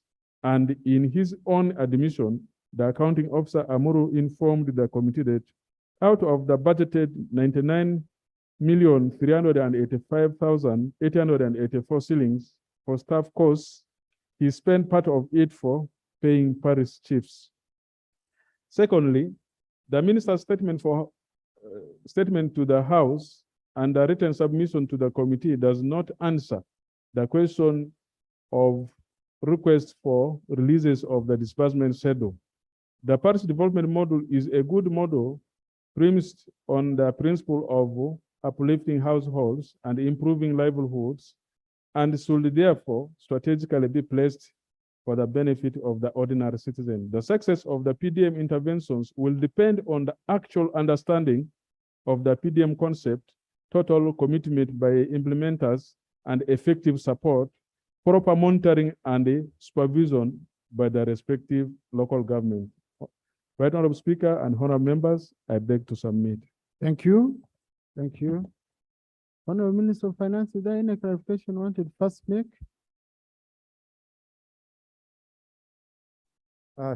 Thank you so much, Right Honorable Speaker, and I want to thank the chair for the statement. However, the statement 2021. So a lot has since happened. And I thought I should update the House because it is very important that on record I update assessment of the parish development model funds, particularly the parish revolving funds for the current financial year 2022-2023. Right Honorable Speaker, we do have a total of 1.059 trillion shillings appropriated to Ministry of Finance for the benefit of the parish circles and the entire PDM. So, for the parish circles.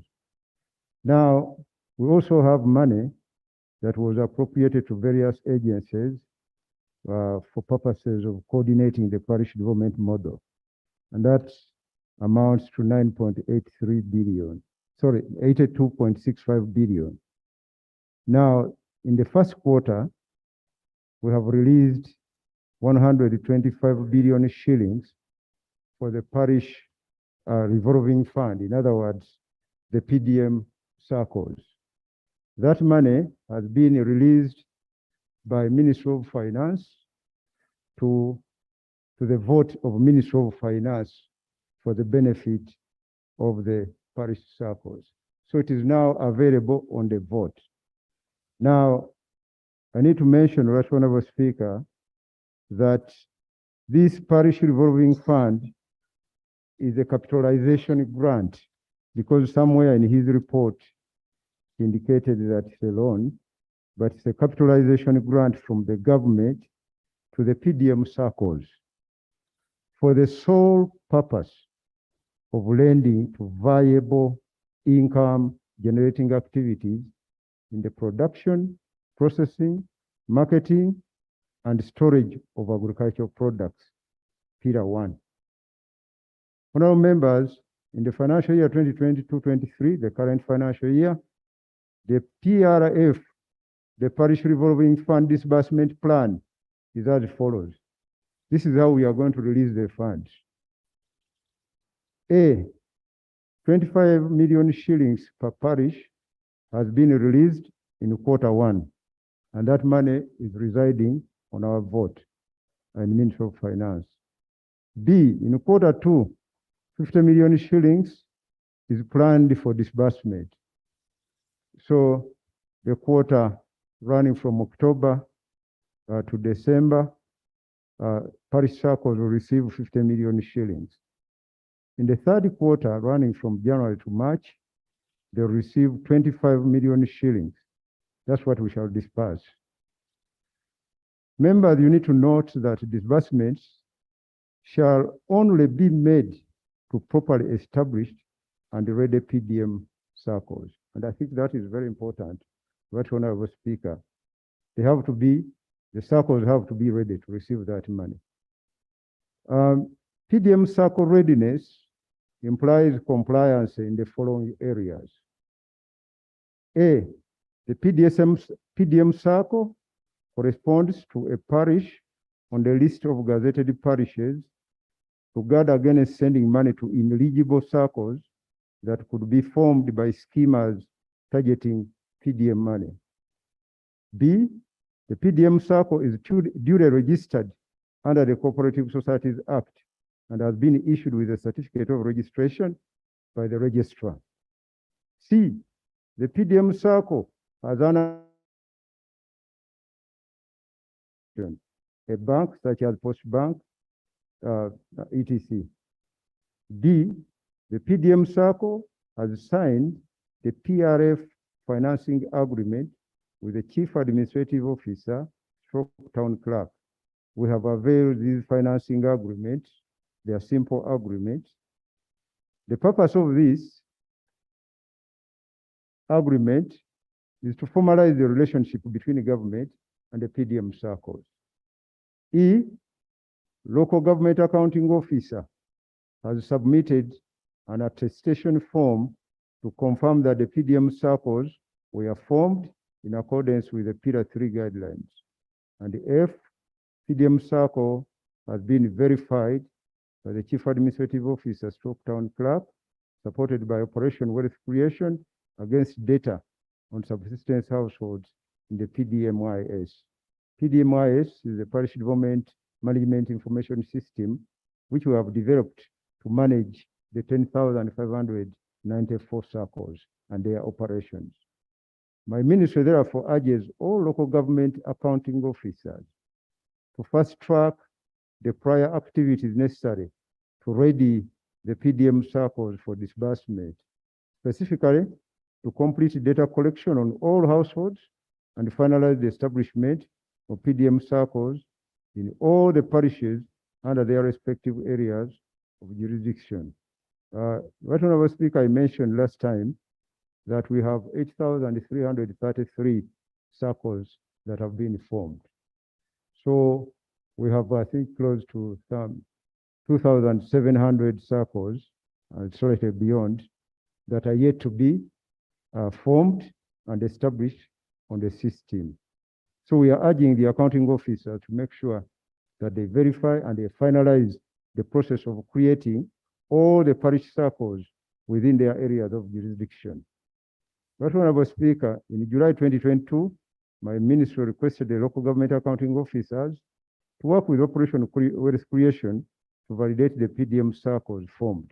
And that exercise has been going on and verify the membership in the PDM enterprise groups and circles for prior disbursement of funds. This exercise, which is aimed at ensuring that the PDM target beneficiaries participate in the PDM enterprise group circles. Right Honorable Speaker, I beg to conclude by saying that for effective management of PRF funds by PDM circles and learning from past experience, the target beneficiaries should not access the disbursed PRF funds before they are prepared. Initial access to funds shall be preceded by training and preparation of PDM enterprise groups and PDM circles on governance, loan management, record keeping, good agricultural and agribusiness practices. Furthermore, the Parish Development Management Information System has been designed with the capability to track daily transactions in the PDM circles. If the system is effectively used, the tool will provide full accountability and traceability for PRF funds. So the system is already working towards whatever I've mentioned here, and the money is already available on the system, awaiting disbursement to the successfully established circles. I beg to clarify.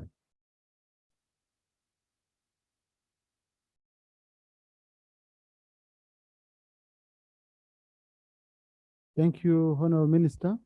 Honorable Minister, you've seen you had prepared a response now, and it has very useful information. So I request you sign it, and then you lay it on table so that we can upload it on a system for all members to access.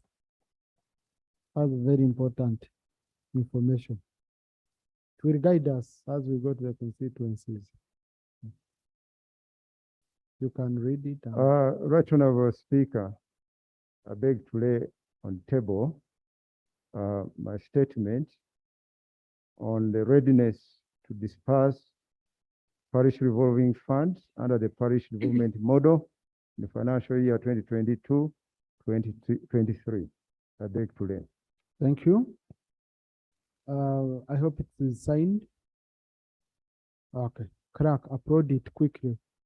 I want by the time in around 10 minutes, members should access it so that we are able to refer to it. Now, colleagues, if you remember, and that's why I was calling chairman here. Remember the minister table laid on table, the schedules, and I referred them to the committee to go and update the report. You scrutinize, you update. So those documents, they need to be put in the library so that members can access. Number two, Honorable Minister, a quick one before I open up the debate, for which I need a clear answer.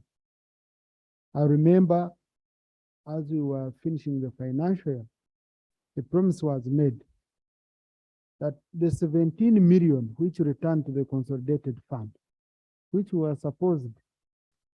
had appropriated for us financial year, and was supposed to be released and was not released. We were promised that for this financial year, we shall release 117 million.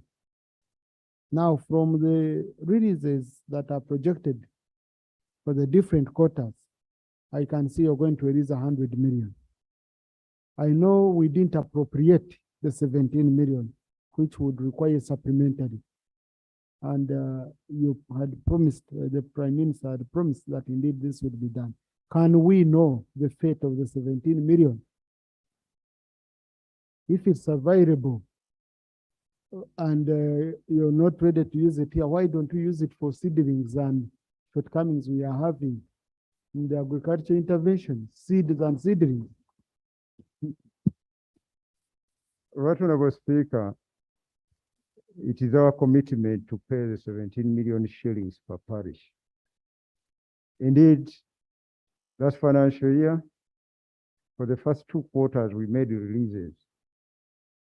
We had to continue in the 3rd and 4th quarter, but we didn't, because we had realized that the circles were not getting ready to receive that money. However, towards the end of the financial year, some circles had been created.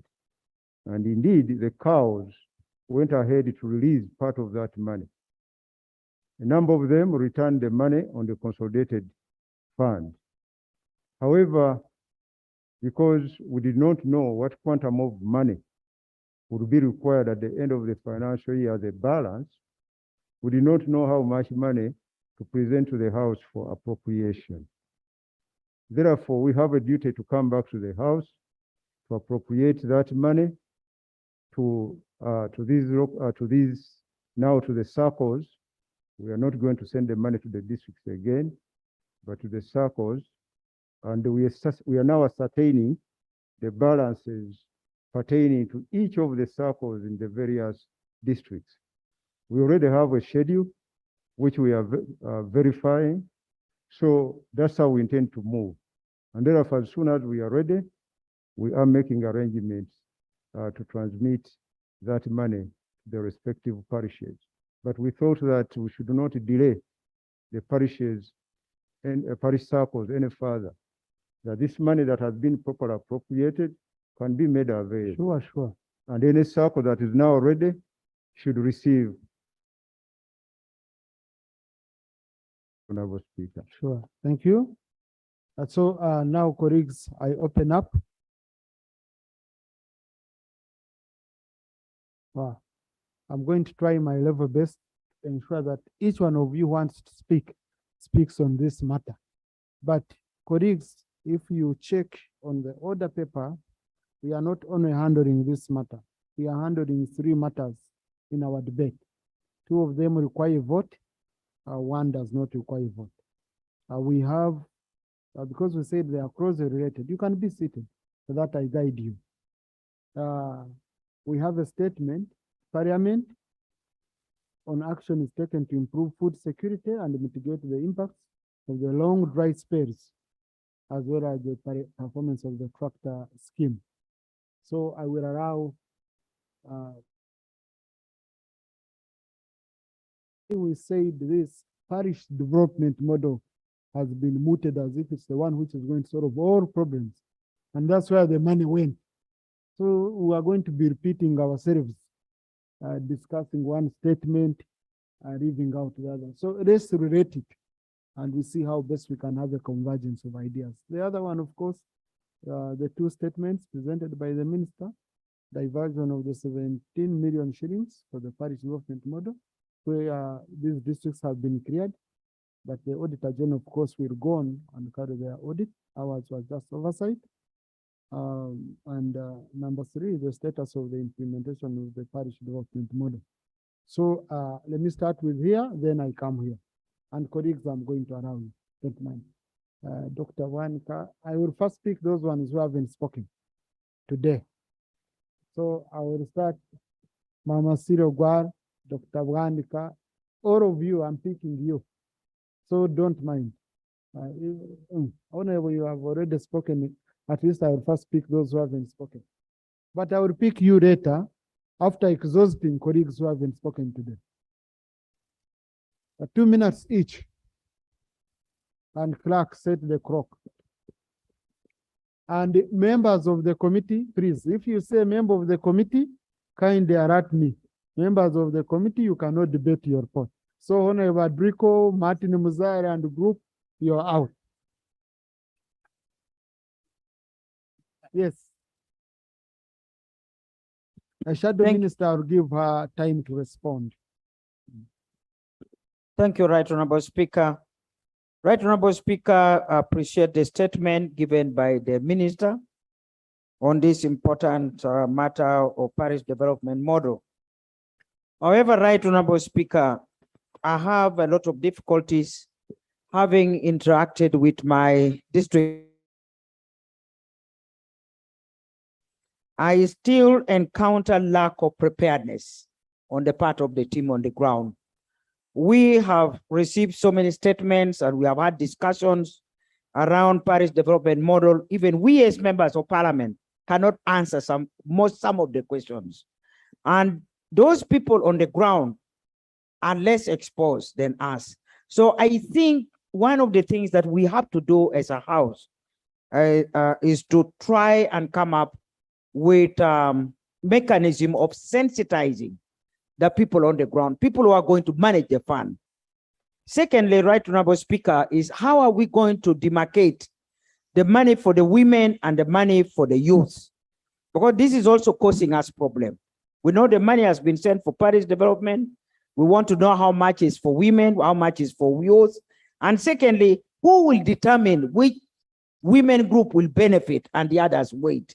So these are some of the gray areas that the ministry of the 2 ministries of local government and finance should help us to understand so that we can guide our members accordingly. Thank you, Right Honorable Speaker.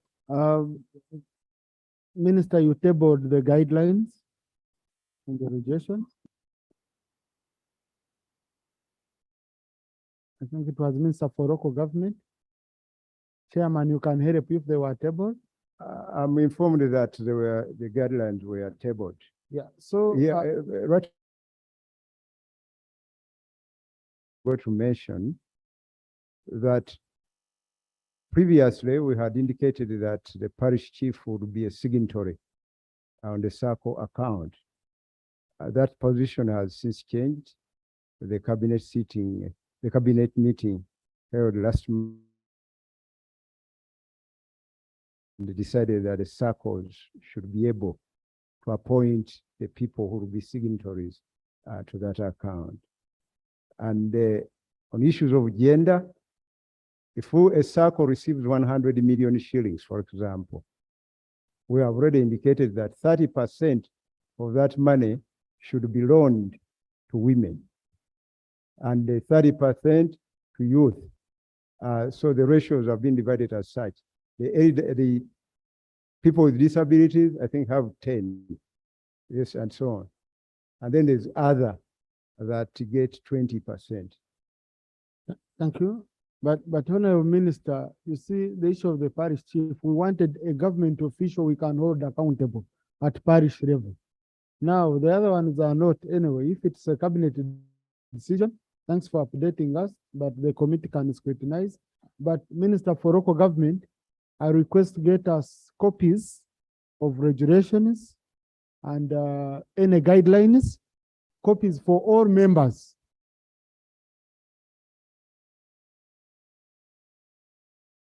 Although we had given at the induction time, very many things have changed. For example, the way my colleague is talking, I pledged to go and organize copies for all the members, hard and soft copy. Updated copies, yeah. Thank you, Honorable Minister. Yes, Dr. Wanika. Thank you. Now let's have questions, then the minister comes in, he answers.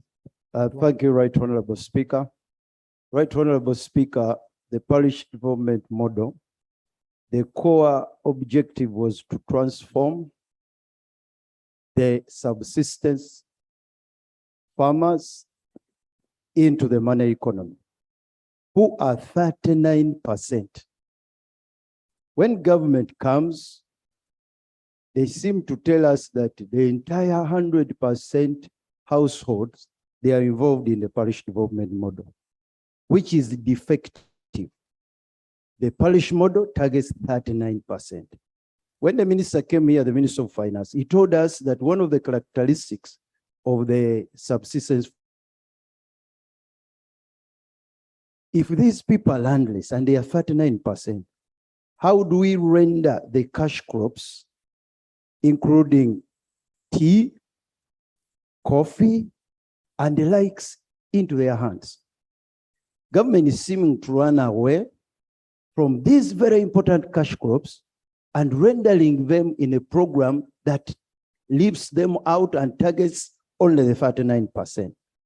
I want to ask the Minister of Finance and the Minister of Agriculture, what is going to happen to the 61% Ugandans who are now outside the program of PDM? We don't have seedlings. Right now, farmers are calling us for seedlings and for seeds, and the government has said they're not going to provide. Where are other Ugandans going to run? And then, Right Honorable. Kraka, did you say 2 minutes? Right. Okay, you can ask your Thank you. I've asked as a shadow minister so that I comment on the food. Who is the shadow minister? For agriculture. She is, I think, for local government. For me, for agriculture. You're not sure about your minister? You're saying you think? No, Nope, she is. nope, you she don't know is- your cabinet? She is for the local government. Right Honorable. Right Honorable, I want to make a comment on the food security.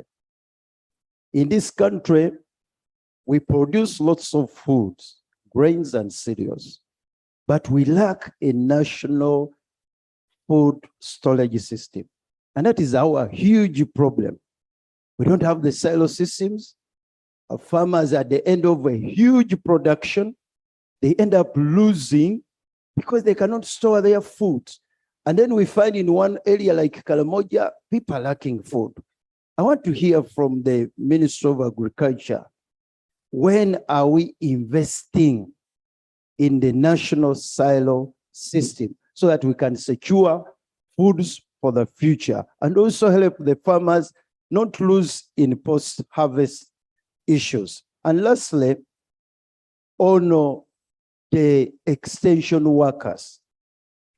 The PDM has recruited parish chiefs who are not subject matters specialists in regards to agriculture.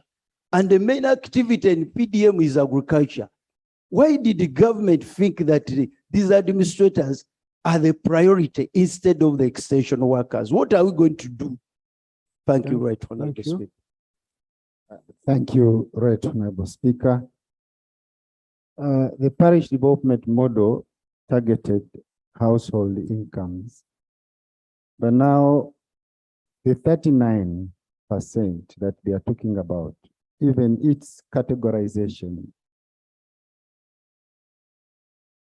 counties that I have, we have families that have applied. They went to the parish chiefs, and now they are being told that you people belong out of the 39%. So we want to know from the minister, how did they arrive the 39% of the beneficiaries of the parish development model? Because basically in most of our communities, people are poor. The parish chiefs are telling them that you people do not belong in the category that has to benefit from the Thank parish you. development model. Thank you, Right Honorable Speaker. Rubabo. Then Makinje Sabagabo. Thank you, Right Honorable Speaker. I want to put it clear to the minister that they went ahead to recruit parish chiefs. But Honorable Minister, it is a tug of war to find parish chiefs in their respective parishes, because in your assumption is that the parishes have offices, and these offices are not there. And therefore, these circles, where will they get consultation from, since the parishes don't have offices there? Another issue, Honorable Minister, is in your assumption that all parishes will get equal share, 100 million.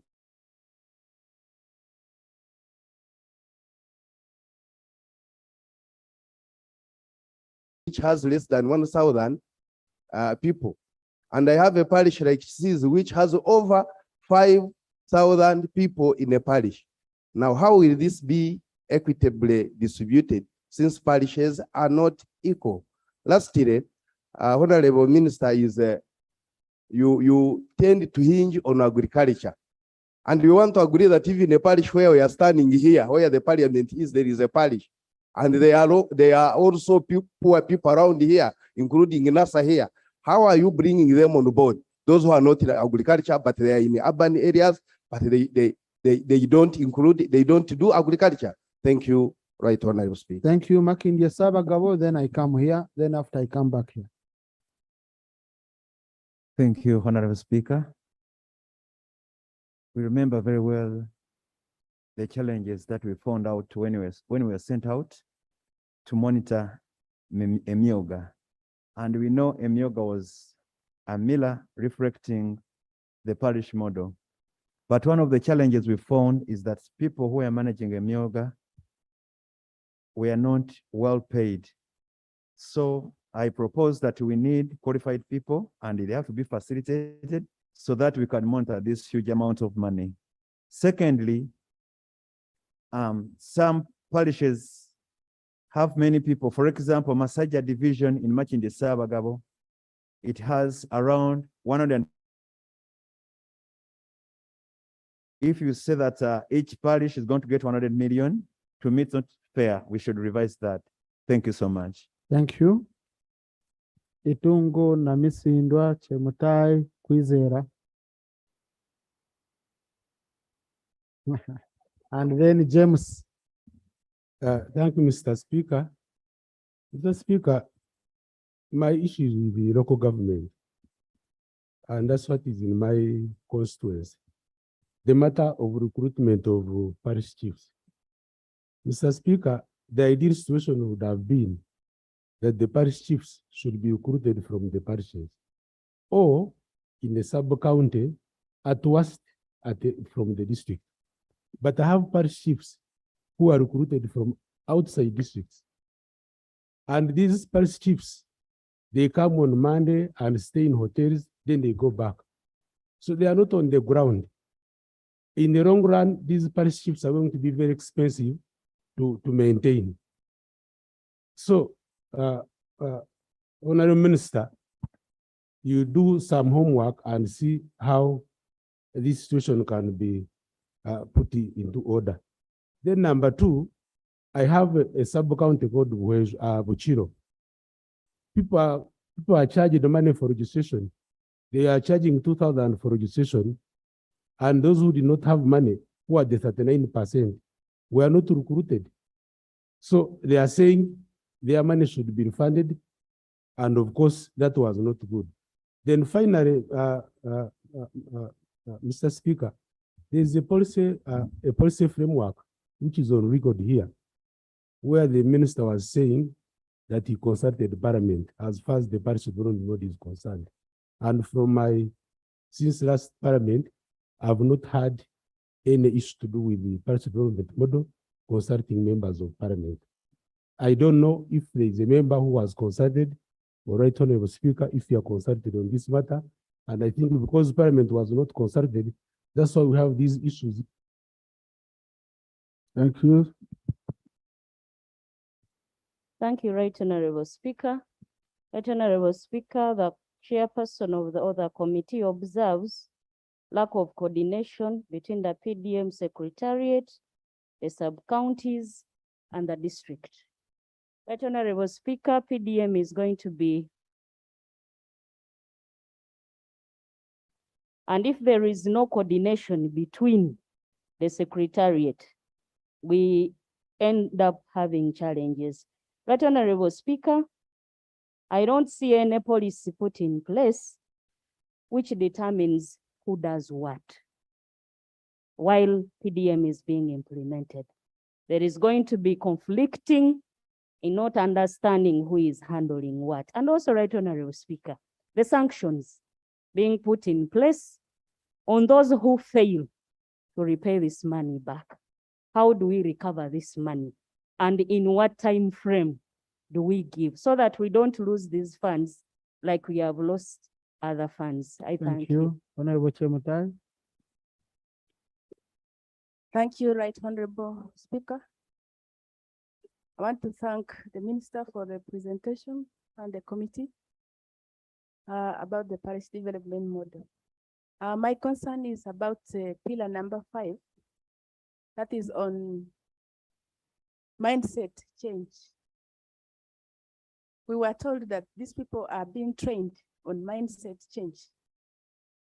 I don't know whether there is a standard training manual for these farmers. I think I need an answer from the minister.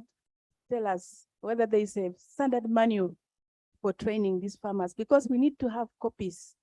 We need to know what these farmers are being taught, so that when we go there, because we can also train, we need to have the copies with us. My suggestion is that in that in the manual, we need to include crops, the enterprises that have been selected. The information must be very clear to the farmers on how they should go about with those selected enterprises. Thank you. Thank you, Kwizera. Honorable Speaker, thank you very much, and honorable colleagues. Colleagues, I want to thank the Committee of Public Service and the local government for the work they have done. But that report needs to be responded to by government, because it is a very good report and it has raised the fundamental issues. Secondly, there is a conflict already between the Minister of Finance, local government, and Minister of Agriculture, because parish development model, in my place, talking about it is very, very dangerous, because it is unpredictable.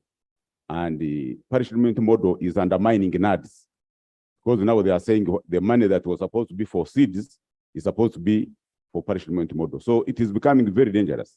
Secondly, the scope, we need to amend the Local Government Act to receive the money. And unless you amend the Local Government Act to receive the money from central government, there is what? And accountability, because accountability function is by law. But now if you say that the money will go direct from finance or local government and it goes to the circles, that's going to raise a very, very big challenge, Right Honorable Speaker. So I would suggest that if we want to relate the punishment model to food security, the Minister of Local Government should come and with a statement to relate them.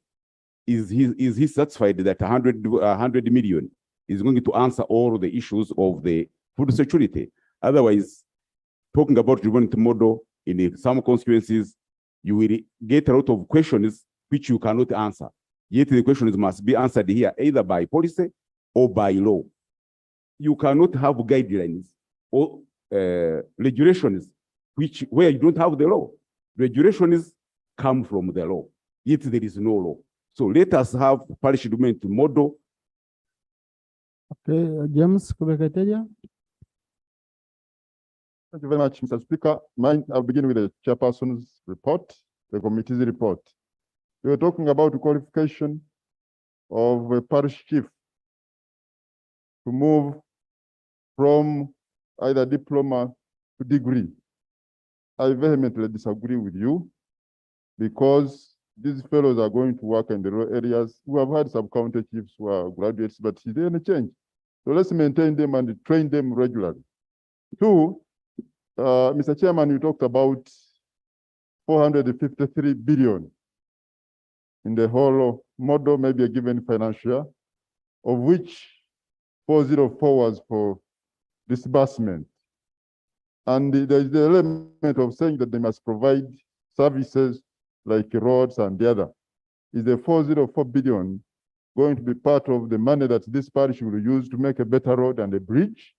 We need that clarification from the chairman and Minister of Finance. Then the other matter regarding the parish chief, Mr. Minister, sir, we had convinced these people that the parish chief must be the signatory, simply because we can do sanctions. But here, you are giving those villagers a bonanza to choose somebody to be a signatory to the account, and I think there is no way we shall follow up. It's better we go to the original, that the parish chief should be the signatory. Otherwise, if politically you have been convinced that they select, I think we are going to receive disaster. I thank you. Atariwa. Thank you so much, Right Honorable Speaker. Right Honorable Speaker, my concern I have with this parish development model is to do with the guidelines, which are changing on a daily basis. As you notice, even this afternoon, the minister has brought another change to the guidelines regarding the signatories. Sometime back, we were in the communities, sensitizing people about how this parish development model is going to work. Is the ministry going to organize other sensitization meetings in communities to tell people about these changing guidelines? Even the Minister of Local Government has also already brought other changes at the moment. So what are we really going to do with this parish development model? Right Honorable Speaker, in my view, this parish development model is still a pilot. But we are doing a pilot and we are making every resource of this country going to a pilot. Right Honorable Speaker, I would urge this August House to really again reconsider this parish development model, really scrutinize it again. Otherwise, we are heading maybe to bury our economy. I thank you, Right Honorable Speaker. That Honorable at the back. You know, colleagues, I'm going to pick you. What I'm doing. Thank you so much, Right Honorable Speaker. Otherwise, wait, Honorable. You see, colleagues, you have a problem. People from one region, you sit together. Now, I'm going to read people from one region. It will look totally different. So what I try to do, I mix up. I try to mix up. Now I will reach there. Otherwise, someone will see and say, Tayebwa is planning to do something in West Nile, or he's favoring his Westerners, or he has a deal with Uganda.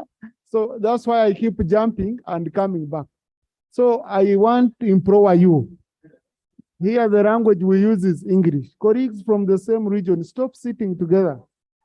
Interact with others from other areas and you. Yes, Honorable. The lady, the one. Thank you so much, Right Honorable Speaker. That's Brenda Namkute. Yes. Oh, sorry, I wasn't in the way. And colleagues, look, maybe if you want to tell me that you want to talk and go, we are still here. So don't put me on pressure to pick you first. Yes, we are still here. If you know you want to speak and you rush out, don't ask questions and then you don't even wait for answers. Be attentive. Please, all of us are going to speak. Brenda?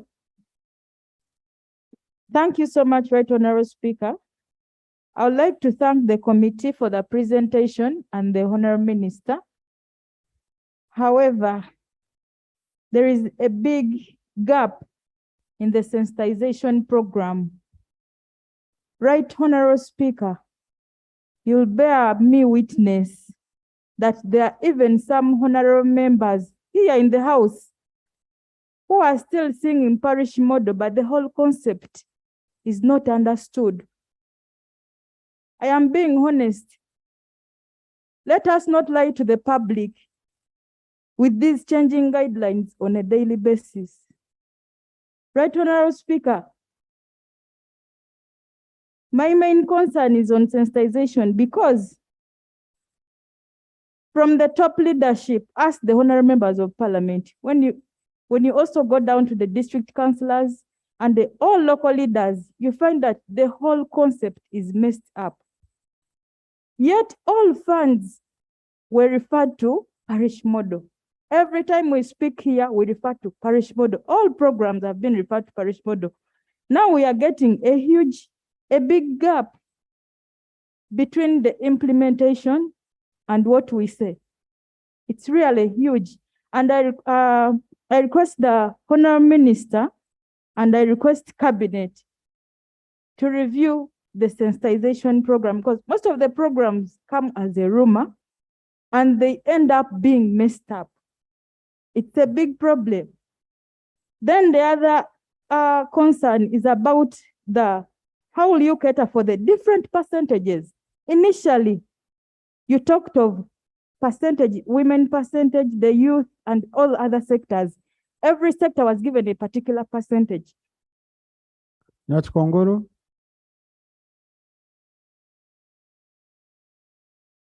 Honorable Speaker, I'm concerned about what the minister has just tabled right now, especially the conditionalities of the circle members or the circles that qualify to benefit from those funds. How I wish they had started with that before exciting people to get into the groups. Because right now we've been singing different things. Now they are bringing these conditionalities. What do we tell our peasants who belong to the 39%? Right, Honorable Speaker, and I think we are going back to the bureaucracy of getting this money for the peasants that we really speak for. Now, look at all that. No wonder that's why you both said that they didn't have the data and people started rebuking you both that they have the data. Now he's telling us that they are still collecting the data. I think we are not really prepared for this program. We have excited people. When we go for burials, we go for weddings, we talk about parish model, people rebuke us. Honorable Minister, I also wanted to find out from the chairperson, when we went out with the minister in all the regions, what did they pick from those visits that we made, those meetings? Because we were set, we went with the ministers. Is there any report that has been gathered, collected?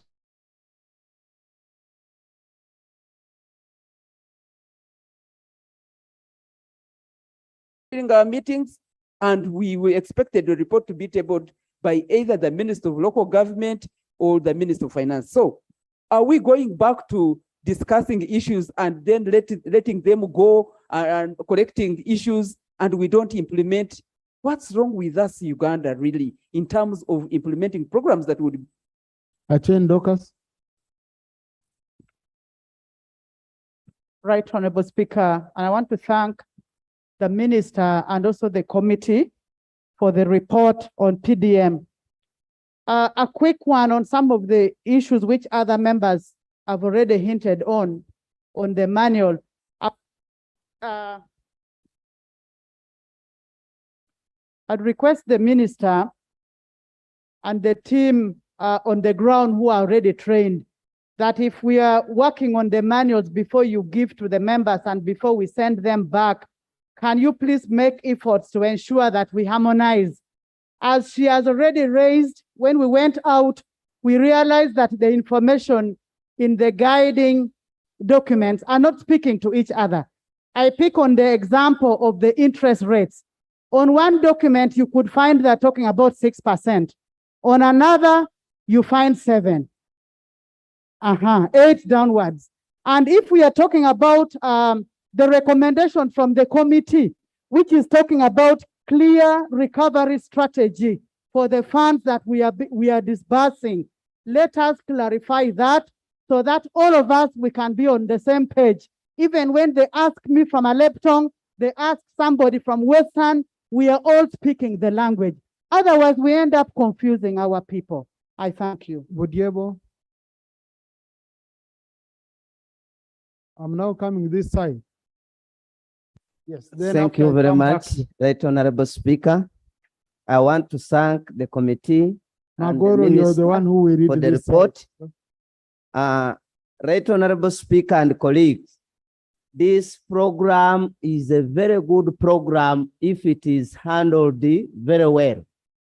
Right Honorable Speaker, the training they are talking of, they trained only the leaders, but we need also to train the targeted beneficiaries because they don't know what to do and they are going to misuse this money if they are not trained. So for me, I request that if possible, we can first hold on and we train these beneficiaries. They know what to do so that we benefit from this program. Another thing, I want to thank the cabinet resolution. Indeed, for me, I saw during Myoga, these technical people ate money really for the Myoga, and the beneficiaries, they didn't benefit. So if they are the one to be the signatories, they will benefit. And I wish if this money had gone direct to their accounts, not to the district, you see what is taking place in Chitugum. Because the money went to the district accounts. So we are giving them the money to eat. Let's take the money down to these people. Thank you. Sekabira.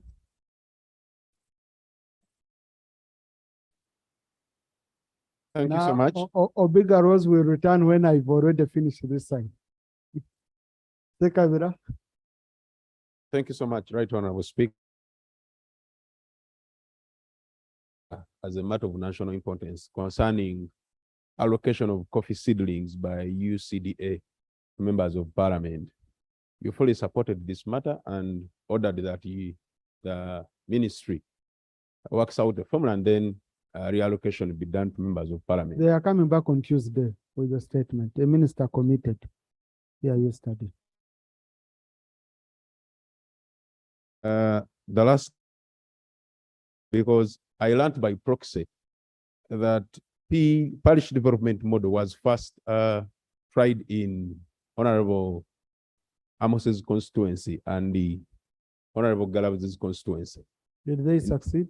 They did not succeed, and that's why I'm asking. That's why I'm asking,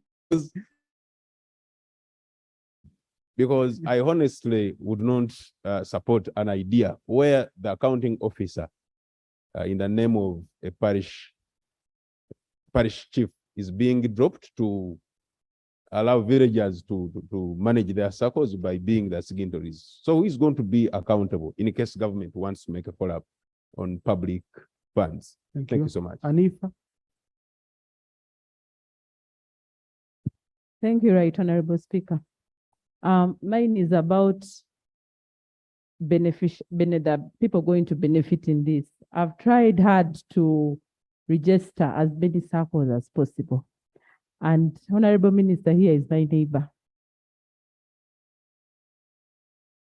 Tried hard? He is my neighbor. Yeah, but for the record, it's not you registering circles. You have mobilized No, I hope, because some of them don't have certificates for those. Yes, you have mobilized. We don't want you to be held accountable. Okay, To thank you. mobilize people to register circles. Yes, I've mobilized people to register their circles, and there are too many. So I want to know the criteria in which they're going to use to consider who is going to benefit from this and who is not going to benefit from this. Thank you. Thank you, Tebandeke. Thank you, Right Nangori. Honorable Speaker. I have two main points of concern. One, parish development model concept is only focused on production. However, Uganda's economy is characterized by challenges in storage, transportation, and marketing. So after the 39% farmers or business persons have put more efforts in the production of crops, animals, fish, among others, I would like to know the comprehensive government plan towards addressing the challenges of storage, transportation, and marketing, since it affects the economy so much. Lastly, I would like to know if there is a chance to reverse the PDM money so that we concentrate on other service delivery into the community. Because when you look, you analyze the presidential directive and the interest of transforming the country into socio-economic development, that one can best suit when there is proper service delivery in terms of good roads, water, electricity, good schools, health units, to mention but a few. All of these, according to the PDM program, that all of these shall be catered for in the parish development model, which I do really doubt. Is there a chance to reverse this fund and focus on service delivery so that we don't build a totally dependent population? People will be equipped to work for themselves and look for money, then government. Nangori, then Obiga Rose, then Atkwasa. Thank you so much for the opportunity, Right Honorable Speaker. Right Honorable Speaker, I would like to thank the Honorable Minister for the report, but there are so many gaps. When this program was brought to us, This was the report by the chairperson. the chairperson, when this program was put before us, we welcomed it, and we started actually explaining to our voters how good the program would be. But at the moment, we are getting discouraged, because if you say you are giving each parish 25 million, especially this time when farmers are eager to plant, given the fact that they have been experiencing dry spell for the last 6 months. I thought this would be the time that the government would say, instead of 25 million, let's make it 50. Then second quarter, we give 25. Other than giving them 25 now when they need more money than second quarter. Because this is when farmers are expecting to plant. And as members of parliament, you know very well that we have been supplementing them with seeds. But simply because we did not budget for the money, we don't have seeds to give them. I would propose that, Honorable Minister, with due respect, if we cannot increase on 25, then we come up with maybe a short-term measure to bring a supplementary budget, and we shall process it so that we are able to get more seeds and we give out to our farmers, because they are waiting and they are disturbing us a lot. Otherwise, 25 million is not going to solve the problems of these farmers. I want to assure you, as an ordinary person and member of parliament representing the people of Elokonos, it's not going to solve. That's why people turn into saying that, no, maybe it's just a token of appreciation. Obligaro. Yeah, thank you so much, Right Honorable Speaker. Right Honorable Speaker, I want to thank the committee for the report, but I would like to disassociate myself from what they say as in removing the money for NADS, for Uweso. In Terego, when you give birth to a child, you don't kill the mother. We are we really elaborated in this house that we are going to keep these programs. Honorable Minister, you don't know what NADS has done in Terego. What we see clearly is what NADS has done. So the Parish development model in Terego, Right Honorable Speaker, is a nightmare. I have parishes that have over 20 villages,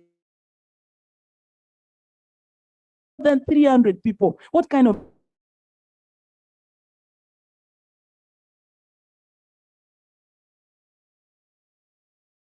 time? Because Terego was under Arua, Arua did not do a service to us. So therefore, we either divide this money according to villages, or we are going to divide this money according to population. If we are removing the local person like that last, either go by population or we go by the number of by villages. Lastly, the degree holders to be the parish chiefs. Right Honorable Speaker, we have so many degree holders, BBA students. They are there. Why don't we employ these people? Why are we still getting these people who have given up?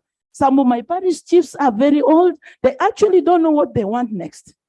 So therefore, I would think employing degree holders is an excellent recommendation to this parish development model. Lastly, mindset change. Mindset change is the driving machine to parish development model, because we need it at Mbarara City.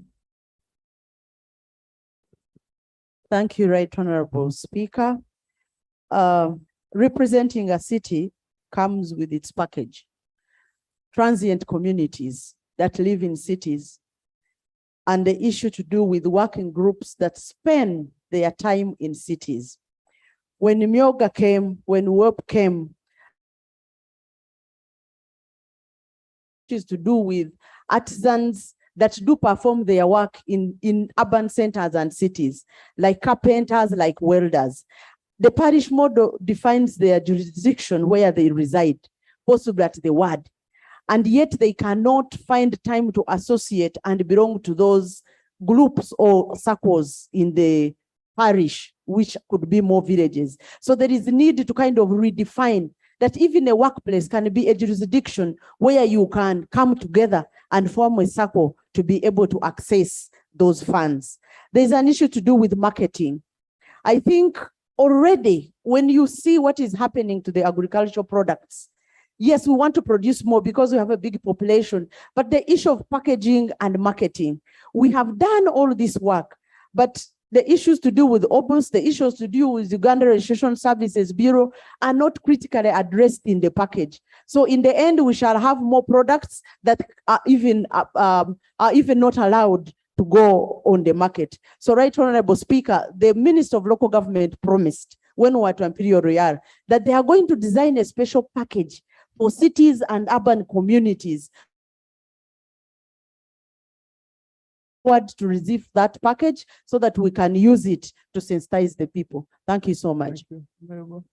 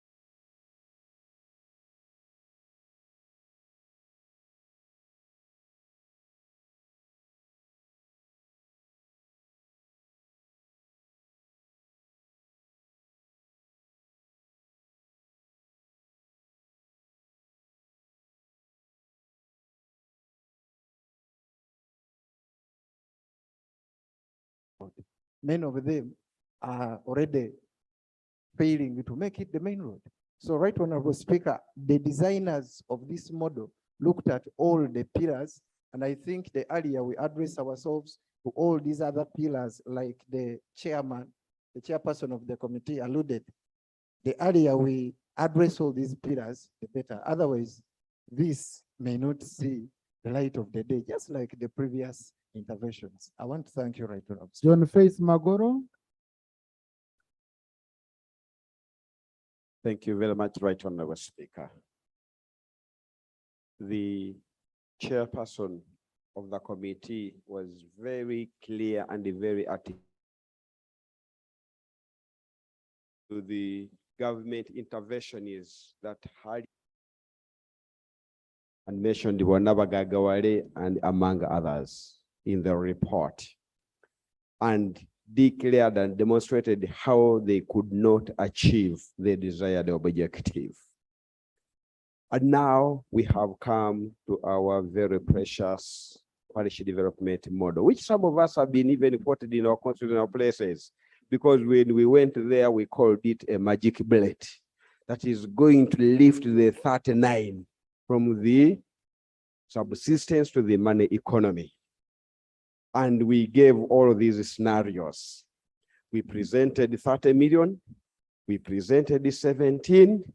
What they received was, in my constituency, all of them, every parish received 7 million. And me as a chief, as a government chief whip, I came, I spent the whole evening confirming Yes, in your you constituency. did. He was there, attested We to all climbed- that. We climbed Mount Wanare. You are right, Yes. Right Honorable Speaker.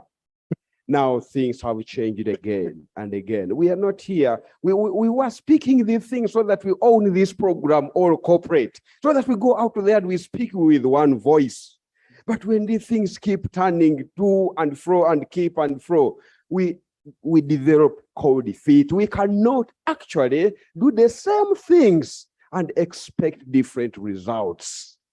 So can we actually plead with the policymakers, minister, and every other people that if anything changes, let's have that information so that we first. Now Mechibaju, then Max Ochai, Face Nakut, and Gafabu. Thank you, Right Honorable Speaker. Now Mechibaju from Shema North.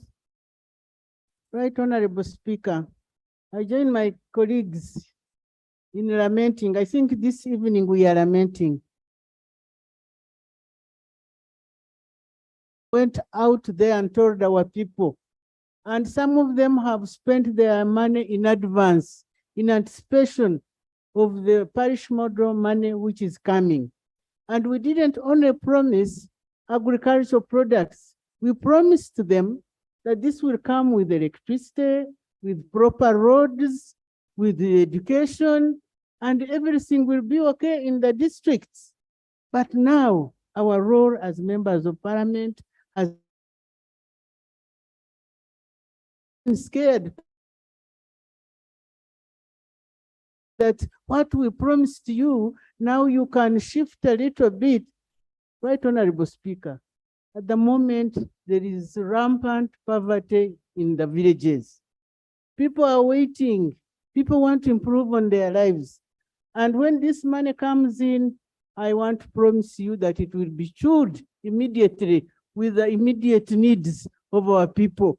So if it is so little and we cannot distribute it equally, and we don't know even how to select our role, our position, Right Honorable Speaker, as members of parliament has been made very, very difficult. Thank you. Thank you. Max Ochai. Thank you very much, Right Honorable Speaker. I'm not going to read from the Book of Lamentation as my colleague has done. I'm going to read from the Book of Psalms. But before I do that, let me first take this opportunity to thank the committee for presenting us with a report on the status of the implementation of the parish development model. That said, I first want to observe that the parish development model is for everybody. The parish development model by design is for everybody. The member is giving his views. Yes. By Honorable, you're design, protected. the parish development model has got And he's 7 even pillars. reading from Psalms, in the book of Psalms. So it has got 7 pillars. Pillar number 4 takes care of the services once being provided at parish level. Does not discriminate whether you're from the 39% household or not. In that respect, therefore, parish development model is everybody. Even in urban centers, the ward development model is for everybody. So far, progress has been made, minimal though, but let us have hope. All we need to know is to remember what one time Dwight David Eisenhower, the 34th president of the United States of America, said that plans are nothing. Planning is everything. So we must take into account the dynamics of the world. So if we note that, for instance, in It's Nakur. You see, the Thank you. book of Psalms is very long, Honorable. So we can't have. It's so beautiful, but I mean, and Thank you, Right Honorable Speaker. I have 2 issues to raise.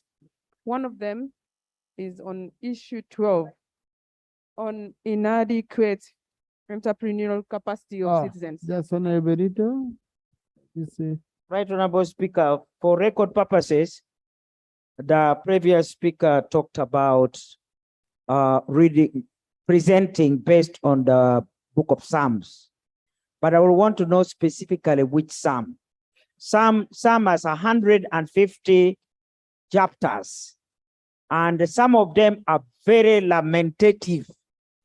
So I don't know which particular Psalm you are talking about, but you could have been relatively right if you said you are making presentation based on the book of Revelation.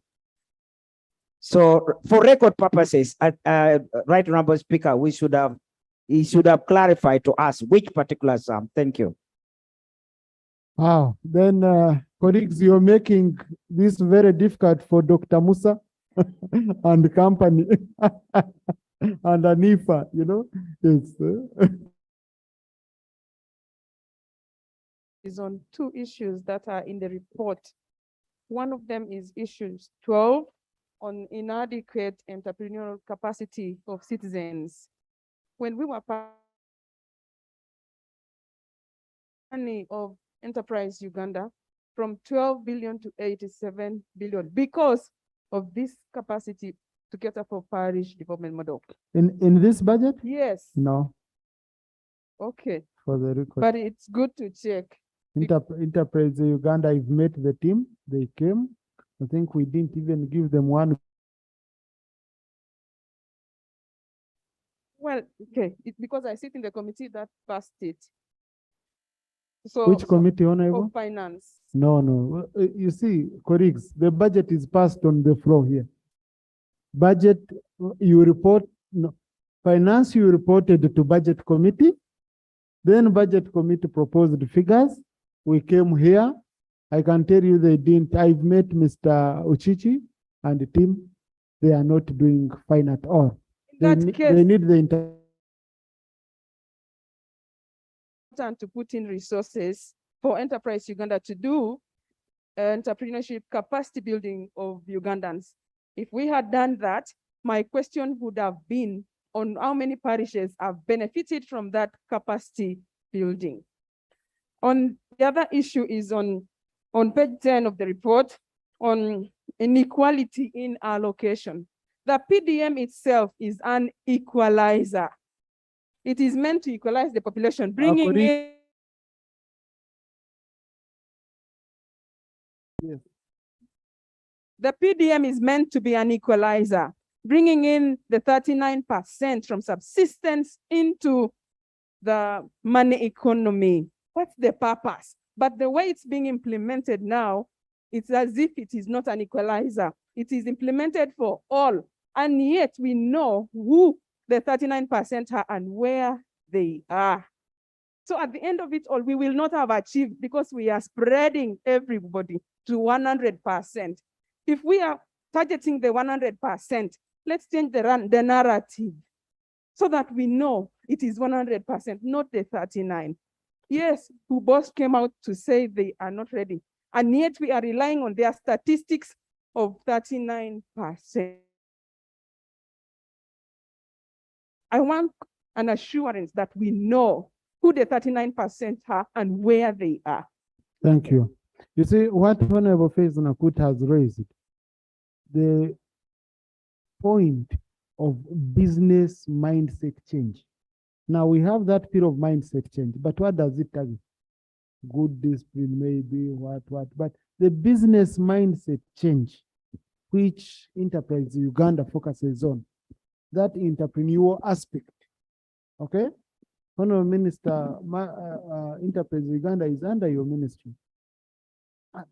The moment they come and train your young people, your youth, your people, even the old, you see a change. Even talking to us MPs, you see a change. So if we want this money to be a revolving fund, to benefit people, to do business, whichever kind of business, especially around the agriculture sector and all that, then we need to train our people business mindset change, not just mindset change, but business mindset change.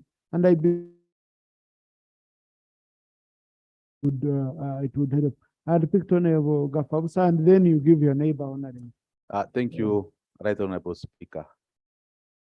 Atima, I have three concerns, Mr. Speaker. First of all, I want to say I am an advocate of the parish development model. Three concerns. Number one, a colleague, Honorable Kwizera, raised an issue of the law under which we are implementing this program.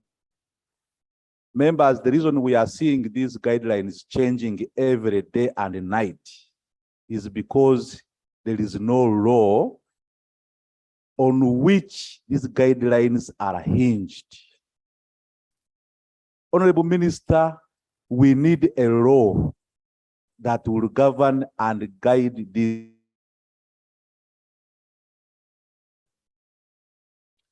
Right, Honorable Speaker, the parish development model is envisaged to be implemented under pillars. The money we are talking about here is for only one pillar. But the other pillars are neglected.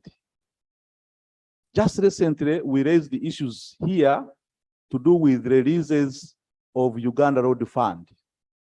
You can imagine a district like Ivundibujo, which is mountainous, and you are given 30 million shillings in a quarter to maintain roads. As I talk now, I have in my constituency 4 sub-counties that are completely cut off because all the bridges and culverts were washed away. We are going to have a lot of production, but we shall not be able to access the markets. I think what I pick from... Just a second. No, Honorable. No, we don't have that second. I think what I pick from Honorable Gafabusa, Honorable Minister, is that under parish model, we more or less only financed the financial inclusion pillar. No, you're going to respond, but please, you can. From what I see, really, others are suffocated. Right, Honorable Speaker. As we have indicated, we have 7 pillars. If you take the first pillar, production, processing, marketing, you realize that agriculture is already a program within the National Development Plan and within our budgeting system that is allocated in money. And that money is spread across the institutions in the Ministry of Agriculture. When it comes to processing industrialization, that money We have various agencies, including UDC, Ministry of Industry, several of them. Now, we are talking about pillars. Some of these pillars are already adequately catered for. The one for the parish revolving fund is what has not been funded. So we can establish the amount of money that is actually appropriated to the various pillars of government. When we talk about social services, education, the schools that we are talking about are funded. The health centers, they are funded. Hospitals, they are all funded. It's only that we are not presenting. When we are presenting it, maybe we are making a big mistake. We should be presenting the numbers for those various pillars that are provided within the budget. I think what I'm going to do, because the minister is really throwing the ball in our court. He's saying the other sectors, the other pillars have money. But for us, what we are seeing is different. You got money from the other pillars to go and finance the financial inclusion pillar.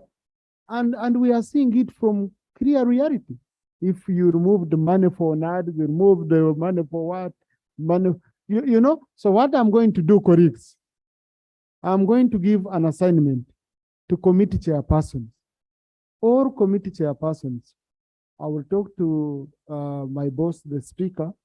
We have a session where we shall discuss parish model, and each committee of the house that has a pillar directive, okay, will come and explain it to us how that pillar is financed, facilitated, and linked to the parish development model.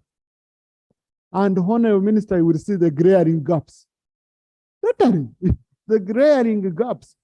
If agriculture was well financed, why would the president write to you saying go and finance agriculture?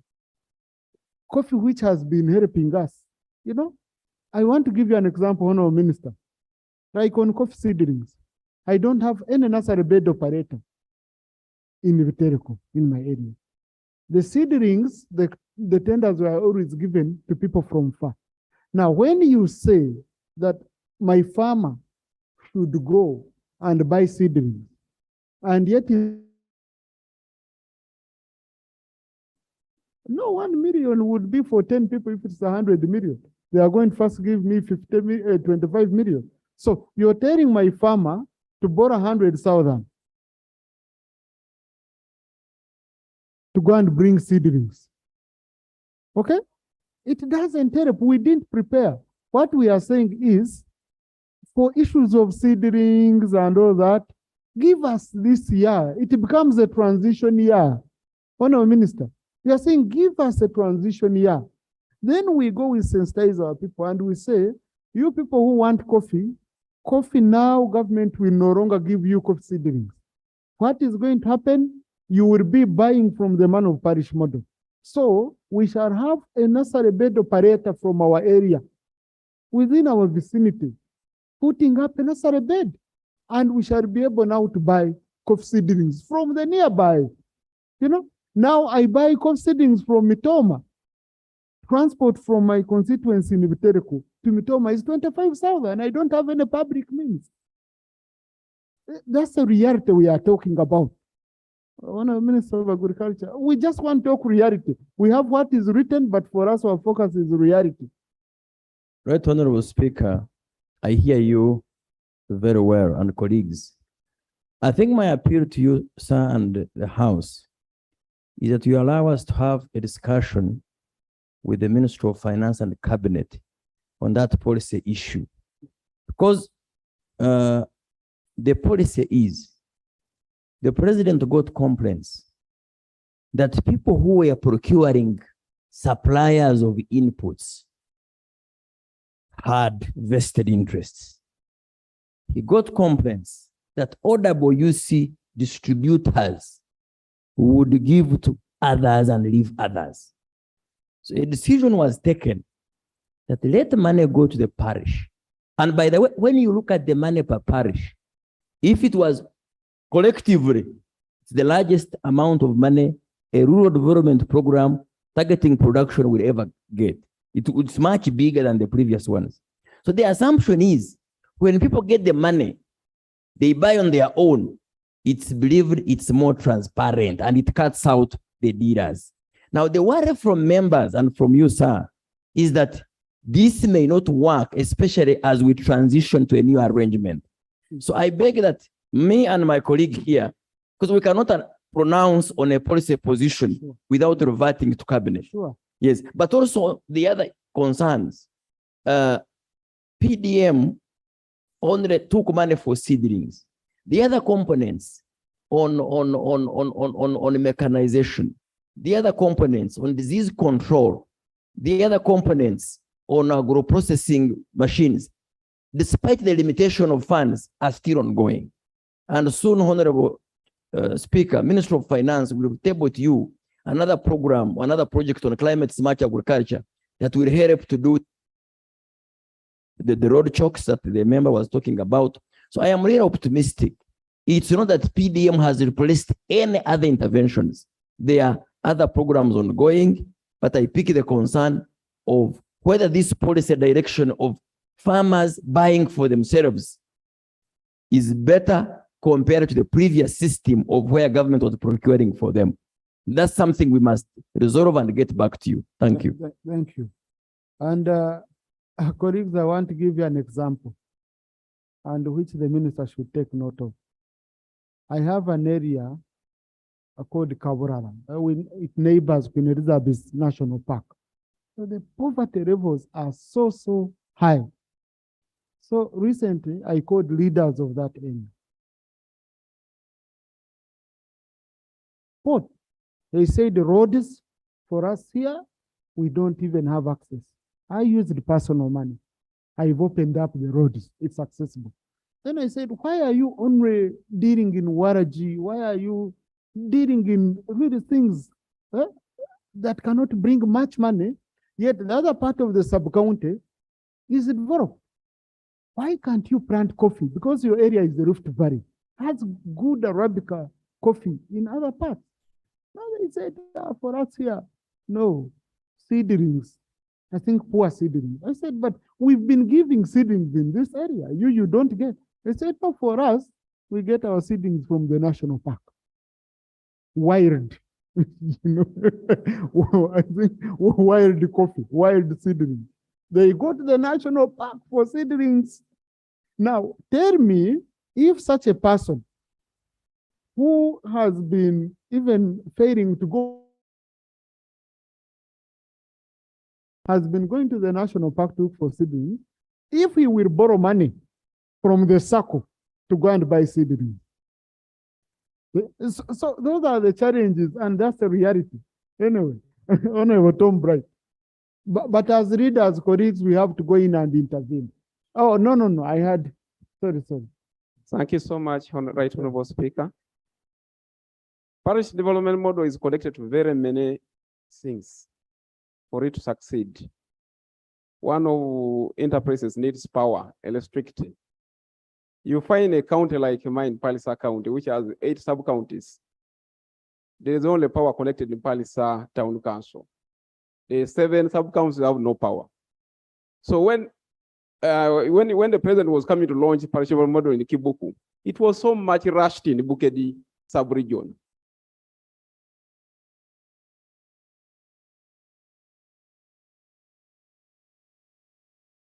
The ministers, you would just see that the parishes don't know anything about parish development. And most of them are recruited from far. They need transport like motorcycles, like you have done with LOC series. I think these are degree holders. The Honorable Minister should really look at issue of transport for parish chiefs to succeed in parish development. So I thank you. Thank you. Oh, Tom Bright had spoken? Okay. No, Honorable. Thank you very much, Right Honorable Speaker. Dr. Abraham Isamat is my name, MP Kaperi County. Right Honorable Speaker, to the best of my knowledge, the PDM strategy is a very good one. But the unfortunate thing is that PDM is coming at the time when the scope of vulnerability has actually widened. Most communities where we come from are already vulnerable. Even in our own sectors, vulnerability has increased. Now, here is a situation whereby we're coming up with a lot of money to be injected to our communities who are already needy. Yesterday, I raised an issue whereby my community in Kakor has been stopped from accessing the lake where they have been getting what? Food from. Unfortunately, yesterday, there was also a hailstorm in the area destroying the crops that they had hopes in. Now, in a situation like that one, when the money is given to those people, what do you expect? They are going to eat the money. And then also these sectors, for example, the road sector, on daily basis, we are registering bridges getting broken, name it. Don't we think that it is wise, first of all, to consider stopping giving this money? And if possible, instead of incurring more emergencies, let the money be probably injected into those areas that are likely to cause the economy.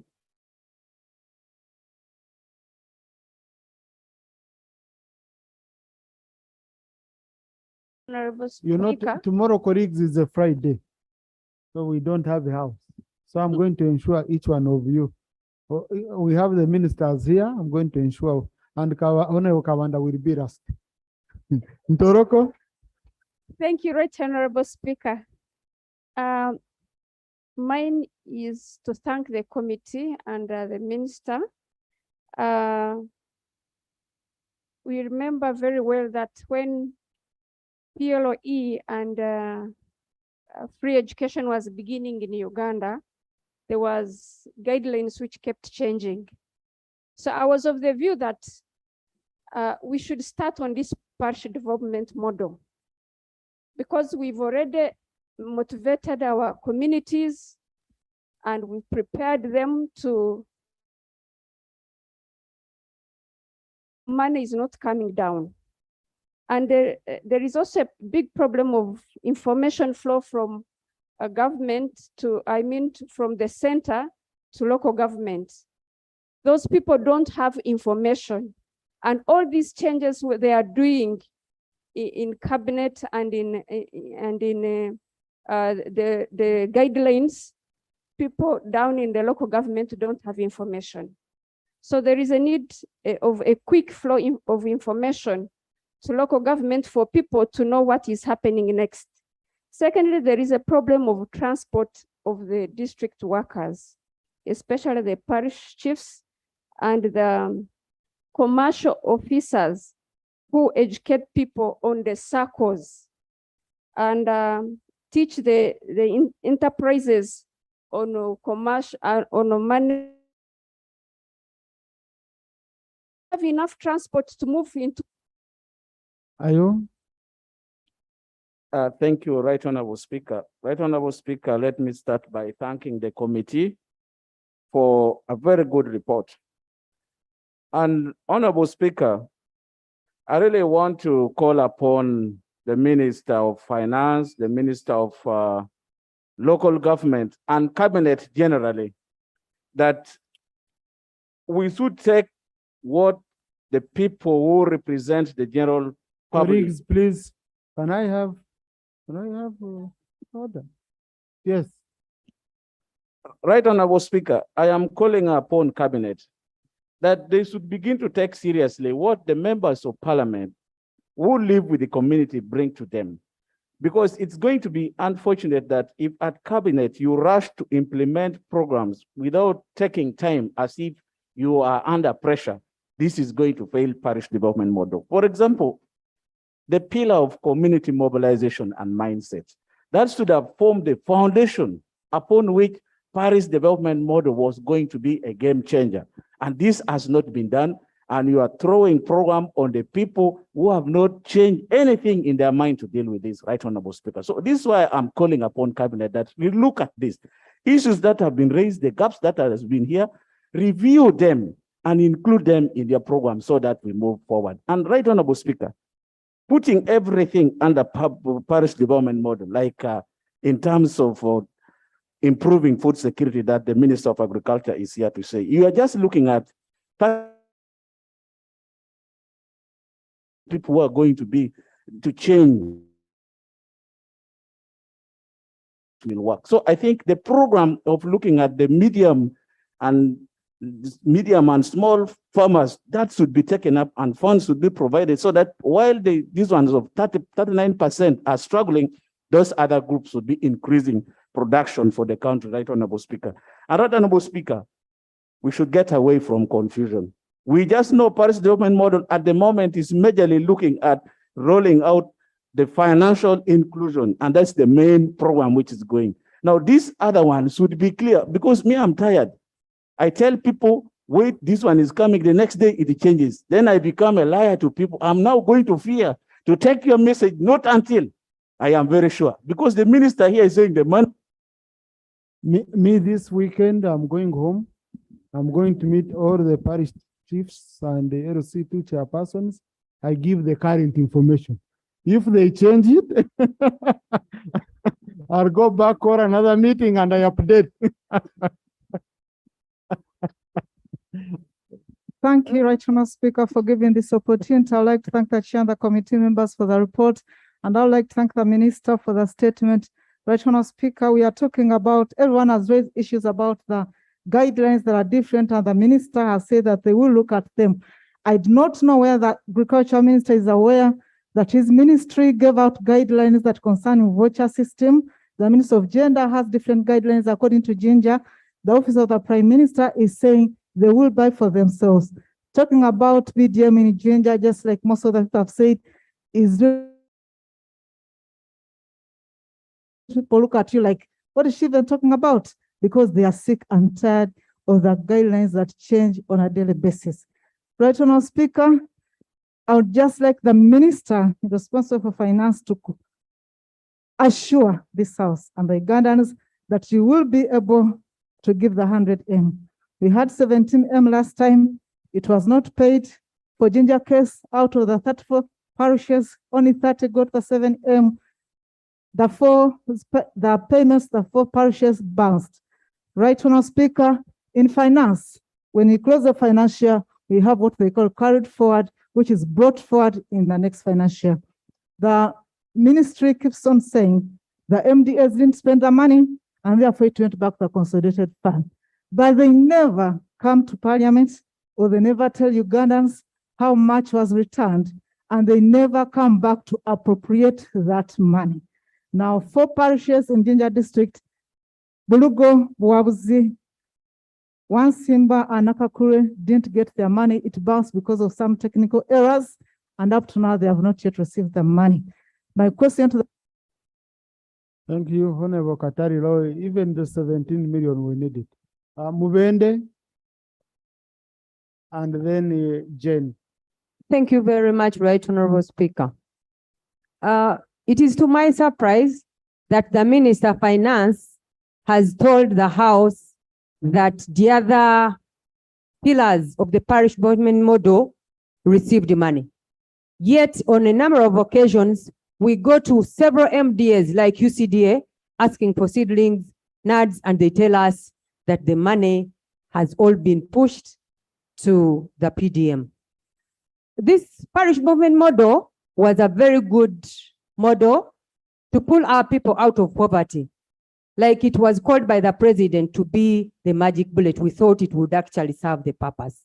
But I think it was designed on a very poor background, basing on the fact that a number of parishes seem to be so big compared to some other parishes, and this was not catered for.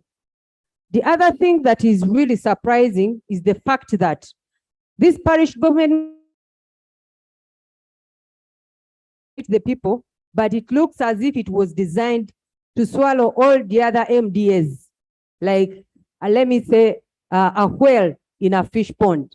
So I would request the minister to give clear information about what the parish development model is supposed to tackle compared to the pillars that we are all looking at. Because if they say that all the other, when the Minister of Agriculture stood up to respond, he said all the other factors were kept constant other than the financial inclusion pillar. So, Right Honorable Speaker, would request, good enough, the Minister of Local Government is also here, to talk to the parish chiefs as well, to go. Jane, then Atima. Thank you so much, Right Honorable Speaker. Right Honorable Speaker, and my fellow colleagues, parish development model has got a very good approach for wealth and employment intervention. However, the 39 beneficiaries of this program really don't have thorough sensitization. They really don't know what parish model is. They just know parish model. My proposal would be if we could really put on a lot of effort on the first pillar and the fifth pillar, so that these people can really understand the benefit or the positive or objective that is on the parish development model. Because when you talk about the 10,595 circles that are being registered, if they are not well sensitized on how this money is supposed to be used, really, we may not realize the positive objective of this parish development model. Secondly, in my district, that is Uganda district, you realize that some parishes are very big, like Kijongo and some parish and Kehangar and even other parishes. So people have been complaining that how are they going to this money? How are they going to benefit in this money? And the other parishes are very small. So I would like to know what I'll go down in my village and my constituents and tell them about that challenge. And indeed, I would take your advice, Right Honorable Speaker, that every intervention I get from here, I will always call and also tell them all the changes. But again, how my repetition as a member of parliament. Honorable Atima. Thank you very much, then Right Honorable Honorable Speaker. Museveni. Right Honorable Speaker, I join you. And Honorable Babiko. I join you on behalf of the people of Central Division, Arua City, to condole with the family of late General Eli Tumwine. May his soul rest in eternal peace. Right Honorable Speaker, I want to appreciate the committee for the report. I just want to comment on the recommendation that the parish chief who will be in charge should have educational level, which should be a degree. I want to support that, but I will recommend that let that be ring-fenced for a person from that parish where the person comes from, because if we are not going to do that, it's going to allow other people to be recruited from other regions, not promoting local content of that parish. So I support that, but it will be good to ring fence it for the local people in that parish. They have already recruited. Two, Right Honorable Speaker, I want to agree with the committee that the pillars are not supported well by ministries, especially the pillar number 2 of infrastructure. For instance, in West Nile, network and electricity is still a big challenge. And if this is not sorted, if the ministries don't collaborate to sort this in the region, this will cause a big challenge for the parish development model to succeed. Lastly, Right Honorable Speaker, the funds given for this project is really insufficient. For example, now it has been Museveni. Thank you, Right Honorable Speaker. Right Honorable Speaker, with this parish development model, I call upon everyone concerned to save the program, because it is becoming very unpopular before it can even kick off. Reason being, it's found other programs in place and it engulfed them or it's abolished them, like the provision of seedlings to Ugandans and seeds. Right, Honorable Speaker, where I come from Mubende district, which is a cattle corridor, and the first a prolonged drought, and the people never harvested this season round. It has been a practice that every season they get seeds. They never got them. This seeds would be like an intervention for that natural calamity they faced, but they have not. We only tell them that the money for the provision of the seeds is in the PDM. Which PDM, you can not tell them where to benefit at this particular moment. Then with the coffee, some people had prepared their fields. It's a process if one wants to plant coffee. They had prepared their fields to plant coffee. But at this time, the seeds are nowhere to be seen. We're telling them, you go to PDM. Which PDM, they cannot benefit. It's like we are not prepared. There was no sufficient notes to the people to change according. Yes, Honorable Jessica Pabiko. Thank you, Right Honorable Speaker. I want to join the rest in appreciating the committee for a very good report. Right Honorable Speaker, I want to thank you for enabling us as members of Parliament to join the cabinet when it flagged off the sensitization in the whole country, because it got us in recess. Right Honorable Speaker and colleagues, I want to appreciate my honorable ministers from our region. The information they gave to us, apart from some of the changes in the circulars, the informations are still relevant. The informations are still consistent. So we thank you so much. But Right Honorable Speaker and colleagues, what I observed in Adjournment district is that there is high expectation about the monies to go to the parishes. There is high expectation about a drastic shift in form of transformation. So when you relate the expectations to the 100 million or 117 million, if we don't prepare and do preparation of our people and supervision, Right Honorable Speaker, people are going to undervalue these monies and misuse them.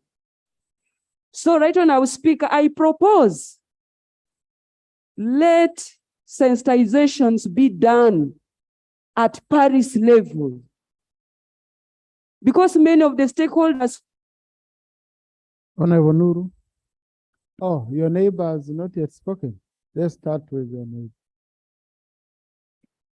Oh, Thank you very much. sorry? For No, Honorable, if you already spoke, please. Yeah, Honorable Nuru, your colleagues are saying you spoke.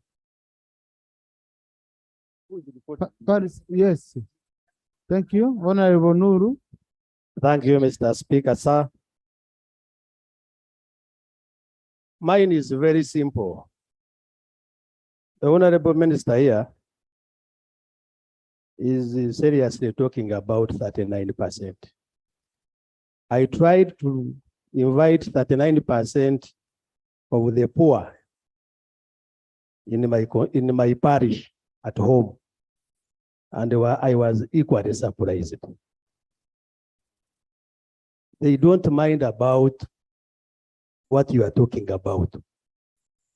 They don't mind about developing themselves. They are equally worried about the 1 million which you are going to give them. So, which how did you design this project? You want to give money to the people who are not concerned, who are not bothered. So your supporters or your 99% of the people they are looking, the government is looking for, is really a terrible group that cannot afford the money. Who, what the district did was to look for yoga groups. And yoga groups are the groups that are going to take parish model money, because they would not get the other group. So I would like this, the president thinks a lot, and he gives the Diandongo.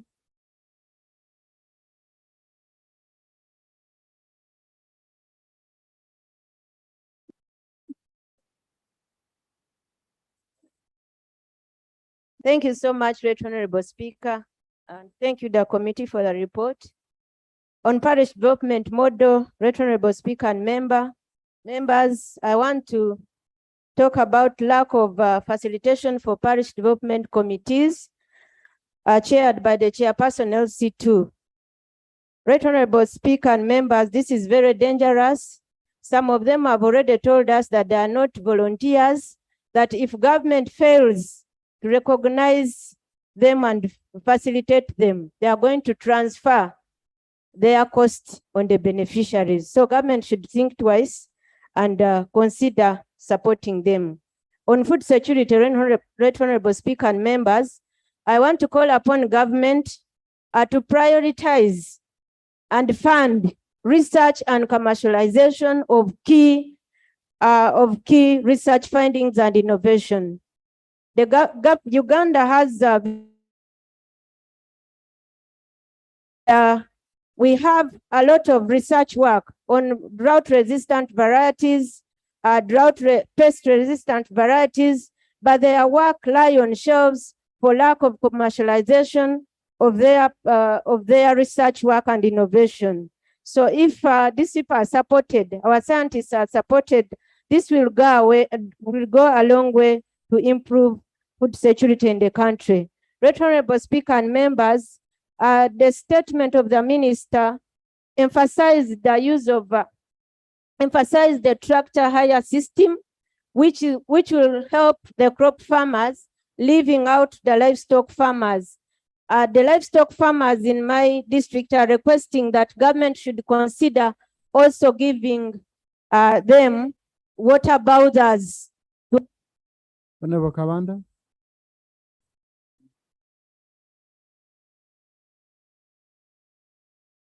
Thank you very much, Right Honorable Speaker. I want to thank the chair for the report. Right Honorable Speaker, Honorable Gafabusa said he's an advocate of the parish development model. I don't encourage government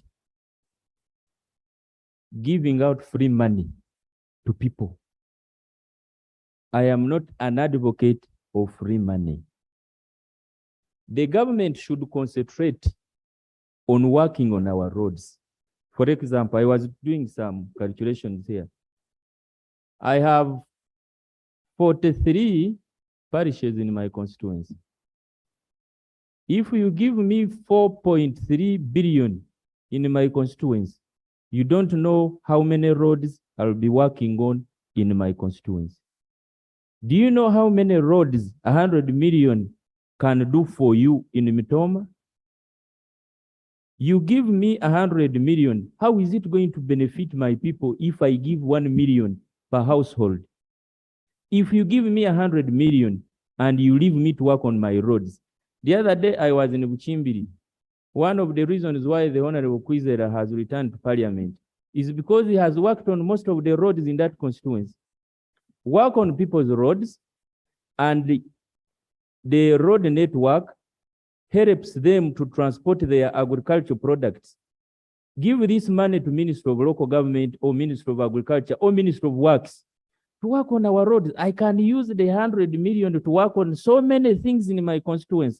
I can rehabilitate schools. I can work on rehabilitate the health centers. I can work on these roads. Yes. Thank you, Right Honorable Speaker. Ekudo Tom Julius is my name, Gweri County.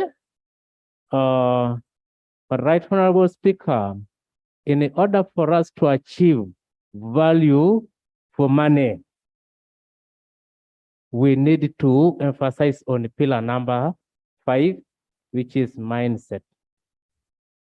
Mindset, you know, for me, I have been in the local government for 20 years at the sub-county level, and I know how the parish chiefs work.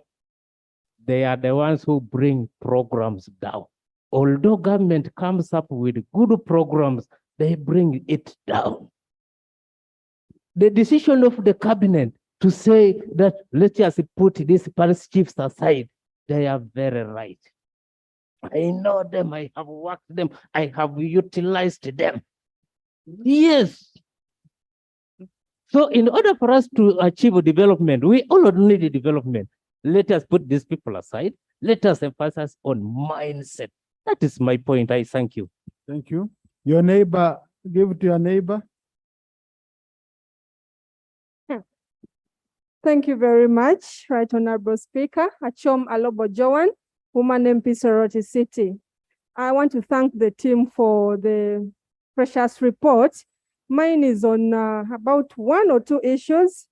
I want to ask the minister that what are the executive, as an executive team, what plan do you have to reduce the misery around this place? We've all talked about the misery that is down there and under mindset change. What are some of these measures you have laid down in order to net down the thieves that are already looking at this money for their own personal gains?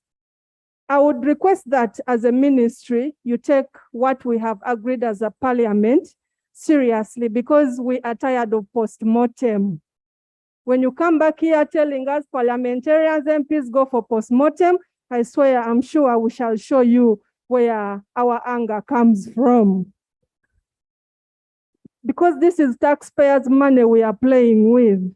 And we've discussed a lot of things. Parish chiefs, I also add my voice to that.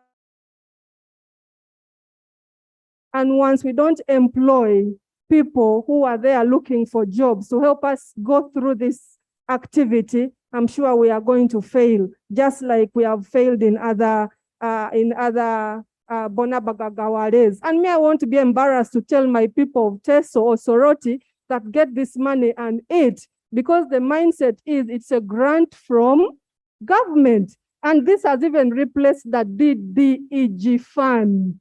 People are asking, where has this gone? It has been replaced by parish development model, and yet this has been helping people down there. So please help. But there are those who also have their own argument that steering has been at the center. So eating has been at the top. Now, if these people eat it, at least it would have been eaten by the locals properly. Huh? There are some who are arguing like that, universal eating. But this is not the aim. This is not the aim. So we should prepare our people early to avoid universal eating. Okay? So I'll have Dr. Musa, Silaj, Honorable Timozigu, Dr. Sharifa, Okot. Atkins is a member of the committee. Yes. No, you're a member of the committee. And Christine. No, you're a member of the committee. I can't allow you on your report. Thank you very much, Right Honorable Speaker. First of all, the rest have already spoken. I want to thank the No, I allowed you to speak today, Honorable. No, at the beginning. No. Thank you very much, Right Honorable Speaker. Who haven't spoken today. I would like to thank the chairperson of the committee and the entire committee for the elaborate report. I also want to thank the Honorable Minister for the statement. Right Honorable Speaker, you remember in June, you sent the members to their constituents to see how the progress of policy development model. And together with this report, if you look at this report in line with what we found on ground, my view is that actually we are not prepared yet for the implementation of for rollout of the policy development model. One of the things is that this program is coming on the backdrop of, and in my constituents, people didn't want to hear anything to do with the groups in policy development model. It took us time to explain the groups are basically for enterprise, for working together, for accessing extension services. This money will be going to the households. Now, the one thing colleague has already talked about, the voucher system. I thought that would be the only way that this money, communities will be able to use it for buying the inputs. The other day, Honorable Minister of Agriculture presented a report and indicated, told us about the situation of hunger in the country. And it is the 39% who are experiencing this. And this is where the money is going to go to. What is the guarantee that somebody who is hungry now can get this money? Siraj, you can complete Dr. Musa's point since your neighbors. Thank you very much. Thank the committee for the comprehensive report they have submitted. Right Honorable Speaker, when you see this program, it incorporates a lot of activities. We have provisions for purchase of gadgets, we have provision for administration and other things. I want to suggest for those specific things should be made categorically clear. We are already making a leeway for the administrators to embezzle most of this money under the pretext of doing administration, if the percentage is not clearly elaborated there. So I would suggest that in order for us to succeed in this program, there are programs like NADS, others. When I was working in local government, I really know how people can maneuver around the administration in order to embezzle the government money. So in this respect, Honorable Minister, my suggestion is that let us make specific money for those administrators so that they don't dip their hands into what's supposed to benefit the communities. And this issue of infrastructure should be made to be served before everything is done. Because how can we put money when the infrastructures are not in place? The communities will have a lot of things. Thank you, Mr. Speaker. Now I told you to complete Musa's, you didn't complete yours. Mr. Speaker, the truth must not be suppressed. I was here in the 10th Parliament when the parish model issue came, and I'm one of those people who were skeptical about the program. It was the pilot study was made in Ntungamo in Chikon Parish, and it did not succeed. If you go there, you will see that it did not succeed.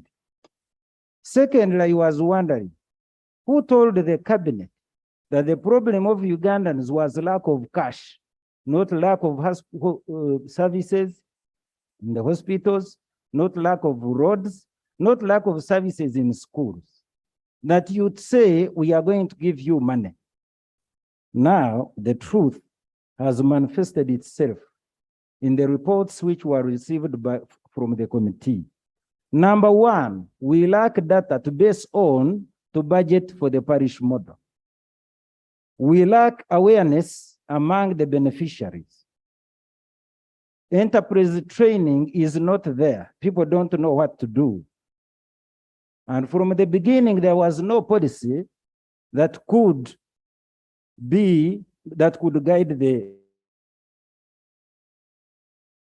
Not easy to connect PDM to NDP3. It is amazing. That leads me to believe that even ministers may not be so much aware of parish model. And if you are aware, I'm proposing, Mr. Speaker, there. Dr. Sharifa. Thank you, Right Honorable Speaker, for this opportunity. And thank you for sitting late beyond working hours to ensure that your members debate deliberately. Right Honorable Speaker, I raise to join the rest of the lamenters to lament also. Right Honorable Speaker, as I stand here, I have fear that in 2 years' time, I will be the chief fundraiser in Koboko district, fundraising for the defaulters who failed to refund the money of parish development model. Right Honorable Speaker, you might just enter here and be alone because all your members are fundraising for the people in their districts who have defaulted. In Koboko district, where I come from, me and Dr. Musa are in trouble. One of our parishes, Chakulia Parish, has refused to form parish circles, and they said that this money should be shared door to door. This is because of the information that has been reaching our people down there. It is very, very contradicting. And we are following our sister, they said they are following the sister district, Yumbe, because that's the information Yumbe had received, that the money should be shared door to door.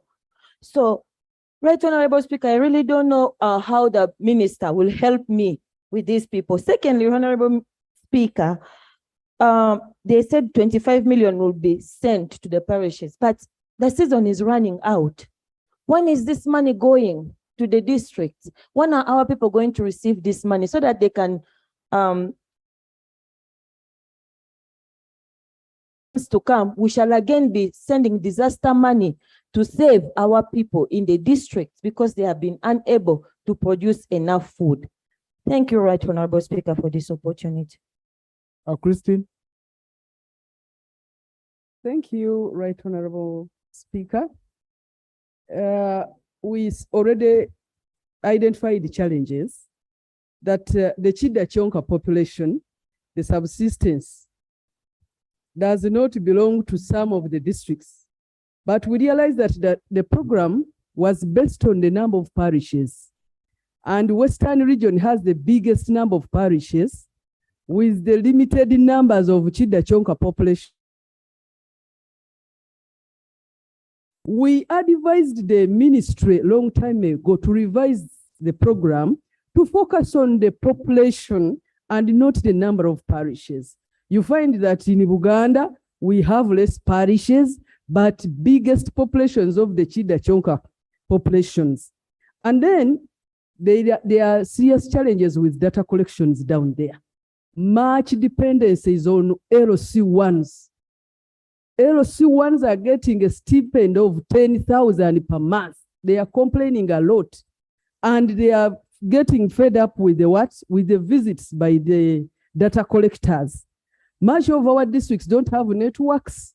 And the gadgets for sharing information, many of these youth are not educated on how to use them. So we are wondering, and then districts that have area land committees, parish area land committees should be awakened in this process. Likewise, the climate change actions should be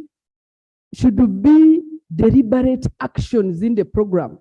But it is as if people are going to put all this money as a revolving fund. We thought some of the money would go to service delivery. Right, Honorable Speaker, if you would ask us. Kabare.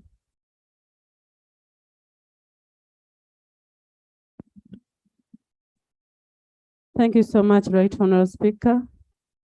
I'm Catherine Ndamira Twachire from Kabale.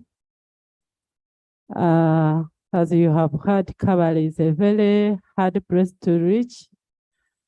And some of the money has been shared because whenever they go for a meeting, They just share the money as transport back. Transport refund, per day, over what? Now, I'm wondering, how are we going to keep being embarrassed by the so-called planners of government? Because at first, we were told that they will be given 100 million. I would go and brag around 100 million are coming, 100 are coming. They reduced to 17. And now when I went there, they were talking of 2 million. Now, Right Honorable Speaker, isn't it an embarrassment for us who went telling people that they are going to get out of poverty? Because when you reach there, they don't know what PDM means. They don't know who is bringing the money. They don't know when, and they don't know for what. Why?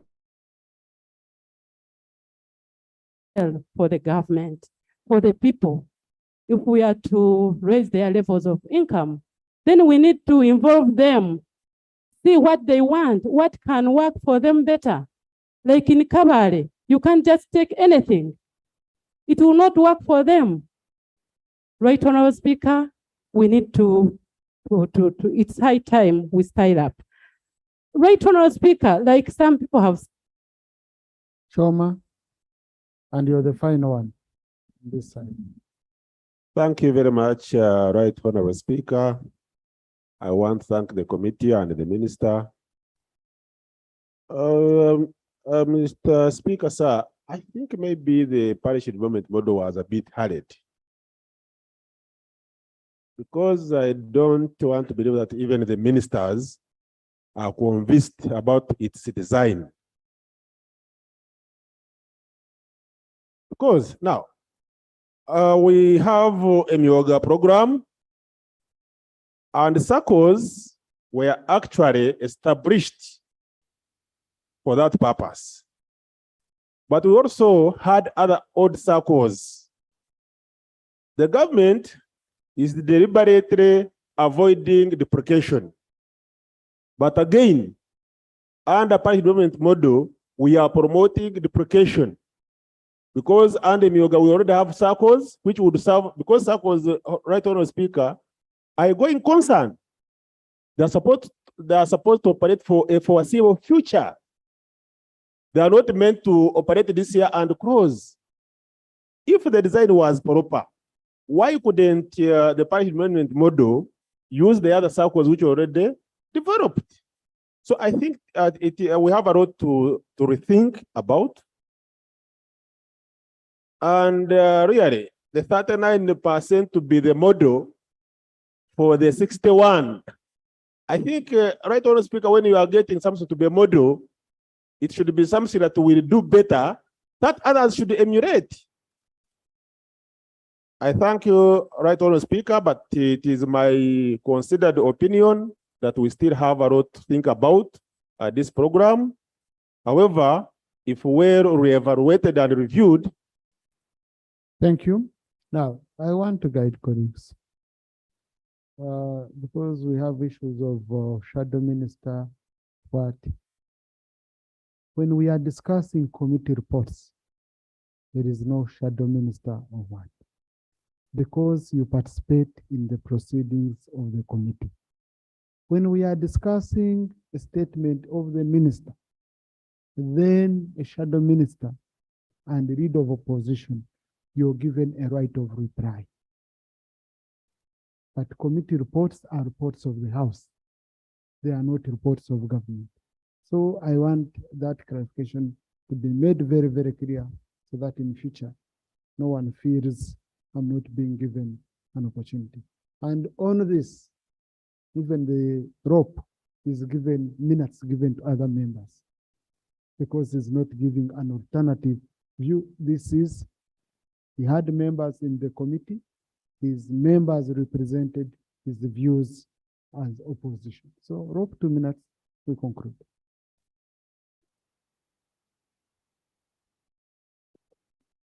Thank you, Right Honorable Speaker. I don't know why members are applauding you on that when you are getting hard, clamping hard down I on was me. just making clarification because of But, what goes Mr. on here Speaker, quietly. this model succeeded where it was copied or emulated in the Asian communities. But here, like the report, if you read it on page 12, Mr. Speaker, there is a prophecy by the committee. And it is a prophecy of doom. It says that the committee observes that this parish development model may suffer the same fate of the plan for modernization of agriculture. And because it is moving 5 steps forward and 10 backwards. There are many incidences, Mr. Speaker, which one would base on to see that this prophecy may come to pass. One time, the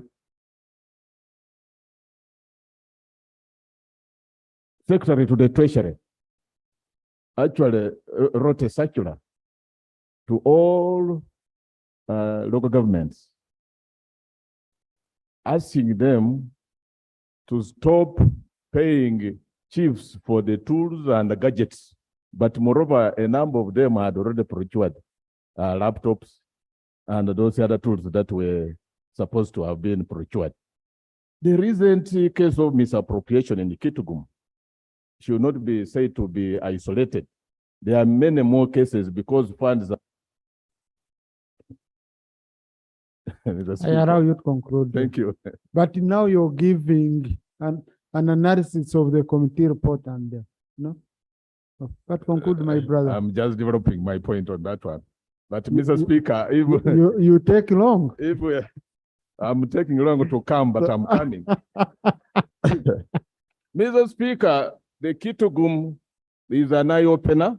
That misappropriation, I think there has to be an audit into the funds that have already been released before any more funds may be released, Mr. Speaker, sir. But Mr. Speaker, talk of inclusion. Beneficiaries.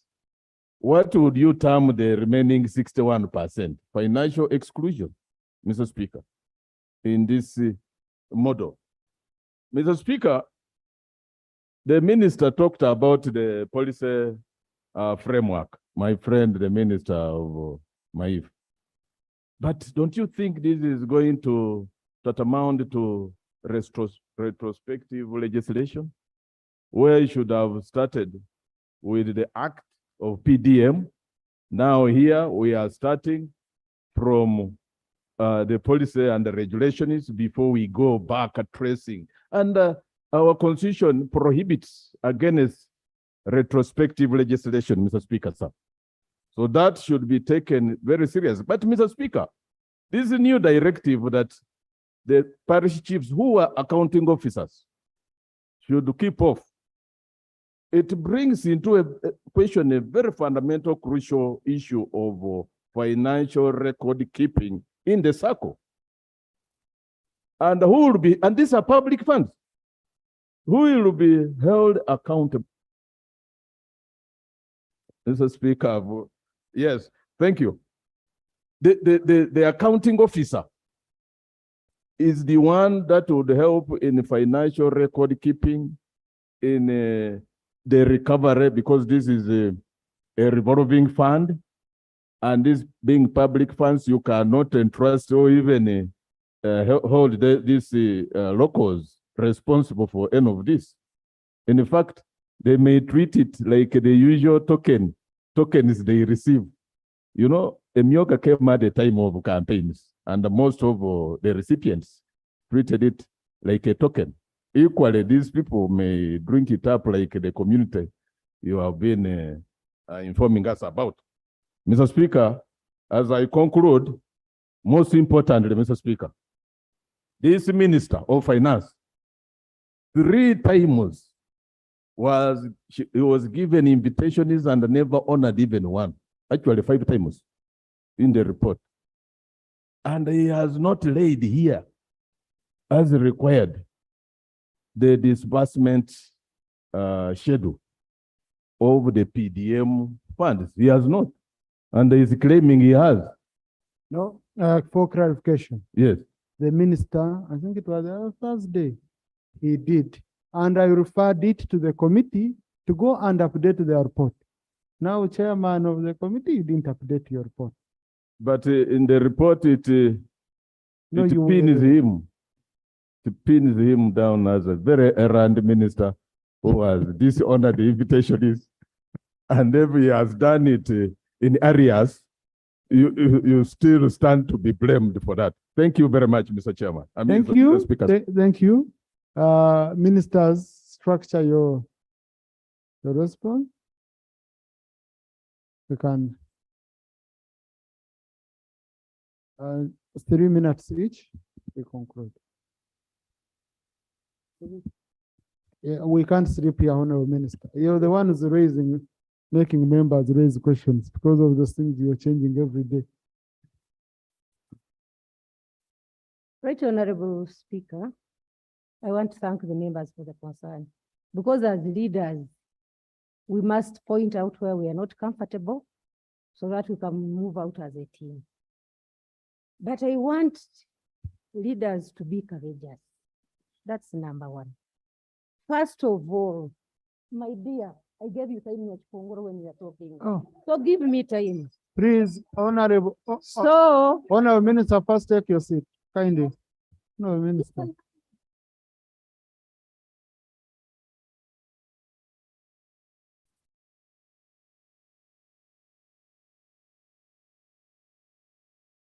Honorable colleagues, let's be honorable. Okay? Let's be honorable. But it seems now you're shouting at me, Minister. Honorable Minister, you're shouting at me. You're shouting at me. Now, and that's a problem of this serious business being conducted. You on the sidelines, you're having your exchanges. Now, they are being put on record of Parliament. Colleagues, I request, okay? I request less. This is easy. Hey, there is nothing here to. So, colleagues, let's give a minister a chance, she responds. Then after, you can invite each other for coffee. Yes, okay? But let's focus. And I request colleagues, when you're on the floor, don't respond to anything outside. When you want a speaker's protection, you refer to me. Right. Thank you, right, Honorable Minister. Speaker. You're protected. I also be listened to. Right, Honorable Speaker, this program is not starting today. And we have been moving with it as a team. And I feel we should continue moving as a team. Where there is correction, we accept and correct, because we all agreed that our people, the poorest of the poorest, the president developed this sensitive attachment from when he went to Kibuku. And when he asked the people, they said, for us, we work for a Kida Chonka. We from saucepan to mouth. So the research that was made by UBOS targeted the 39% who live below the poverty line. So for that matter, the country drew its attention with the theme and responsibility of not leaving anyone behind to target these 39 people. So that's why when we don't help to understand now that the parish circle is made up selectively, scrutinized by the parish development committee, made up of the people who live on the parish, chaired by the chairperson LC2 of the parish. On it, there is a woman councillor of the parish, the NRM leader. there is a youth, there is one elderly, there is one disabled, all from that parish, to scrutinize the people who should benefit. Chair, for clarification, Yes. is it the woman council at parish or the chairperson? Or the women council at of the ruling party? Yes. Please. So Chair, I have clarified on that one. The woman chairperson of the women council of the parish. So these are the people who are going to help us to make sure,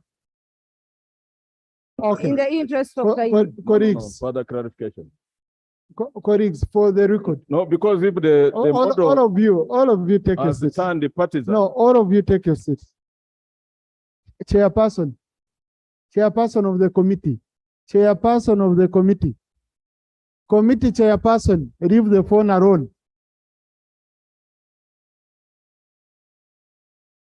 Committee chairperson.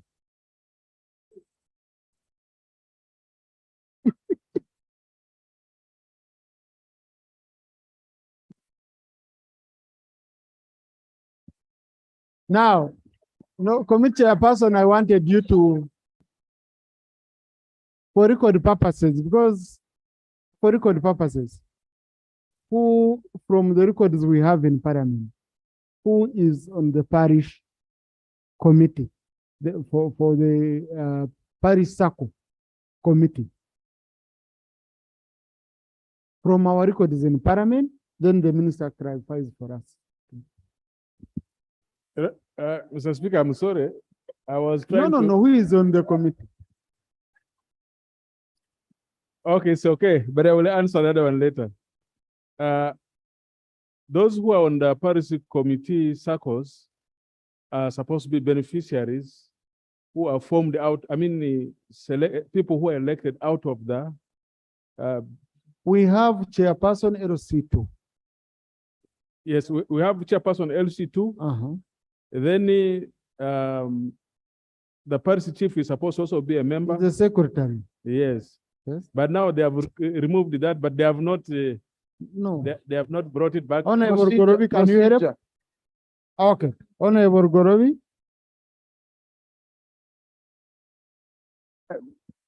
Right, Honorable Speaker, I think we need to draw a distinction between the Parish Development Committee and the Parish Circle. I think what you are describing is the Parish Development Committee. So help us. Yes, now the Parish Circle, yes, is a formation of members who are originating from the enterprise groups. Yes. Why are we talking about enterprise? We have about 7 enterprises which are agriculture related. You have coffee and you have others. Now, at the village level, out of the 39%, there will be those people who would be categorized under coffee production, for example. So those would then form, that village enterprise group. And those one will send 3 people to the parish level. 3 people like this. Yes. So each village, depending on the various enterprises, would send 3 people from those enterprise groups, from the various villages, and then form what we call the parish circle. Okay. The parish circle. Okay. And that is privately owned. That's it. Now take us to where the minister was referring to political leaders. Where the parish development referring to the political leaders, the women council being referred No, to. just tell us who is there. Of course, I cannot list all of them, but it is chaired by the LC2 LC2 chairperson. There is a parish chief. Yes. There is women council, representative of the women council. Women council, yes. A representative of people with disabilities. Yes. A representative of the youth. Yes. And the elderly. Yes. And others I cannot remember right now. But there is a chairperson NRM. Yeah, the NRM chairperson is there. Yes, of the parish. Of the parish is there. NRM of the parish. It's actually not NRM, but the ruling party. Okay. Let's call it the ruling party. In this case now, it is NRM. Meaning Ambassador should work hard. Next time it should be no. It will be no. or it will be any other. Yes, procedure. Because I don't want the minister to be swallowed as if she's telling you what is clearly written. Yes. This is a model that is meant for enabling those that are in subsistence farming to get some cash in their hands, money economy. But I realize in this, Mr. Speaker, that it is putting on partisan lenses now. Because if now it has to be supervised and monitored or even audited by party leadership, one particular party leadership, then it's a lopsided model which is going to exclude, instead of including, it is going to exclude other parties. Other parties have a chance. How? Chairman LC2 can be NUP, can be DP, can be NRM. And listen, chairperson of the Women Council can be any party. Chairperson youth can be any party. I don't know in Bududa how it is. No, minister, please. Yes. Chairperson of the elderly can be any party. Chairperson people with disabilities can be any party. But there is that component of chairperson of the ruling party at parish level. Now, I mean, particular one has been ring fenced. Yes. The others are open. What my major worry is if we this, then we are we are actually bringing politics in a program that should otherwise have progressed better. Thank you. I think procedure that's very okay. Rope, reason being, Ugandans chose a certain party after presenting its manifesto. This program is part of implementing that manifesto. So that party must ensure the manifesto it presented and was voted by the people is duly implemented. And that's why it's not gazetted as a party, a certain party, it's the ruling party. Tomorrow it can be any other party. But also this is a program which has been designed by the NRM. Let's not shy away from it. So colleagues, and that chairperson can be in a situation, for example, where people from other parties are the majority. They can outvote him. His idea cannot win. So Honorable Secretary is still contesting results. So when he gets judgment, he will come on board. Yes. So Honorable Minister, please. Honorable Victoria. Honorable Minister Victoria. Yeah, come and sorry we interrupted you, but sometimes we always want to get this information. But it's good, Right Honorable Speaker, when we get clarity and we move as a team. I also wanted to tell the difference between the Parish Development Committee and the SACCO executive.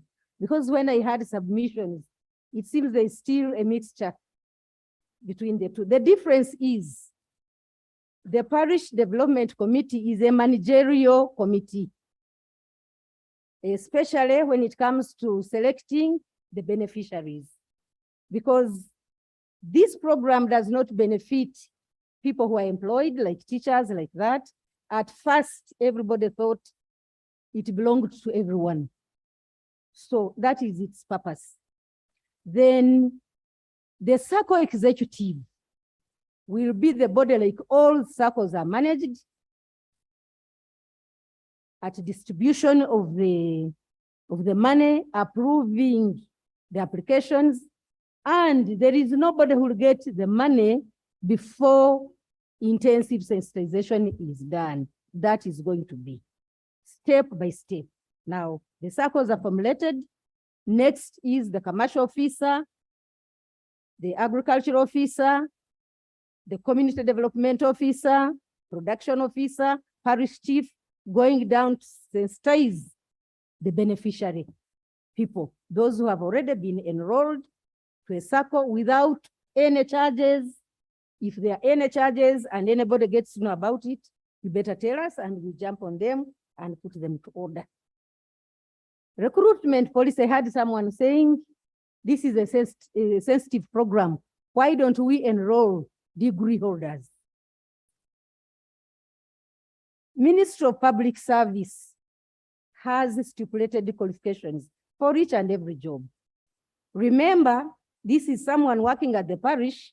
If we take him on as a degree holder, it would mean his salary scale also jumps into the bracket of degree holders.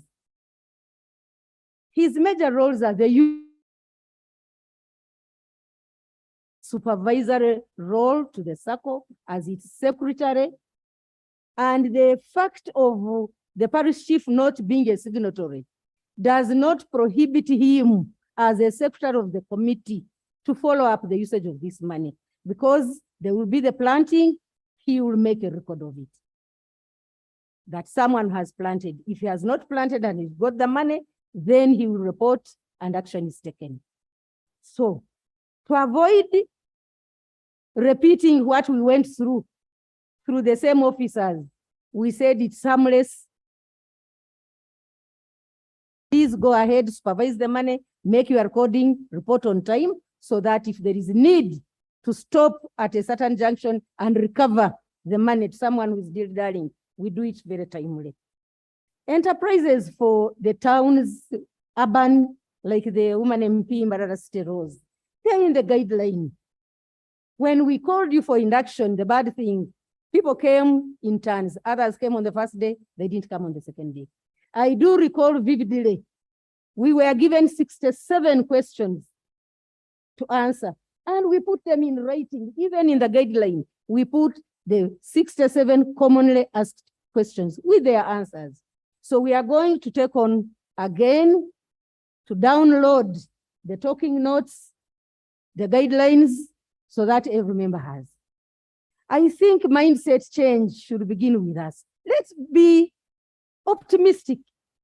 Yes, even in the Myoga, when we went out to assess, we found those who followed the regulations and got the money and used it as a team. For example, you are welders, you got the money, you bought the welding equipment, you made the windows and sold as a team, those benefited. But those who were greedy, of course, in society, we have to fight them with the law. They have given us 80 million, let's share it. Those are the people who caused the problem. The Myoga wouldn't have been a problem. And it's not that every Myoga group didn't perform. Some performed, some didn't, because of that kind of negativity and corruption tendencies. Training beneficiaries, yes. If we put all the money in training all groups up to the grassroots, then there wouldn't be money for sharing or the giving to the groups. So in Uganda, we have to fight the tendency of what am I benefiting from this? We trained the key leaders. You went with us, you saw the selection, but when I went recently to assess how many people have held free meetings on their villages, very few have done that. So we have embarked on radio programs with the RDCs. Let the struggle continue, ladies and gentlemen. That's why these people are bouncing on us for everything. Give me water, give me fees, give me this. So if these people can at least earn their own food, someone was planting an acre of onions, now he's going to get the seeds, he's going to get the pump, the pesticide, and remain with an emergence of 100,000 when all the supply is given, and he makes 2 acres of onions. This person is going to reap more, sell more, and get what they want. So the recovery is going to be within 3 years, a comfortable policy where no one will say, I'm oppressed, I couldn't save, I couldn't eat, whatever I'm getting, I'm bringing back to the SACCO. This money is remaining at the SACCO. All the profit from the interest is remaining at the SACCO. Each time we are releasing, we are adding to the SACCO. And so people should appreciate. I don't see this program failing if we really set our foot together strictly, to put in our effort, to put in our chest, put in our minds, sensitize the public, to be consistent, to monitor and apprehend those who are playing around. I know this program is going to be a success. Finally, this I end with this. Someone said, you are sending us to the field. Where are our roles? Ladies and gentlemen, the roles are in the guideline which we gave you, which I'm going to send again. The roles are here in your talking notes on Amane. The roles of a minister, the roles of the honorable member of parliament, district leadership, they are all here. The usual ones. The usual ones, monitoring government projects. Now, whenever we release money, we agreed we'll be letting you know. So when you go for oversight, for whatever plans you go for oversight for, let this be get knowledge, assess, and then we come back and debate here on what you have found out, and we correct them together. I'm very happy you have raised very pertinent points, but now implementation is our role.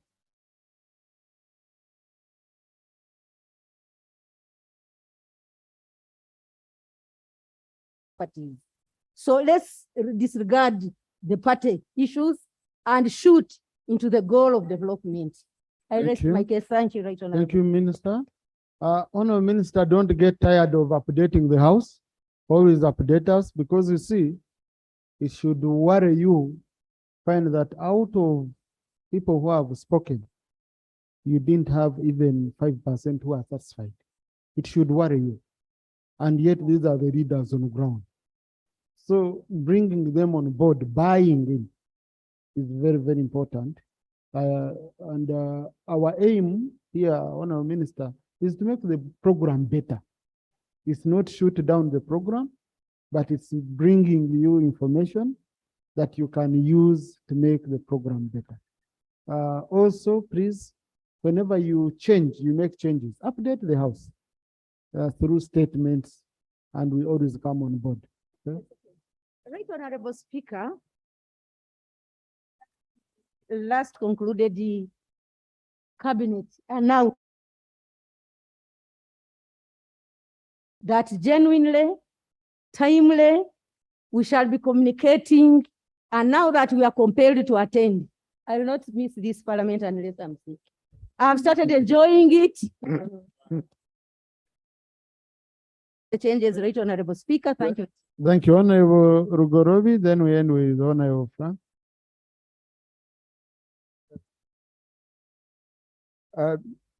Mr. Speaker, there is this old adage that says Rome was not built in one day, and that practice makes perfect. So I think we cannot claim that we have got it 100%, but we have to begin somewhere. The secret is in the beginning, and then you start discovering a lot of interesting issues, which you address as you go on. So I'm trying to answer those people who are saying maybe it's not yet time for us to implement the parish development model. This has been one of the programs where we have consulted very widely. And that is why you get the feeling that things are changing regularly. It's out of these consultations that we keep getting from different stakeholders. And as we go along, we continue getting advice, new ideas. For example, this issue of the parish chief being a signatory. Honorable member.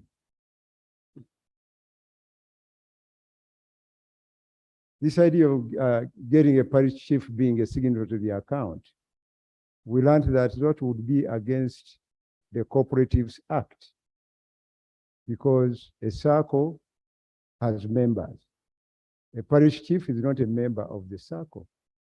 So he cannot be legally a signatory to the account of a circle, because he's not among the owners of this circle. So, because we went around the country and we learned that why certain programs suffered was because the government officers were involved in taking decisions on sharing the money. And so they would claim a percentage before money is released to the beneficiaries. I'm sure you must have witnessed this. The CDOs, blah, blah, blah, blah. Then we are given that information. So the position we had originally, that parish chief is a signatory, we had to think otherwise. So that is out of this wide consultation that we are undertaking at the moment. Mr. Speaker, so many questions were raised, and I cannot claim that we can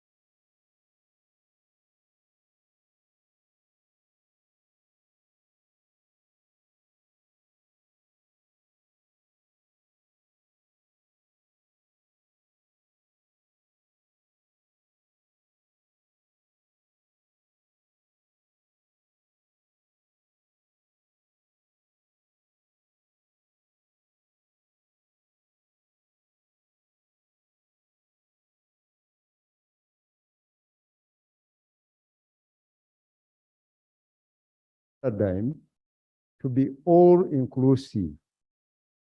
That's the strategy. And that's the paradigm everywhere in the world today, in the global economics. Growth has to be inclusive. And that's why we have the Equal Opportunities Commission here, to make sure that we leave nobody behind. And that's why we're now talking about full monetization, so that these people who are not earning anything today begin earning something. And that is a problem that this model is fixing. Someone said it is not anywhere in the NDP. It is there. It actually originates from the National Development Plan, from a pillar known as regional development, to ensure that everybody is the program known as regional development. It's from there. It's one of those interventions within the NDP that we are now implementing. And the NRM was wise They picked this one and put it in their manifesto. You know, others probably left it out. They did not think it was important, and therefore that's why they were not voted. Now, the other comment I want to make is about someone indicated that Parliament was not consulted. We did consult Parliament, except that many of us sometimes are busy on other commitments, and we are not able to come. But there was a whole, not here, but it was a special arrangement, yes, Imperial Royal Hotel, where you were all invited, and Honorable Magezi conducted that session. So it's not true that you were not consulted. And we have been regularly, when questions are raised, we come here and answer. In the committees, at all levels, we are always available. The other question is whether we have a standard manual for training. We have all these manuals, pillar by pillar. We have manuals there. For mindset change, there is a manual. You know, so we have all the documentation. We have the policy document. We have general guidelines for this. So we have the documentation, but as it is, the clarification, you want No, please. Honourable Minister, conclude. Honourable Minister, conclude, okay? Okay, thank you so much. Coming to 9 p.m. Yes. I think I've explained why guidelines have been slightly changed. We don't see major changes in the guidelines. Before we were changing as we are processing how the policy and the guidelines, yes. But nowadays, apart from that one or two items I mentioned, the guidelines have almost remained the same. Now, Mr. Speaker, this one you need to help us, where someone says PDM is not understood by MPs. I think that sounds criminal. You know, an MP must understand the PDM, really, because this is for your people. Speaker, you really need to help in this one and do a ruling on this one. Really, that an MP must understand. It's not acceptable. I think, Honourable Minister, what the member meant, you're changing every day. No, we are not. You know, not correct. Changes are coming. Let them but bring evidence. I wanted to go on record that colleagues really understand parish development model. They only need to be updated regularly. For anyone who knows that they don't understand, they should speak for themselves. Now, there was a question relating to why 25 million and saying that it is too little, and the proposal that we should share the money by village would have lost the objective. You know, if we are to share this money by village, because in a village we are picking those within the 39%. You could have a parish with thousands and thousands of people without anybody in the 39%. I heard of a parish somewhere, I will not mention, that the 39% are not there. You know, yes, in Uganda. Yeah, they try to look for them and they are not there. And we have a challenge on how to send money to the parishes in those parishes. But ideally, the money is for those people within the 39% in subsistence economy, which is largely in the agricultural sector. But 25 million shillings, because we have 20,594 parishes, you're already talking about 250 billion shillings. And that is not small change, really. That's not small change. 25 billion to go out in the economy in one quarter. And in the second quarter, we are releasing 500 billion shillings.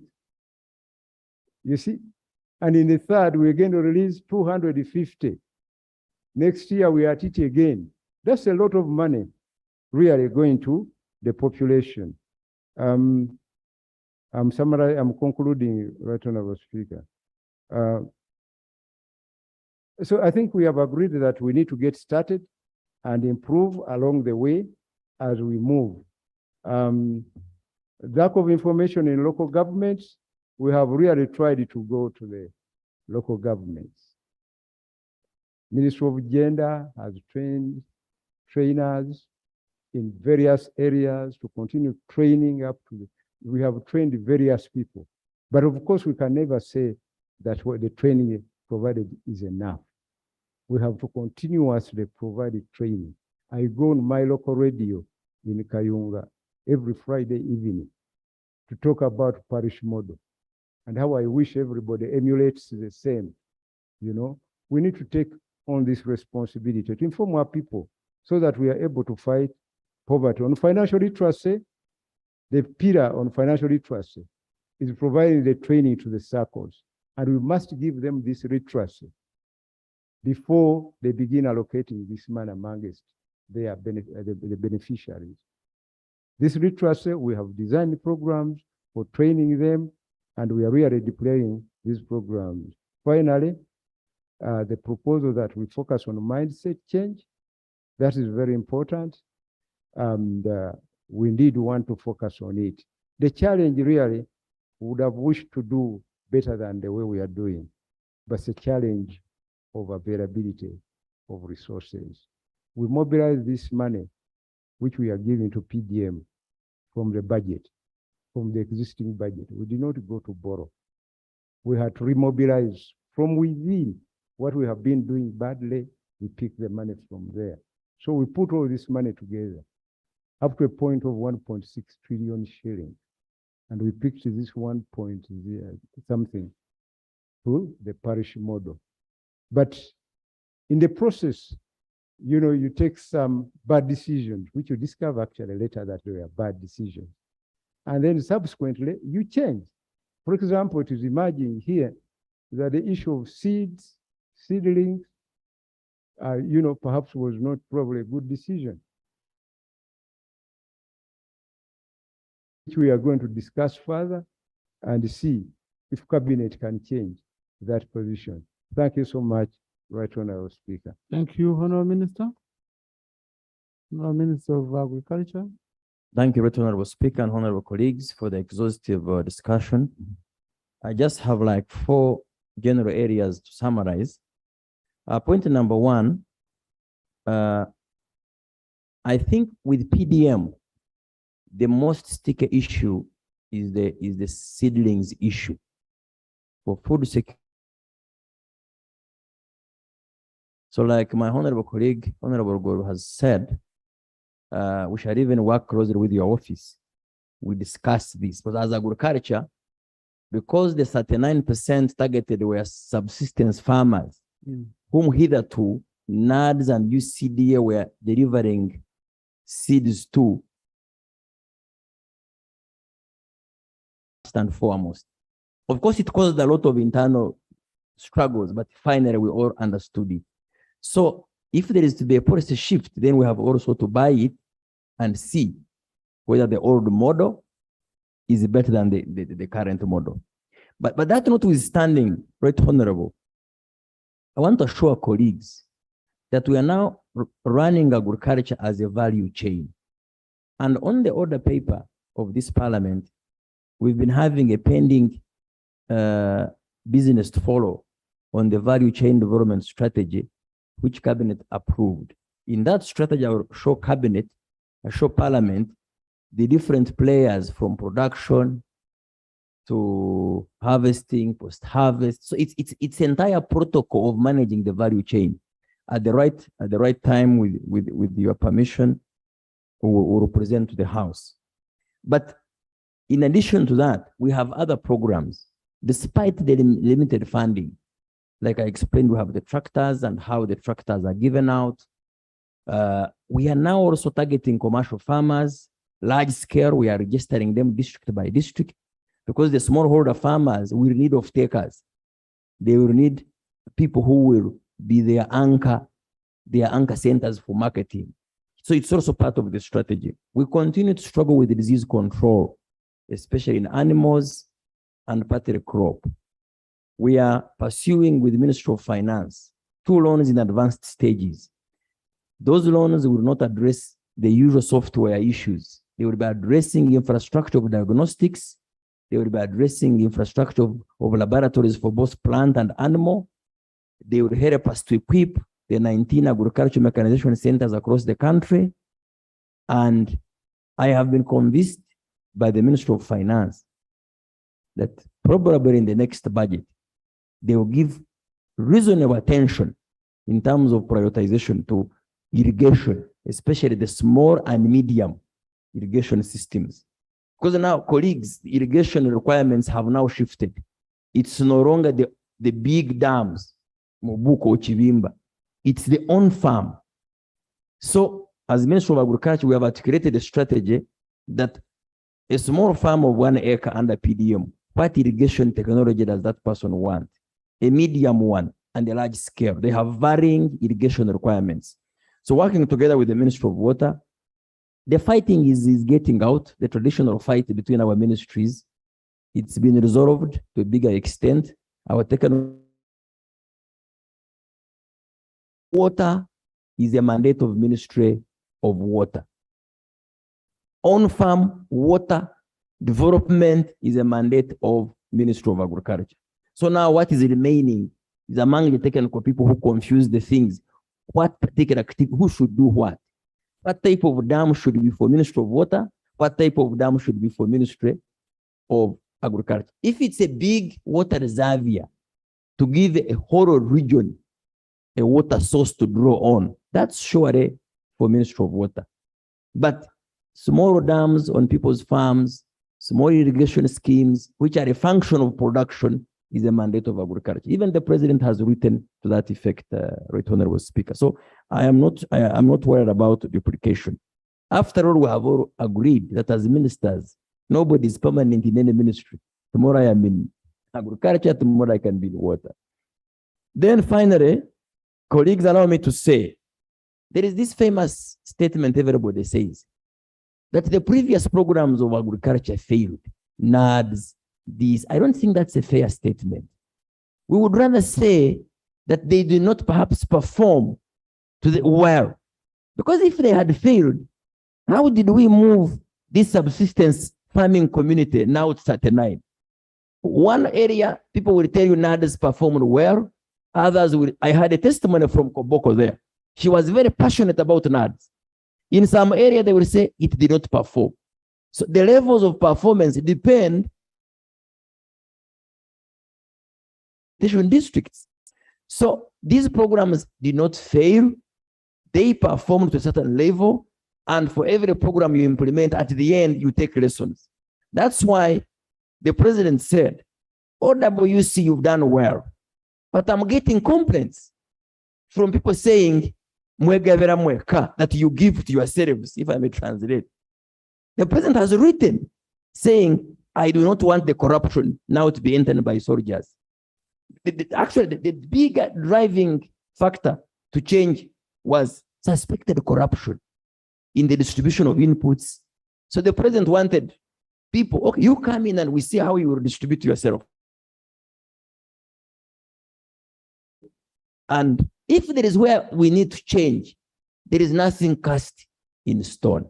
I want to thank you, Right Honorable Speaker, for your patience and for giving us time to update our honorable colleagues. I thank you. Thank you. Thank you, honorable colleagues. We've spent around 3.5 hours on this, and you're still here. Chairperson will be following up in committees. You know, you're going to be interacting. I don't want to put you into clarifications. Okay. Thank you, Honorable Speaker. There's only one issue I wanted to clarify because you raised it, that the report which was laid on 11th was referred to our committee and we had not looked into this. That's not the case. When you look at our report on page 16, the second report, which was trying to answer the issue which was raised by Honorable Gilbert Olanya and also Patrick Nsamba, particularly on agriculture, and also where the minister was asked to give the minister was asked to present disbursement schedule. He presented that report on 11th and it was referred to our committee. And when you look at our submissions on page 18, page 19, all those emanate from that report. Thank you. But what happens is that on page 19, we recommended that since minister didn't capture all the issues which are of the interest of the house, he needed to come back here with a schedule indicating how these monies are going to be disbanded, to be sent. But I think minister might have read our report ahead. So what he laid today is actually a response to this recommendation. So the two are different. Thank you. That's the clarification I wanted to make. Thank you. So for the record, I also let want to the thank- record be straight that Yes. indeed the committee considered the that reports. report. The one laid today is a different one. Clerk, correct that record. I want to take this chance to thank all my committee members who endeavored to work through this, and also the staff attached to the committee who also helped us to process the report. Thank you, Right Honorable Speaker. Thank you. Thank you, honorable colleagues, for staying for this long. Now, I want to guide us for us. Number one, our honorable minister, the ministers responsible, and especially the lead minister. I know you presented several times to the NRM caucus. That is a part arrangement. I want to request the leader of opposition. You organize the opposition caucus so that the ministers come and present to the opposition caucus for purposes of bringing everyone on board. We don't want PDM to look like it's an issue where one group has gotten more information than the other. Yet we are working together, we appropriate this money together, and we are going to be having opposition leaders in some of the areas where, for example, the chairman LCT's opposition, the women council, the youth council, the disabled council is opposition. We need you to fully come on board. So I request the leader of opposition arrange whether it's the shadow cabinet but opposition caucus would be better, and the ministers appraise you. This is how in the multi-party dispensation, this is how we work as a team. The earlier you do this, the better. And then you ask the hard questions, okay? And you're able to interact for long. Want to commit on that, Rob? But don't put it at Kamocha. You can do it. We have our conference No, room we here. normally meet in the conference hall. I think that one is a brilliant proposal that you have made, Mr. Speaker. And we do welcome the minister to come. But if you invite them, they are fond of dishonoring those invitations like the finance minister has always done. No. They are kind. I expected him to respond to the concern of this retrospective legislation. You are now on policy regulations before you come up with an act. Right, Honorable Speaker, maybe that's why we're on the different sides of the house. The first instrument of governance is a policy. A policy may need a law or a regulation or not. You get it? For example, when we said the policy is UPE, it started as a policy, it didn't start as a law. So the policy for government now is to target a parish. And like my colleague said, this is already captured in the NDP 3 program of regional development. So I don't think there is retrospective legislation. I am not convinced that we will need a law on PDM, a law to do what? We need a law to serve the people. It's a question of strategy that we need to polish. Yes, I don't think there is any law we are offending. It's a question. Actually, any law that is not derived from a clear policy will not create impact. Because me and you are voted because you have your own policy you solved, I have mine I solved. You set a policy and then you decide, will I need a law? Will I need administrative measures like a statutory instrument? So it depends on how you can implement and the means you have. I think there we are together. Thank you. If there are any gaps, this is the platform, okay? If there are any gaps, the shadow attorney general can meet with the attorney general, and then we harmonize on such matters, okay? But it's very, very important for us to have that address by the ministers, the opposition caucus, to harmonize on most of these issues. In case you need any help in facilitating this, Rob, please.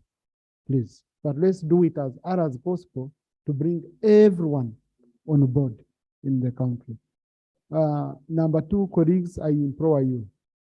This program, if it succeeds in your area, I mean, it will enable you to come back.